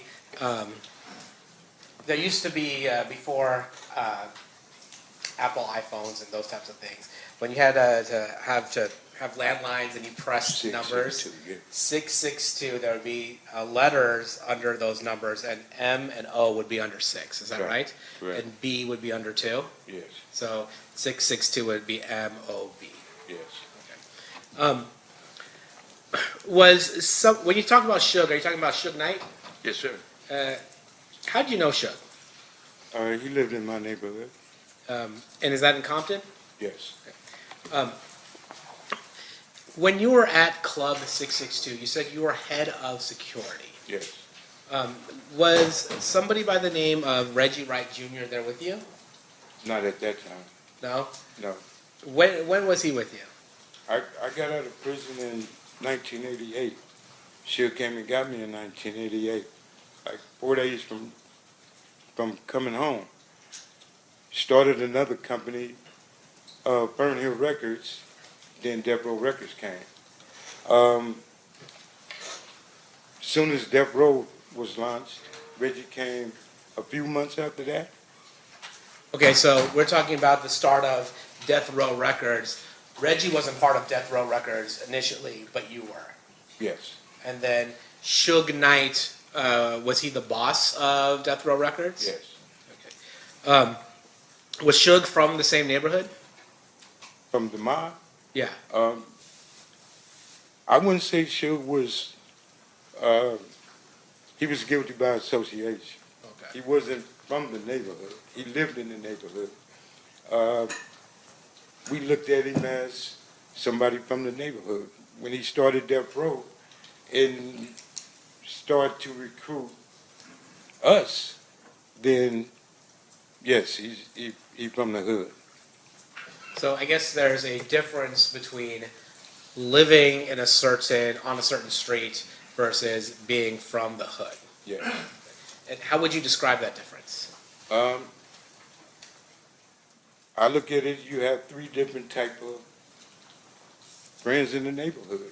You got gang members, you got gang bangers, and you got men that just guilty by association from living in that area. Okay. And can you tell me what the difference between a gang member and a gang banger is? A gang member hangs out. A gang banger handles his business, put in work, do what the gang do. And what was your role with Death Row? I was the guy that if something happened, Suge would have you take care of that. Like Snoop Dogg trial, there was issues up there.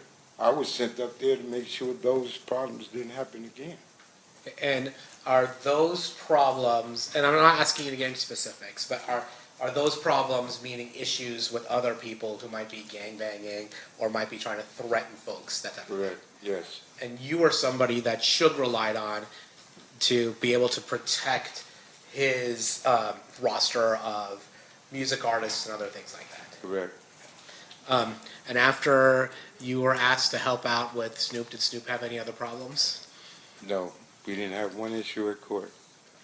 Now, I'm going to ask you, fast forward a little bit, to, were you familiar with the Southside Compton Crips? Yes. Would you say they were somebody you were in alliance with or a rivalry with? Right. And would sometimes that rivalry get violent? Anytime you're dealing with the gang life, it's going to be violent at any given time. Are you familiar with somebody that went by the name of Tupac Shakur? Yes. How are you familiar with Tupac? He was assigned to Death Row. And when he was signed with Death Row, would he also hang out with you guys? He hung with my brother now. Yeah. Not me. Who is your brother? Alton McDonald, Buntry Ave. Did he went by Buntry? Yes. Okay. Now, during this time, is it fair to say that Mr. Shakur had an issue with rappers from the East Coast? I think Tupac inherited the beef between Suge Knight and Puffy. Okay, that was your perspective of it, that. That's all it was. And we all fell, some of us fell victim to it because we allowed ourselves to be a part of the BS, should I say. And that was a situation between record companies, not gangs. So technically it wasn't our business. But when you had 20 men just fresh out of prison and didn't have a way of getting the things they wanted, getting a paycheck from Suge, we did almost anything and everything to get that paycheck. Now, was there another gang that was associated with Bad Boy Records, the East Coast record company that Puffy had? The only one I know of is Southside. And did that escalate the tension between Mob Piru and Southside? At the time, there was no at war, it was peace. And when the two record companies got into it, Bad Boy went to Keepy D now, and Suge came to us. So that intertwined everything, and we had issues. Do you recall any instances that you were at where there were those issues manifested itself in terms of violence? Are you serious? Don't ask me that right here. I can't say that on both sides. When each neighborhood met each other, there was a lot of tension. I'd say that. Okay. Now, I want to talk a little bit about September 7th, 1996. Mm-hmm. Were you in Las Vegas on September 7th of 1996? Yes. Why were you in Las Vegas? To run the security at 662. We were having issues with individuals that said that they were coming for whatever reason they was coming for, and to come to 662. My job was to not let that happen. Similar to the kind of security you were asked to apply in the whole Snoop Dogg situation. It didn't have nothing to do with Snoop Dogg. It was, everybody came, well, Suge and Bunchy and them, his entourage, everybody went for the fight. My job and all of my people were there to make sure nothing funny happened at 662. So we were the fall guys. So if something happened, we was the one that's going to go to jail for it. Prepared to do that. So nobody else was going to come up there and disrupt it in that manner. But if anybody remember that night, it was so many Metro and everybody there. Neither side could have did anything. So it was calm, it was peaceful. So when you say there's so much Metro there, you're talking about so much Metro at Club 662? It was police all over the place. Now you said you were there to be on the lookout for something. What were you? You said I was on the lookout for nothing. I apologize. You were there. You were there in order to ensure there weren't any problems. Is that fair? To make sure everything was good. And because you had heard there might be some issues. Correct. And what were the issues that you were concerned about? Individuals coming up there creating an issue we was having with different sides of from with Crips, period. Yeah.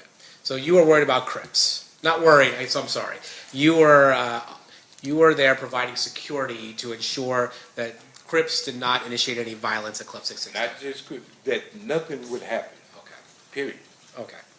And then when you were there, was Reggie Wright Jr. with you that night at September 7th, 1996 at Club 662? Yes.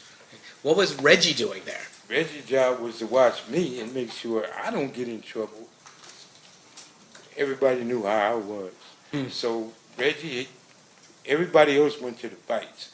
Reggie was there to watch me with the people that was there. And I'm guessing that you were not the only person there making sure there wasn't any problems at Club 662. I'm positive it was 30, 40 Pyrus there. And again, that was to make sure that there wasn't any violence that occurred at Club 662. Right. When at some point that night, do you learn that Tupac or Suge had been shot? That night, yes. Can you tell me how you learned about that? Well, people was coming back and was explaining that Tupac and Suge just got shot. Everybody was in a uproar. A lot of people started leaving, trying to get over there on Cobalt. We couldn't leave because we didn't pay to do this here. It wasn't too long after people started coming back, like Heron came back and went to the hospital. The majority of the people was leaving and then coming back because that night they said Tupac was going to be all right. And even Suge came back with a little bandage on his head. And we thought everything was good. People kept partying. So, and when Suge came back, you said he had a bandage on his head, but Yeah, the dude said he got shot, but he was grazed, a little scar, but nothing penetrated. some people would describe being shot in the head even Well, slightly. You described that, I mean, Yeah. you're wrong. All right. So when you find out, well, let me ask you this: was Reggie with you when you found out that Tupac and Suge were shot? Yes. And did it appear to you in any way that Reggie Wright Jr. was coordinating the murder of Tupac Shakur? Impossible. I mean, and I say this because you're aware that there have been some conspiracy theories that Reggie Wright Jr. is responsible for the murder of Tupac. And it's so not true. His father was implicated, and his father had something to do with it. Reggie Wright used to be a police officer. And here again, I've been knowing Reggie Wright over 50 years. His daddy, as a police officer, patrolling my neighborhood. He done took me to jail many times when I messed up. If Reggie killed Tupac, then death row is over with. Tupac was the money source. Tupac was that guy at death row. So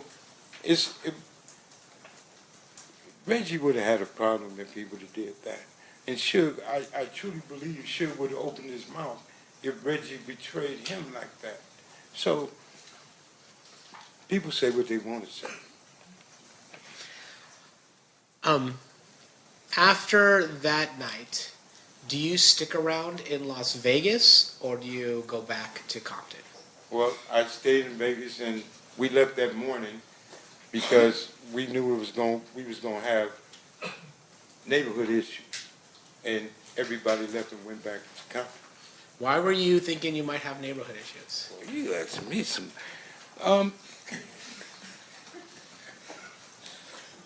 The issues that we was having was heated, and Compton was on fire at the time, and things were happening.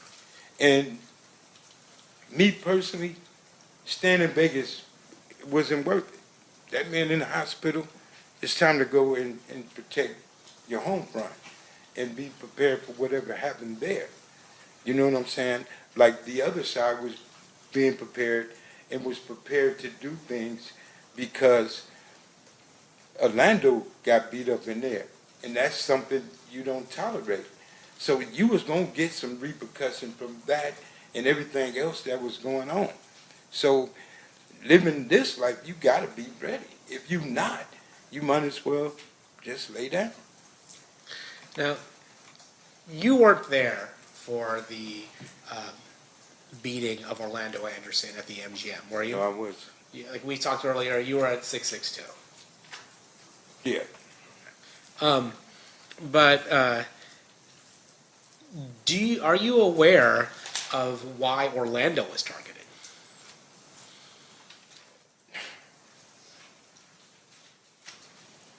I'm aware of a lot of things. Things that was going on, people ain't talked about it in 30 years. Today ain't one of them. I don't mean to be funny, but here's the thing. A lot of things happened that night. A lot of things happened weeks and weeks after that night. Me or anybody else bringing up the dead is wrong. A lot of people got hurt behind this situation in itself.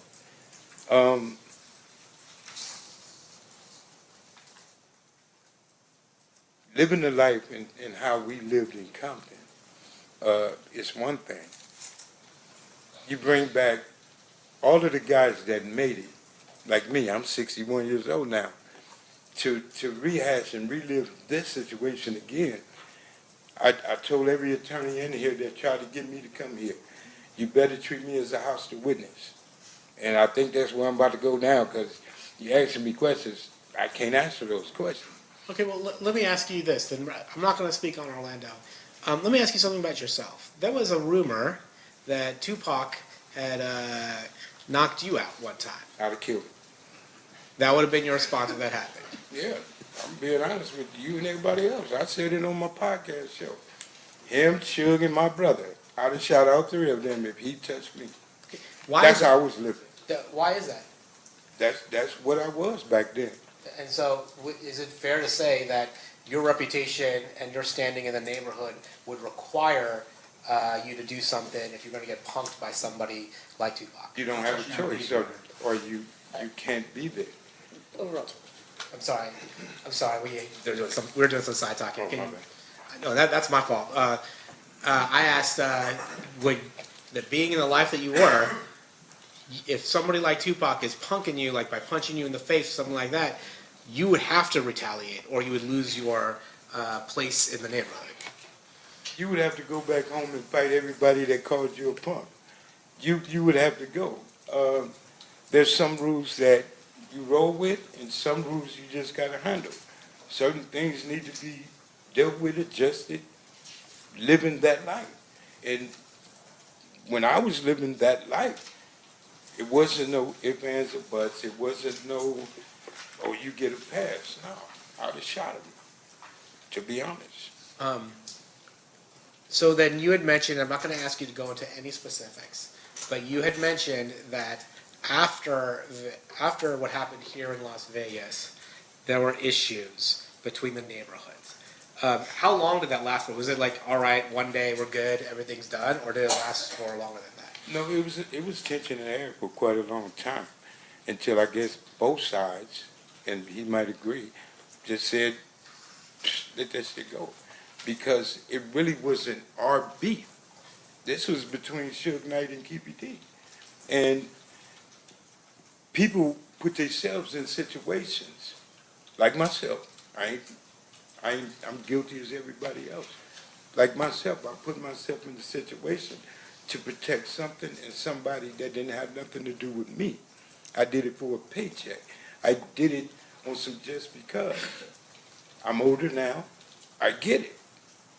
But we did things for all the wrong reasons at that time, in them days.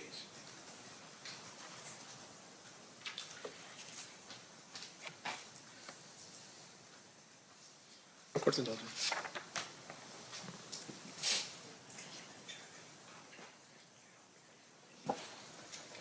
Your Honor, state will pass a witness. Okay. Cross-examination, Mr. Sims. Sir, have you ever met me? Excuse me? Have you ever met me before? No. Have you ever spoken to the district attorneys prior to your testimony here today? Once. And is that what you're referring to is the time that you told them, like, hey, any attorney here is better treat me as hostile because... Yeah, I told him I didn't have nothing to do with it. Now, a couple questions for you, sir. And this is more for clarification. So on the night of the murder, you were working as the head of security for 662. Yes. Explain for us a little bit about the club. Was that Suge's club or was it somebody else's club? Suge, to my understanding. Okay. And when you were there as head of security, were you there had you worked there as head of security prior to this particular night? We did an event there once before, yeah, same thing. Okay. And on this particular night, was this an event like some type of fundraiser or something for police officers or anything like that? Do you recall what the event was for? We wouldn't have been there. Okay. No. What was the reason for the event? It was Mike Tyson fight. Tyson was coming back. Tupac was supposed to perform like other people, and we was there for that. Okay. Can you describe for us how big the club is so that we can? 30 years ago, a little bit bigger than this room. So it's relatively, it's not like a two-story, it's No, not, it's you know. small. All right. And in terms of the club itself, you were there and you were sharing with us that there were other people that were there. Yes. Law enforcement as well as, I don't know, people from your side of town. No, law enforcement was outside. The Metro would say, why y'all putting words in my mouth? Sure. They were outside. Okay. We were on the inside. Wasn't no law enforcement mingling with us. So as far as you know, law enforcement wasn't hired by Reggie Wright to provide additional security? No, at this was Club Metro 662? posted up all over the place. And so they were there specifically just to, like what, harass or just send a warning or what? No, they were there. Like when you have events in Las Vegas, everybody knows. You're going to see Metro here, every block. Yeah. They was posted up, which they do all the time. But you're telling me that as head of security, you do not know or you don't believe that Reggie Wright hired the Metro officers to come I in? know for a fact he didn't hire the Metro Police. Okay. Do you know how many people were on the payroll that night from your security team? Well, y'all do paperwork different than we did. Our paperwork was getting cash money. Our paperwork was what they call under the table. We had at least 30, 40 of my homeboys there. Reggie Wright Jr. and his security, his company, the people who work for him, didn't have nothing to do with what Suge paid us for working. So that was two different entities, Reggie and Suge. The homies was there for Suge Knight. Reggie Wright hired his company to watch over Suge Knight people. Right. So his security did like the right thing. My security did what they ain't gonna do. You get what I'm saying? I get it. The police gonna walk you out of there. Mm-hmm. We gonna drag you out of there. So it was a difference, but not on the same paper. Sure. And once again, the intent was to protect 662, right? To protect the club, protect the patrons that were going to go there, that kind of thing. Yeah. Okay. Now, in terms of your knowledge of what happened on that night, fair to say you weren't present when the shots had rung out. No, I wasn't there. Okay. And your testimony is that you had heard from other people initially that, hey, Tupac had been shot. Yes. And you had thought maybe other people were maybe relieved, thinking like, okay, it's not that big of a deal, he's gonna be okay. That's what came back to 662. People that went to the scene, and everybody said Tupac was talking. So everybody came back to the club saying he gonna be all right. So people just went back to, mingling. Right. Now, in terms of the that night, you go back to Compton. You live in Compton. Yes. You still live in Compton? No. At the time you live in Compton, you go back to Compton, and you tell us that there was a lot of tension. Can you describe that for us when you went back in terms of what kind of tension we're talking about? You sure you want me to answer that? I don't know. Is it going to be graphic? No, I ain't gonna. I got to raise the word in it, but you asking me a question. I don't. And what I explained to them, I don't want to send him to prison. Sure. Even though we don't like each other. Sure. I don't want to send you to prison. So that's why I'm here where I'm at and the way I am, because I changed my life. I'm raising my grandkids. I'm teaching them never to be like their papa. And here I am explaining to people what I used to be, and I'm not proud of that. I'm not proud of that at all. And you asking me questions that can hurt him. And like I told them, I'm trying to avoid to answer the questions that they might look at me and say, something is wrong. Well, let me put it this way, let me help you out with this. Thank you. So, these people right here, what they want to know from you is, did you see who shot Tupac? I told you no. Correct.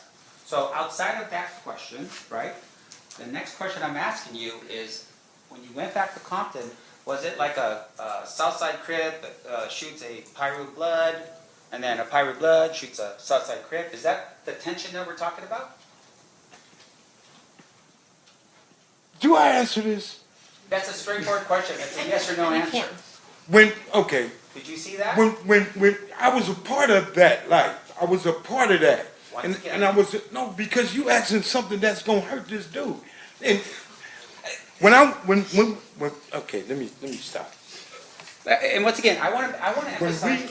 When we got back to Compton, Okay. it was a gang war. People were getting hurt.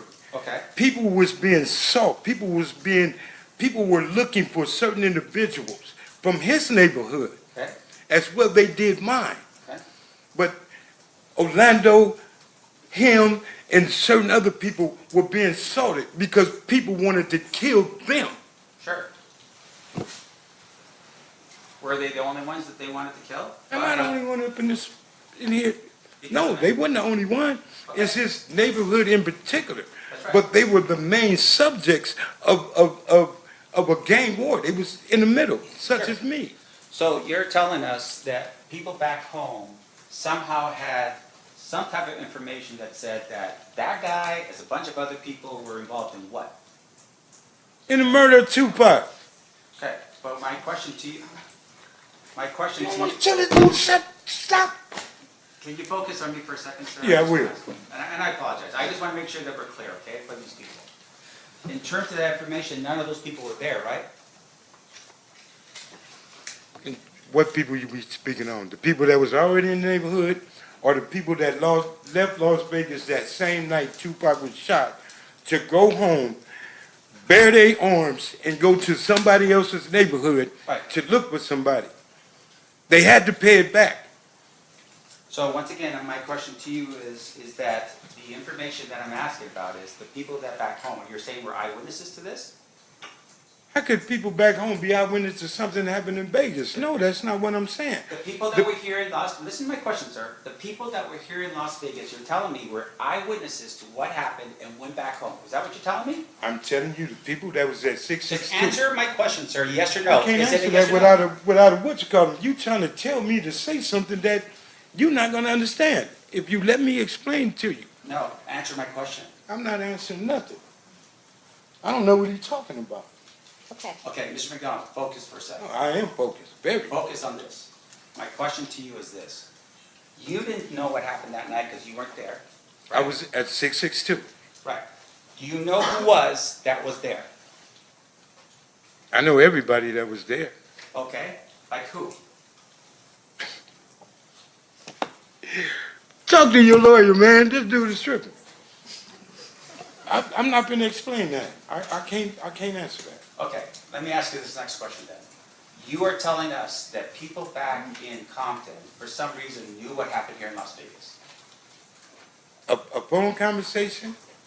People found out when people left Las Vegas the same night Tupac was shot, went straight back to Compton. It only takes 3.5 hours to get home. Sure. Yes, it wasn't a problem for people to find out what happened. No problem at all. They got on their phones, they texted people, they let them know what happened here on the night of the shooting? Yeah.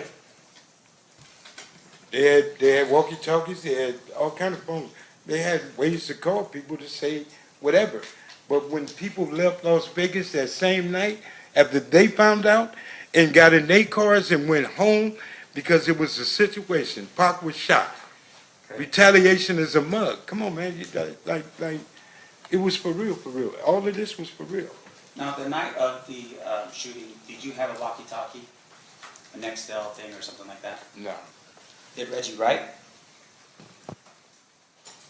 I don't know what he had. I don't know how much money he had in his pocket. I don't know what he had on his hip. But you were the head of securities, but you're telling us you did not have any type Reggie of Wright, device. Right Way Security has nothing to do with the gang banging security, power rules, whatever you want to call us. They had nothing to do with us. Okay. The phones that Suge had for certain individuals, they had the phones. Like the guy that was bodyguard for Tupac that night. Like some of the guys that was at the Tyson fight, like Suge Knight. Certain individuals had phones. Yes, they did. Okay, so, all right, I get what you're saying. You're not there, but you're saying other people were. Yes, I'm saying there was a lot of people there. A lot of people were there at the shooting that took place. That was in the entourage, yes. Let's see. Okay, just one final question. You're here today, and I think the state had asked this question, under a subpoena. You're ordered to be here today, right? Yes. In terms of that subpoena, for instance, is that's the only reason why you're here is because of that subpoena? I don't have no other reason to be here. Yeah. In order for you to get that subpoena, you were served that subpoena back in California? Yes. By a police officer? I don't know, he wasn't in uniform. Okay, and that order required you to go to a court in California? I had to go to court in Victorville. And then that court in California said you have to show up here? And in that court, I cussed them out and told them, you can't make me do nothing. Right. And in that court, they told me that I would be in attempted court. Me raising my grandkids, I'm not going to put my grandkids in the car and move somewhere so y'all can't find me. So all that running and living a different life, I ain't doing it. So I agreed to come. And like I explained to everybody in here, you ask me something, I'm going to be honest about. You ask me something I don't want to talk about, you're going to have a problem. Treat me as a hostile witness. You're not going to talk to me and tell me as a grown man what I have to do up here. I'm not finna send him to prison. You are. So the accusation now is because of the fact that we're trying to ask you questions, you're blaming it on me? You asking me questions. If I just like answer your questions, we gonna have a problem in here, a misunderstanding. And you're asking me something that wouldn't be good for him. Right, and once again, I just want to, look, we're just trying to figure out who shot Tupac. You're telling us that you weren't there at the scene. That's all I want to know. At the end of the day, that's it, right?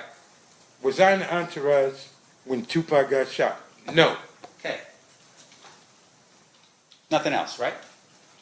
I was at 662. I mean, that ain't hard. That's easy math. No further questions, John. Anything further, State? No. All right, we've got one more phase and then we'll let you out of here. Okay. Ladies and gentlemen of the jury, any questions for this witness? Seeing no hands? Oh, we do have one. Okay, hang on one second.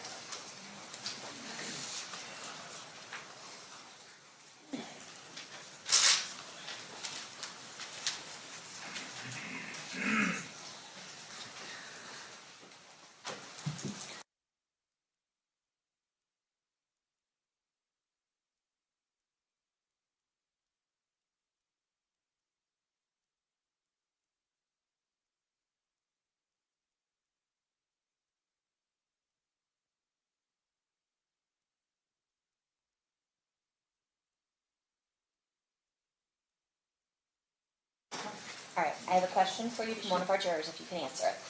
Did Reggie Wright Jr. instruct security to not have firearms the night of the fight? To be honest, I don't know if Reggie Wright told his people, all the police officers, not to have guns, and I don't know why. He sure didn't tell us because we had ours. And that's the honest truth. All right. Any follow-up based on that, State? No, Your Honor. Defense? I just want to clarify what the witnesses said. You're telling us that you had guns that night? Yeah. I just want to know. But you had guns that night, right? Yes, we did. All right, thank you. All right, I know you didn't want to be here, but thank you for coming back. Okay, We can I appreciate say something? I want to apologize to everybody, but I find this kind of funny. And truthfully, what you're going through, brother, is what you're going through. I didn't want to be a part of that, and I'm not a part of that. So I appreciate everything, and I apologize to all of y'all. Okay, thank you, Mr. McDonald. Have a You are pleasure. free to go. State's next witness. Yes, Your Honor, state's calling Reggie Wright Jr.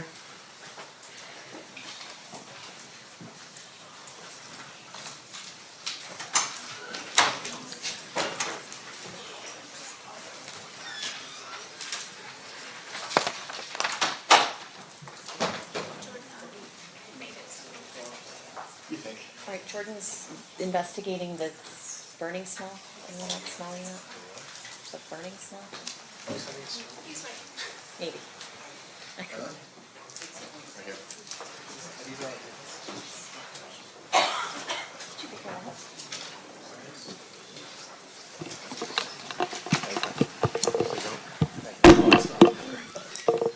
If anybody's smelling something burning, it's a burnt bagel from back there, so don't worry, we're all. Okay. Are we able to? Is this good? I think he was leaving them like that to swear, and then we'll turn them on. Okay, perfect, got it. All right, we'll have you sworn then, Mr. Wright. Please raise your right hand. You do solemnly swear the testimony you're about to give in this action shall be the truth, the whole truth, and nothing but the truth, so help you God? Yes, ma'am. May I please have you state and spell your first and last name for the record? Reginald Lilburn Wright Jr., Reginald. Lilburn is Lil, B as in boy, URN. Wright is WRIGHT, and I'm a junior. Thank you, sir. Whenever you're ready, Mr. Paul, you may proceed.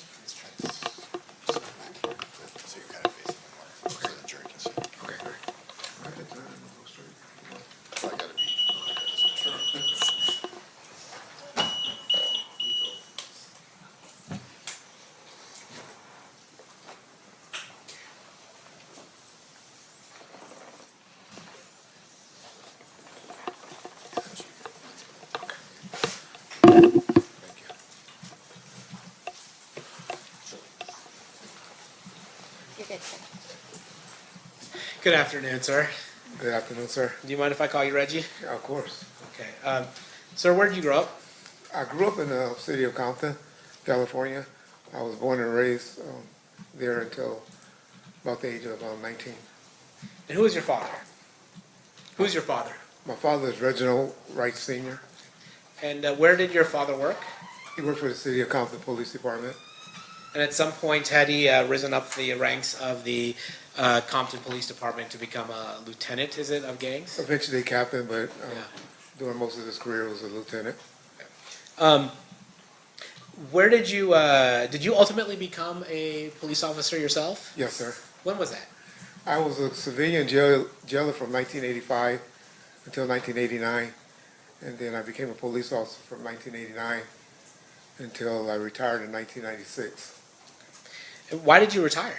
I received a medical retirement for I have vascular necrosis in my right ankle, but that's not why I'm like this. This is a result of COVID. After you left the Compton PD or took your medical retirement, where did you next work? Well, to be honest, my last year or two of being a police officer, I was employed as death row security, head of security, and also had a private security company. Now, was that something that was called like moonlighting, that officers would moonlight when they were off duty? Yes, sir. Can you explain to us what moonlighting means when you're off duty? Well, moonlighting is pretty much just working off duty on your off duty hours, working for different companies. I worked for several companies. It wasn't just death row. I worked for trucking companies, doing security. Worked at nightclub, the Raiders Club, that was inside of the Compton Hotel. Worked several video shoots. Just extra money on the side for off duty. Compton PD wasn't paying good? Guess I was really young and greedy. Yeah. And then at some point you said one of the jobs that you had was moonlighting for death row. Is that right? Yes, sir. And can you tell us what death row is? Death Row Records is a record company that was based out of Beverly Hills, California. And, yeah. And who ran Death Row Records at that time? A gentleman that I actually grew up with at elementary school, junior high, and high school by the name of Marion Suge Knight. And when you say Suge, is that what he would go by? I call him Suge. So after you retired, did you, well, actually, let me take a step back. As part of your role as a police officer in Compton, were you familiar with the different neighborhoods and the members of different neighborhoods? Yes, sir. Was that part of your job to know what areas were associated with what gangs? Pretty much a job, and like I said, I started in like 1985, so kind of got familiar while I was working the jail, and it was something that was curious to me, you know, being that my father was active with the gangs, and it was something that was intriguing to me as well. So when you said you grew up with Suge, did you grow up in the same neighborhood that Suge grew up in? Yes, about 2 blocks away. Was that considered Mob Piru territory? That's correct, sir. Were you so when you were growing up, were you familiar with the Mob Piru? They came on eventually later. It was really a Luders Park, Piru area. But then, I guess when I was about in the 7th grade, which would have been like 1978, maybe a little later, 80, they started calling themselves the Mob Piru. So they were Luders Park, Piru before, and then they transitioned to being called Mob Piru. Yeah, we pretty much divided it, everything south of Rosecrans was mob, and everything north was, or the other way around. North was mob, and south were Luders area of Rosecrans Avenue. Were you familiar with a gang called the Southside Compton Crips? Yes, sir. How were you familiar with the Southside Compton Crips? Well, growing up in the city of Compton, we all played sports together, and heard of them when I was playing at Kelly Park, baseball, Little League baseball, at Compton Northern. And then my time in '85 as a jailer, and then working in the streets of Compton as a police officer from 1989. Were you familiar with somebody by the name that went by the moniker Keefy D? Well, heard of him. Had no personal interactions with him at that point, especially as in law enforcement. Heard of him, knew of him, but I had no personal contact with Keefy at that time. So he was somebody that was on your radar, even though you had never met him and already had personal interaction with him. Heard of him. He was mainly known as well, at one point he was known as a crackhead, but then later on he was known as a drug dealer, and I mainly was a gang guy, and didn't really enforce on the level of narcotics he was working. All right, so then you had mentioned that after you had left the Compton PD, you formed a company. Can you tell us about that? Yes, sir. So, in '94, initially I was using a private security company because I was kind of in charge for security for Death Row, called Code 4. But once I saw I was about to get retired, I opened up my own private company called Right Way Protective Services. And that didn't really get started until about 1995. But in '94, I was using another private company.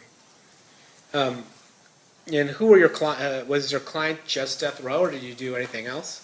I had a couple of clients, like Honda of Pasadena, which was a automotive dealership, a dealership in Compton that they were repoing people's cars and they needed a car. But my biggest, 95% of my clientele was Death Row Records. Now, tell me about that. What were you doing when you're saying you're security, or you're a security company that's working for Death Row Records or getting contracted by Death Row Records? What does that mean, actually? It grew over a time period. In '94, it was just mainly just special events. And then I have a couple of off-duty or retired police officers hanging with the artists in '94. '95, '96, it got a little bigger. Had security at the office. at the recording studios, driving Mr. Knight around, two with Mr. Shakur, two with Snoop Dogg, Mr. Brodus, and other artists when they went to promotional events like that.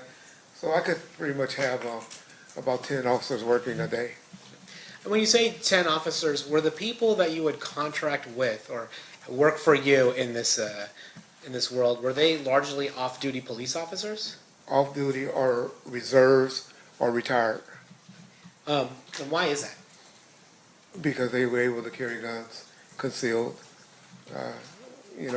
where it's not exposed. We had exposed officers at the studio, but mainly the bodyguards carried their weapons concealed. And we heard... And for the training as well. We heard from James McDonald just before you hit the stand. Was it fair to say that there were Mob Piru gang members also around Death Row Records? That's correct. Mob, looters, West Side, generally Pirus from the city of Compton. And are these with the Bloods? Is that right? That's correct, sir. Okay. And the Crips are, well, let me ask you, Crips and Bloods, are they an alliance or are they typically in conflict? Typically in conflict. However, Death Row was a unique situation because one of their main artists, prior to Mr. Shakur coming to the label, was Snoop Dogg, who was a known Crip from Long Beach. And they all seemed to have a great working relationship prior to my arrival and even during my arrival. All right. I want to ask you about Bad Boy Records. Are you familiar with a company called Bad Boy Records? Yes, I am. And who, to your knowledge, was running Bad Boy Records in the mid-90s? P. Diddy, Sean Combs, Puffy. I don't know what name he's going by today. All right. So we'll go with Mr. Combs for now. Okay. So Mr. Combs was running Bad Boy Record. And then who would you say his most prominent artist at that time was? Christopher Wallace, Biggie Small. Okay. And then was there tension between Death Row Records and Bad Boy, the Bad Boy Entertainment label? At what time period? Well, you tell me. At any point, did tension develop between Bad Boy Records and Death Row Records? Initially, when I was around in '94, there wasn't.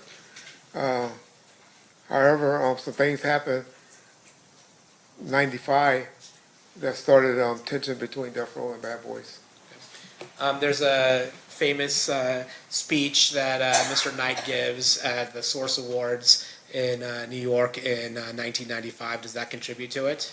Yes, sir. That was August the 6th, 1995. But yes, sir. That was when he let the world know. And then there's another incident where one of Suge's associates was killed in Atlanta. Is that right? That was in September 25th, I believe. Yes, sir. And then is it fair to say that your perception of as security for Death Row Records was that somebody associated with Bad Boy Entertainment may have had something to do with the murder of one of Suge's friends in Atlanta? That was always the story that was told to us. Yes, sir. And so is it fair to say by 1995, the end of 1995, that there was significant tension between Bad Boy and Death Row? Yes, sir. And to the extent that it even involved violence with regards to Suge Knight's friend being killed. Correct. That was the first time something escalated to that point. Yes, sir. As security for Death Row, how did you handle this? Well, we was always on some type of tension when it came to Bad Boys or going to the East Coast, which Suge and I continuously went to the East Coast because he had a lot of business. His distributor, the main distributor, was located out there. The big trade, like the magazines and stuff, was out there. So I can honestly say he and I, and maybe a few of his homeboys, went out there at least once a week, once a month, I'm sorry, during that time. When Mr. Shakur came home, we went down a little bit, but we were still going out there, but we didn't come go as much. And when you say when Mr. Shakur came home, at some point did Death Row sign Mr. Shakur to its record label? It's debated how that happened, but. I'm not asking about the how, I'm just saying, Yeah. did it happen? Yes, sir. I believe he came home October the 12th of 1995. Now, as security for Death Row, were you aware that Mr. Shakur was actually out on a bond, an appeals bond from prison from New York? Yes, sir. And I believe the allegation has something to do with sexual misconduct. Is that right? Yeah. You know, if you don't know, I mean, something like that. I wouldn't call it that, but yes. Okay, whatever it was, there was some kind of issue. Mr. Shakur is in prison in New York, and then Death Row Records posts an appellate bond for Mr. Shakur. There are some other companies, but yes, sir. Okay. And then Mr. Shakur does he move to where Death Row is, or does he stay in the New York area, or where does he go? No, I remember, I picked him up from the airport, me and one of my security guys named Kevin Hackey. And we took him immediately, we went to Monty's restaurant and ate. Then we went to the studio, the recording studio that night. And from that point on, we got him into a room, took him to the Peninsula Hotel, where he stayed for, I believe, a month or two. Then he got a spot on Wilshire, and later on a house in Calabasas. As the head of Right Way Security, which was contracted by Death Row Records, were you responsible for Tupac Shakur's security? Yes, sir. How did you handle Tupac Shakur's security? Well, I had two guys that were primarily always assigned to him. One guy was a guy by the name of Kevin Hackey, who was with him a lot at the beginning. Later on, towards the end, a gentleman by the name of Frank Alexander was the one that worked with him as well. And then I will always have additional guys, like Al Giddings, as one of them fill in for him when those guys wasn't available. But generally always had one security guard with him. After this particular song came out, in about May or June, we upped it to 2 security officers.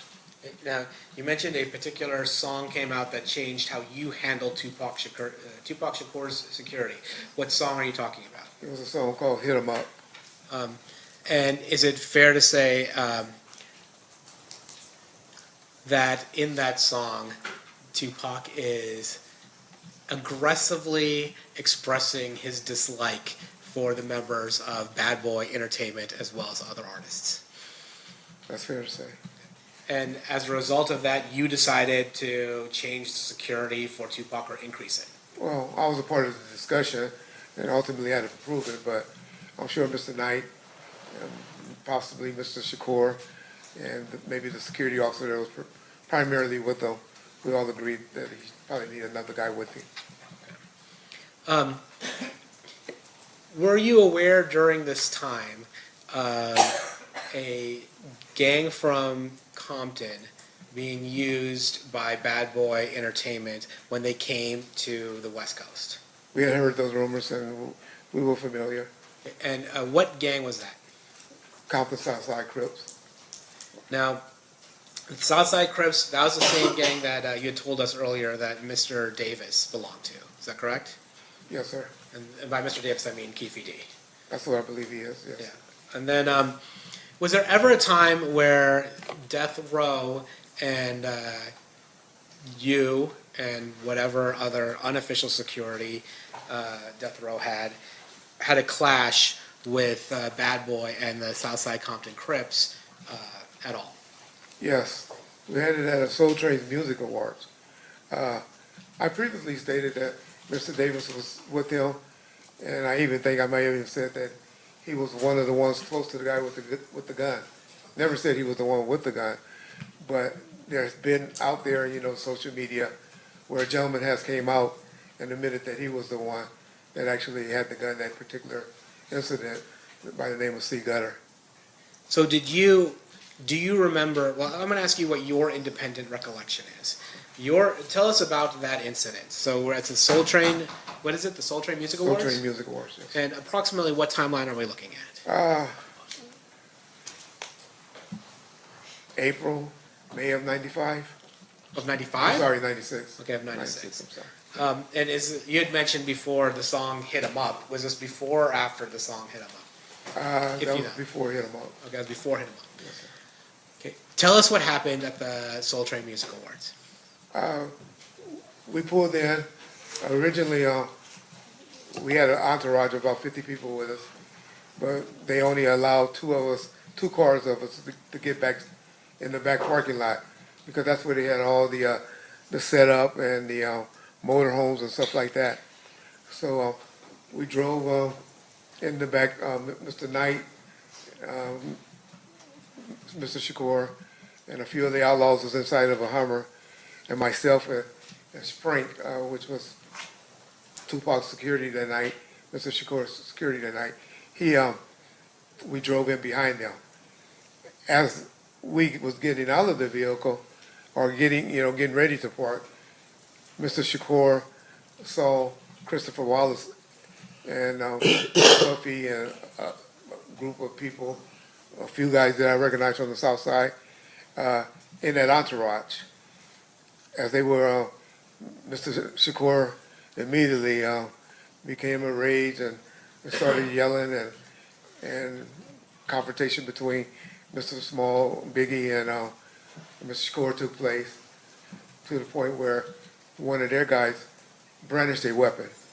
And then that's when I pulled my firearm and towards him and begged with him, pleaded with him not to raise the gun. There was some security from the Nation of Islam there. They got in the middle of it, broke us up. The gentlemen took off and ran towards the street in the parking lot. I'm sorry, who ran towards the street? The gentleman with the gun and a couple of the people that was with him took off and ran. Now, you said that South Side was providing that type of backup?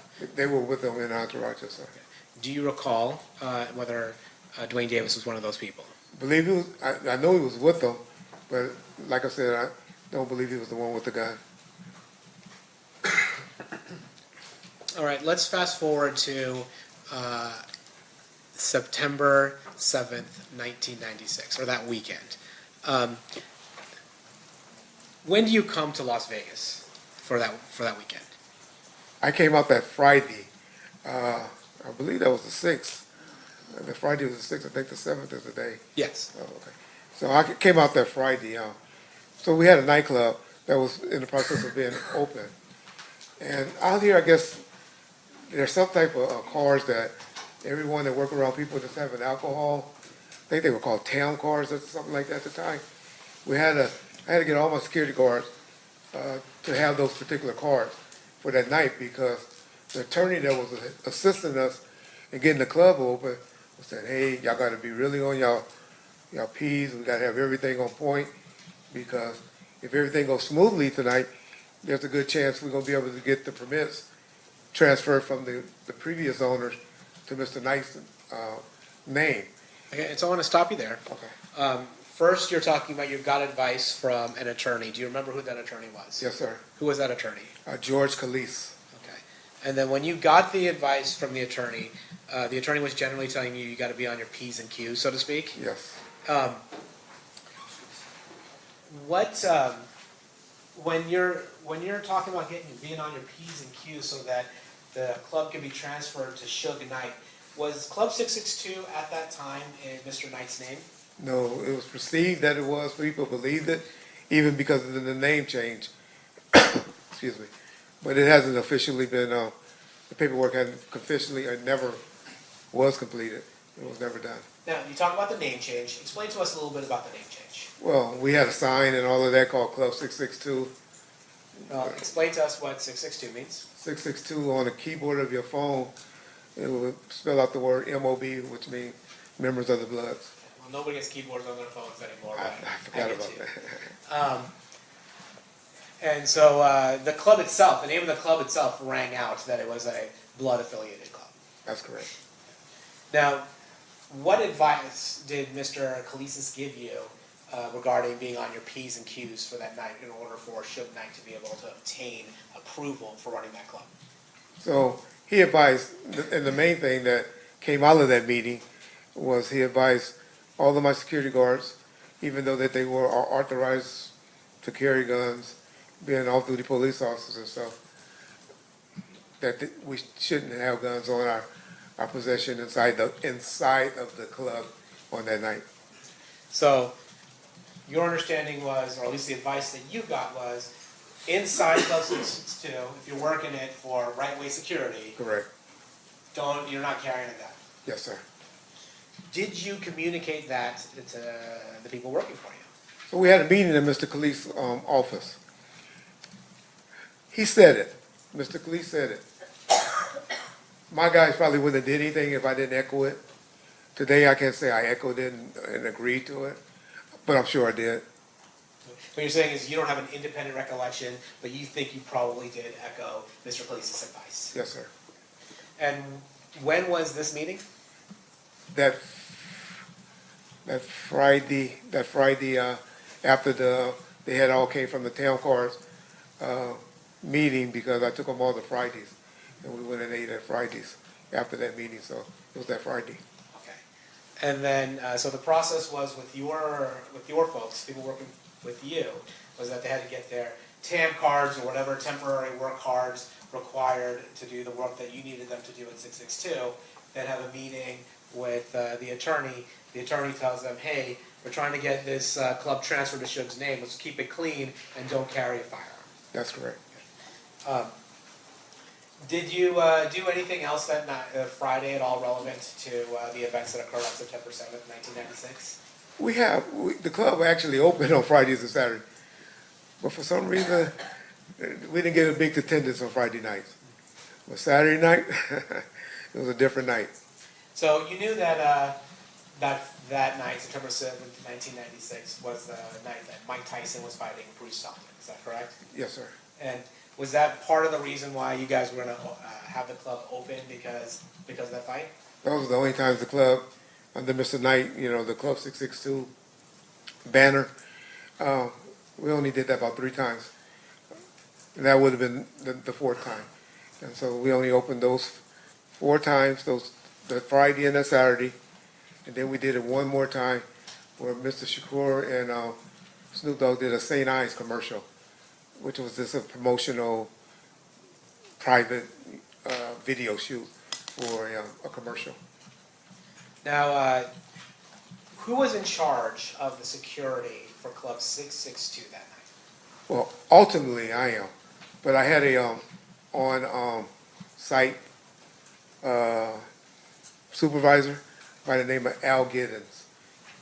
He was actually who I consider in charge of the club, but ultimately as the owner I was.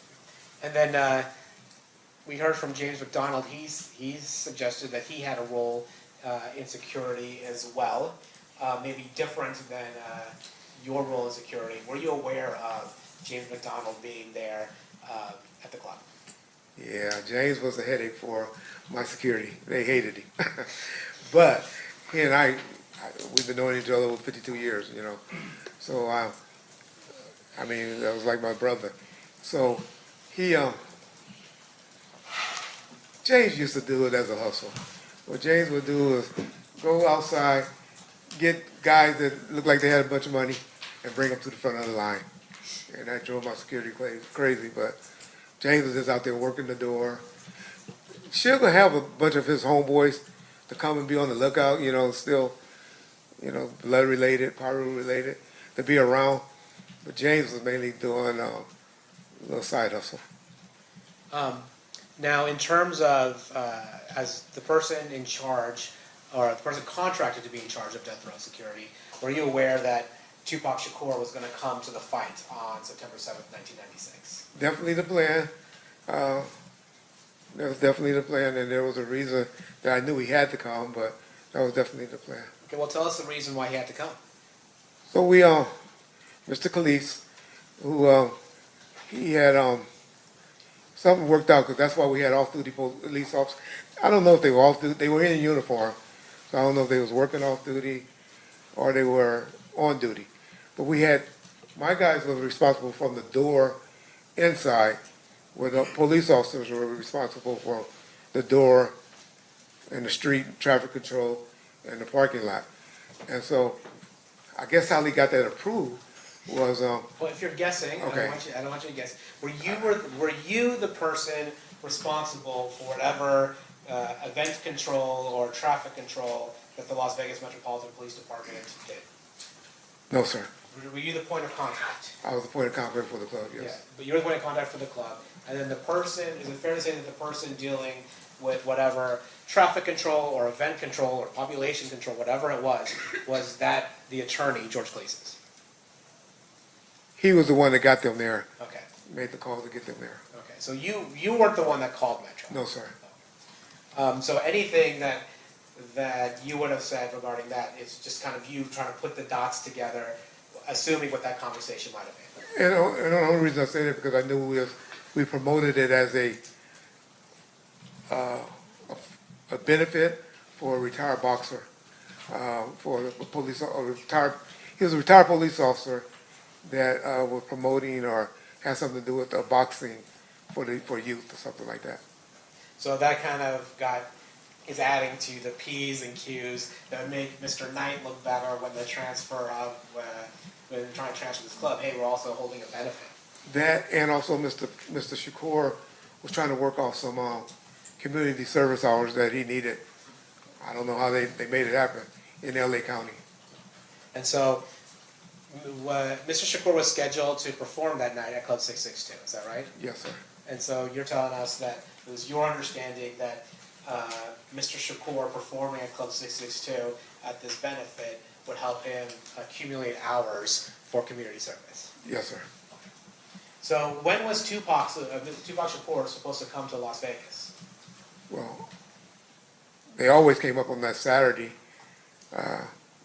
I know that they arrived about 4 p.m. on that Saturday, but if they were scheduled to come out earlier or not, I'm not sure. And then at some point, well, who's the security for Tupac that Saturday? Mr. Alexander.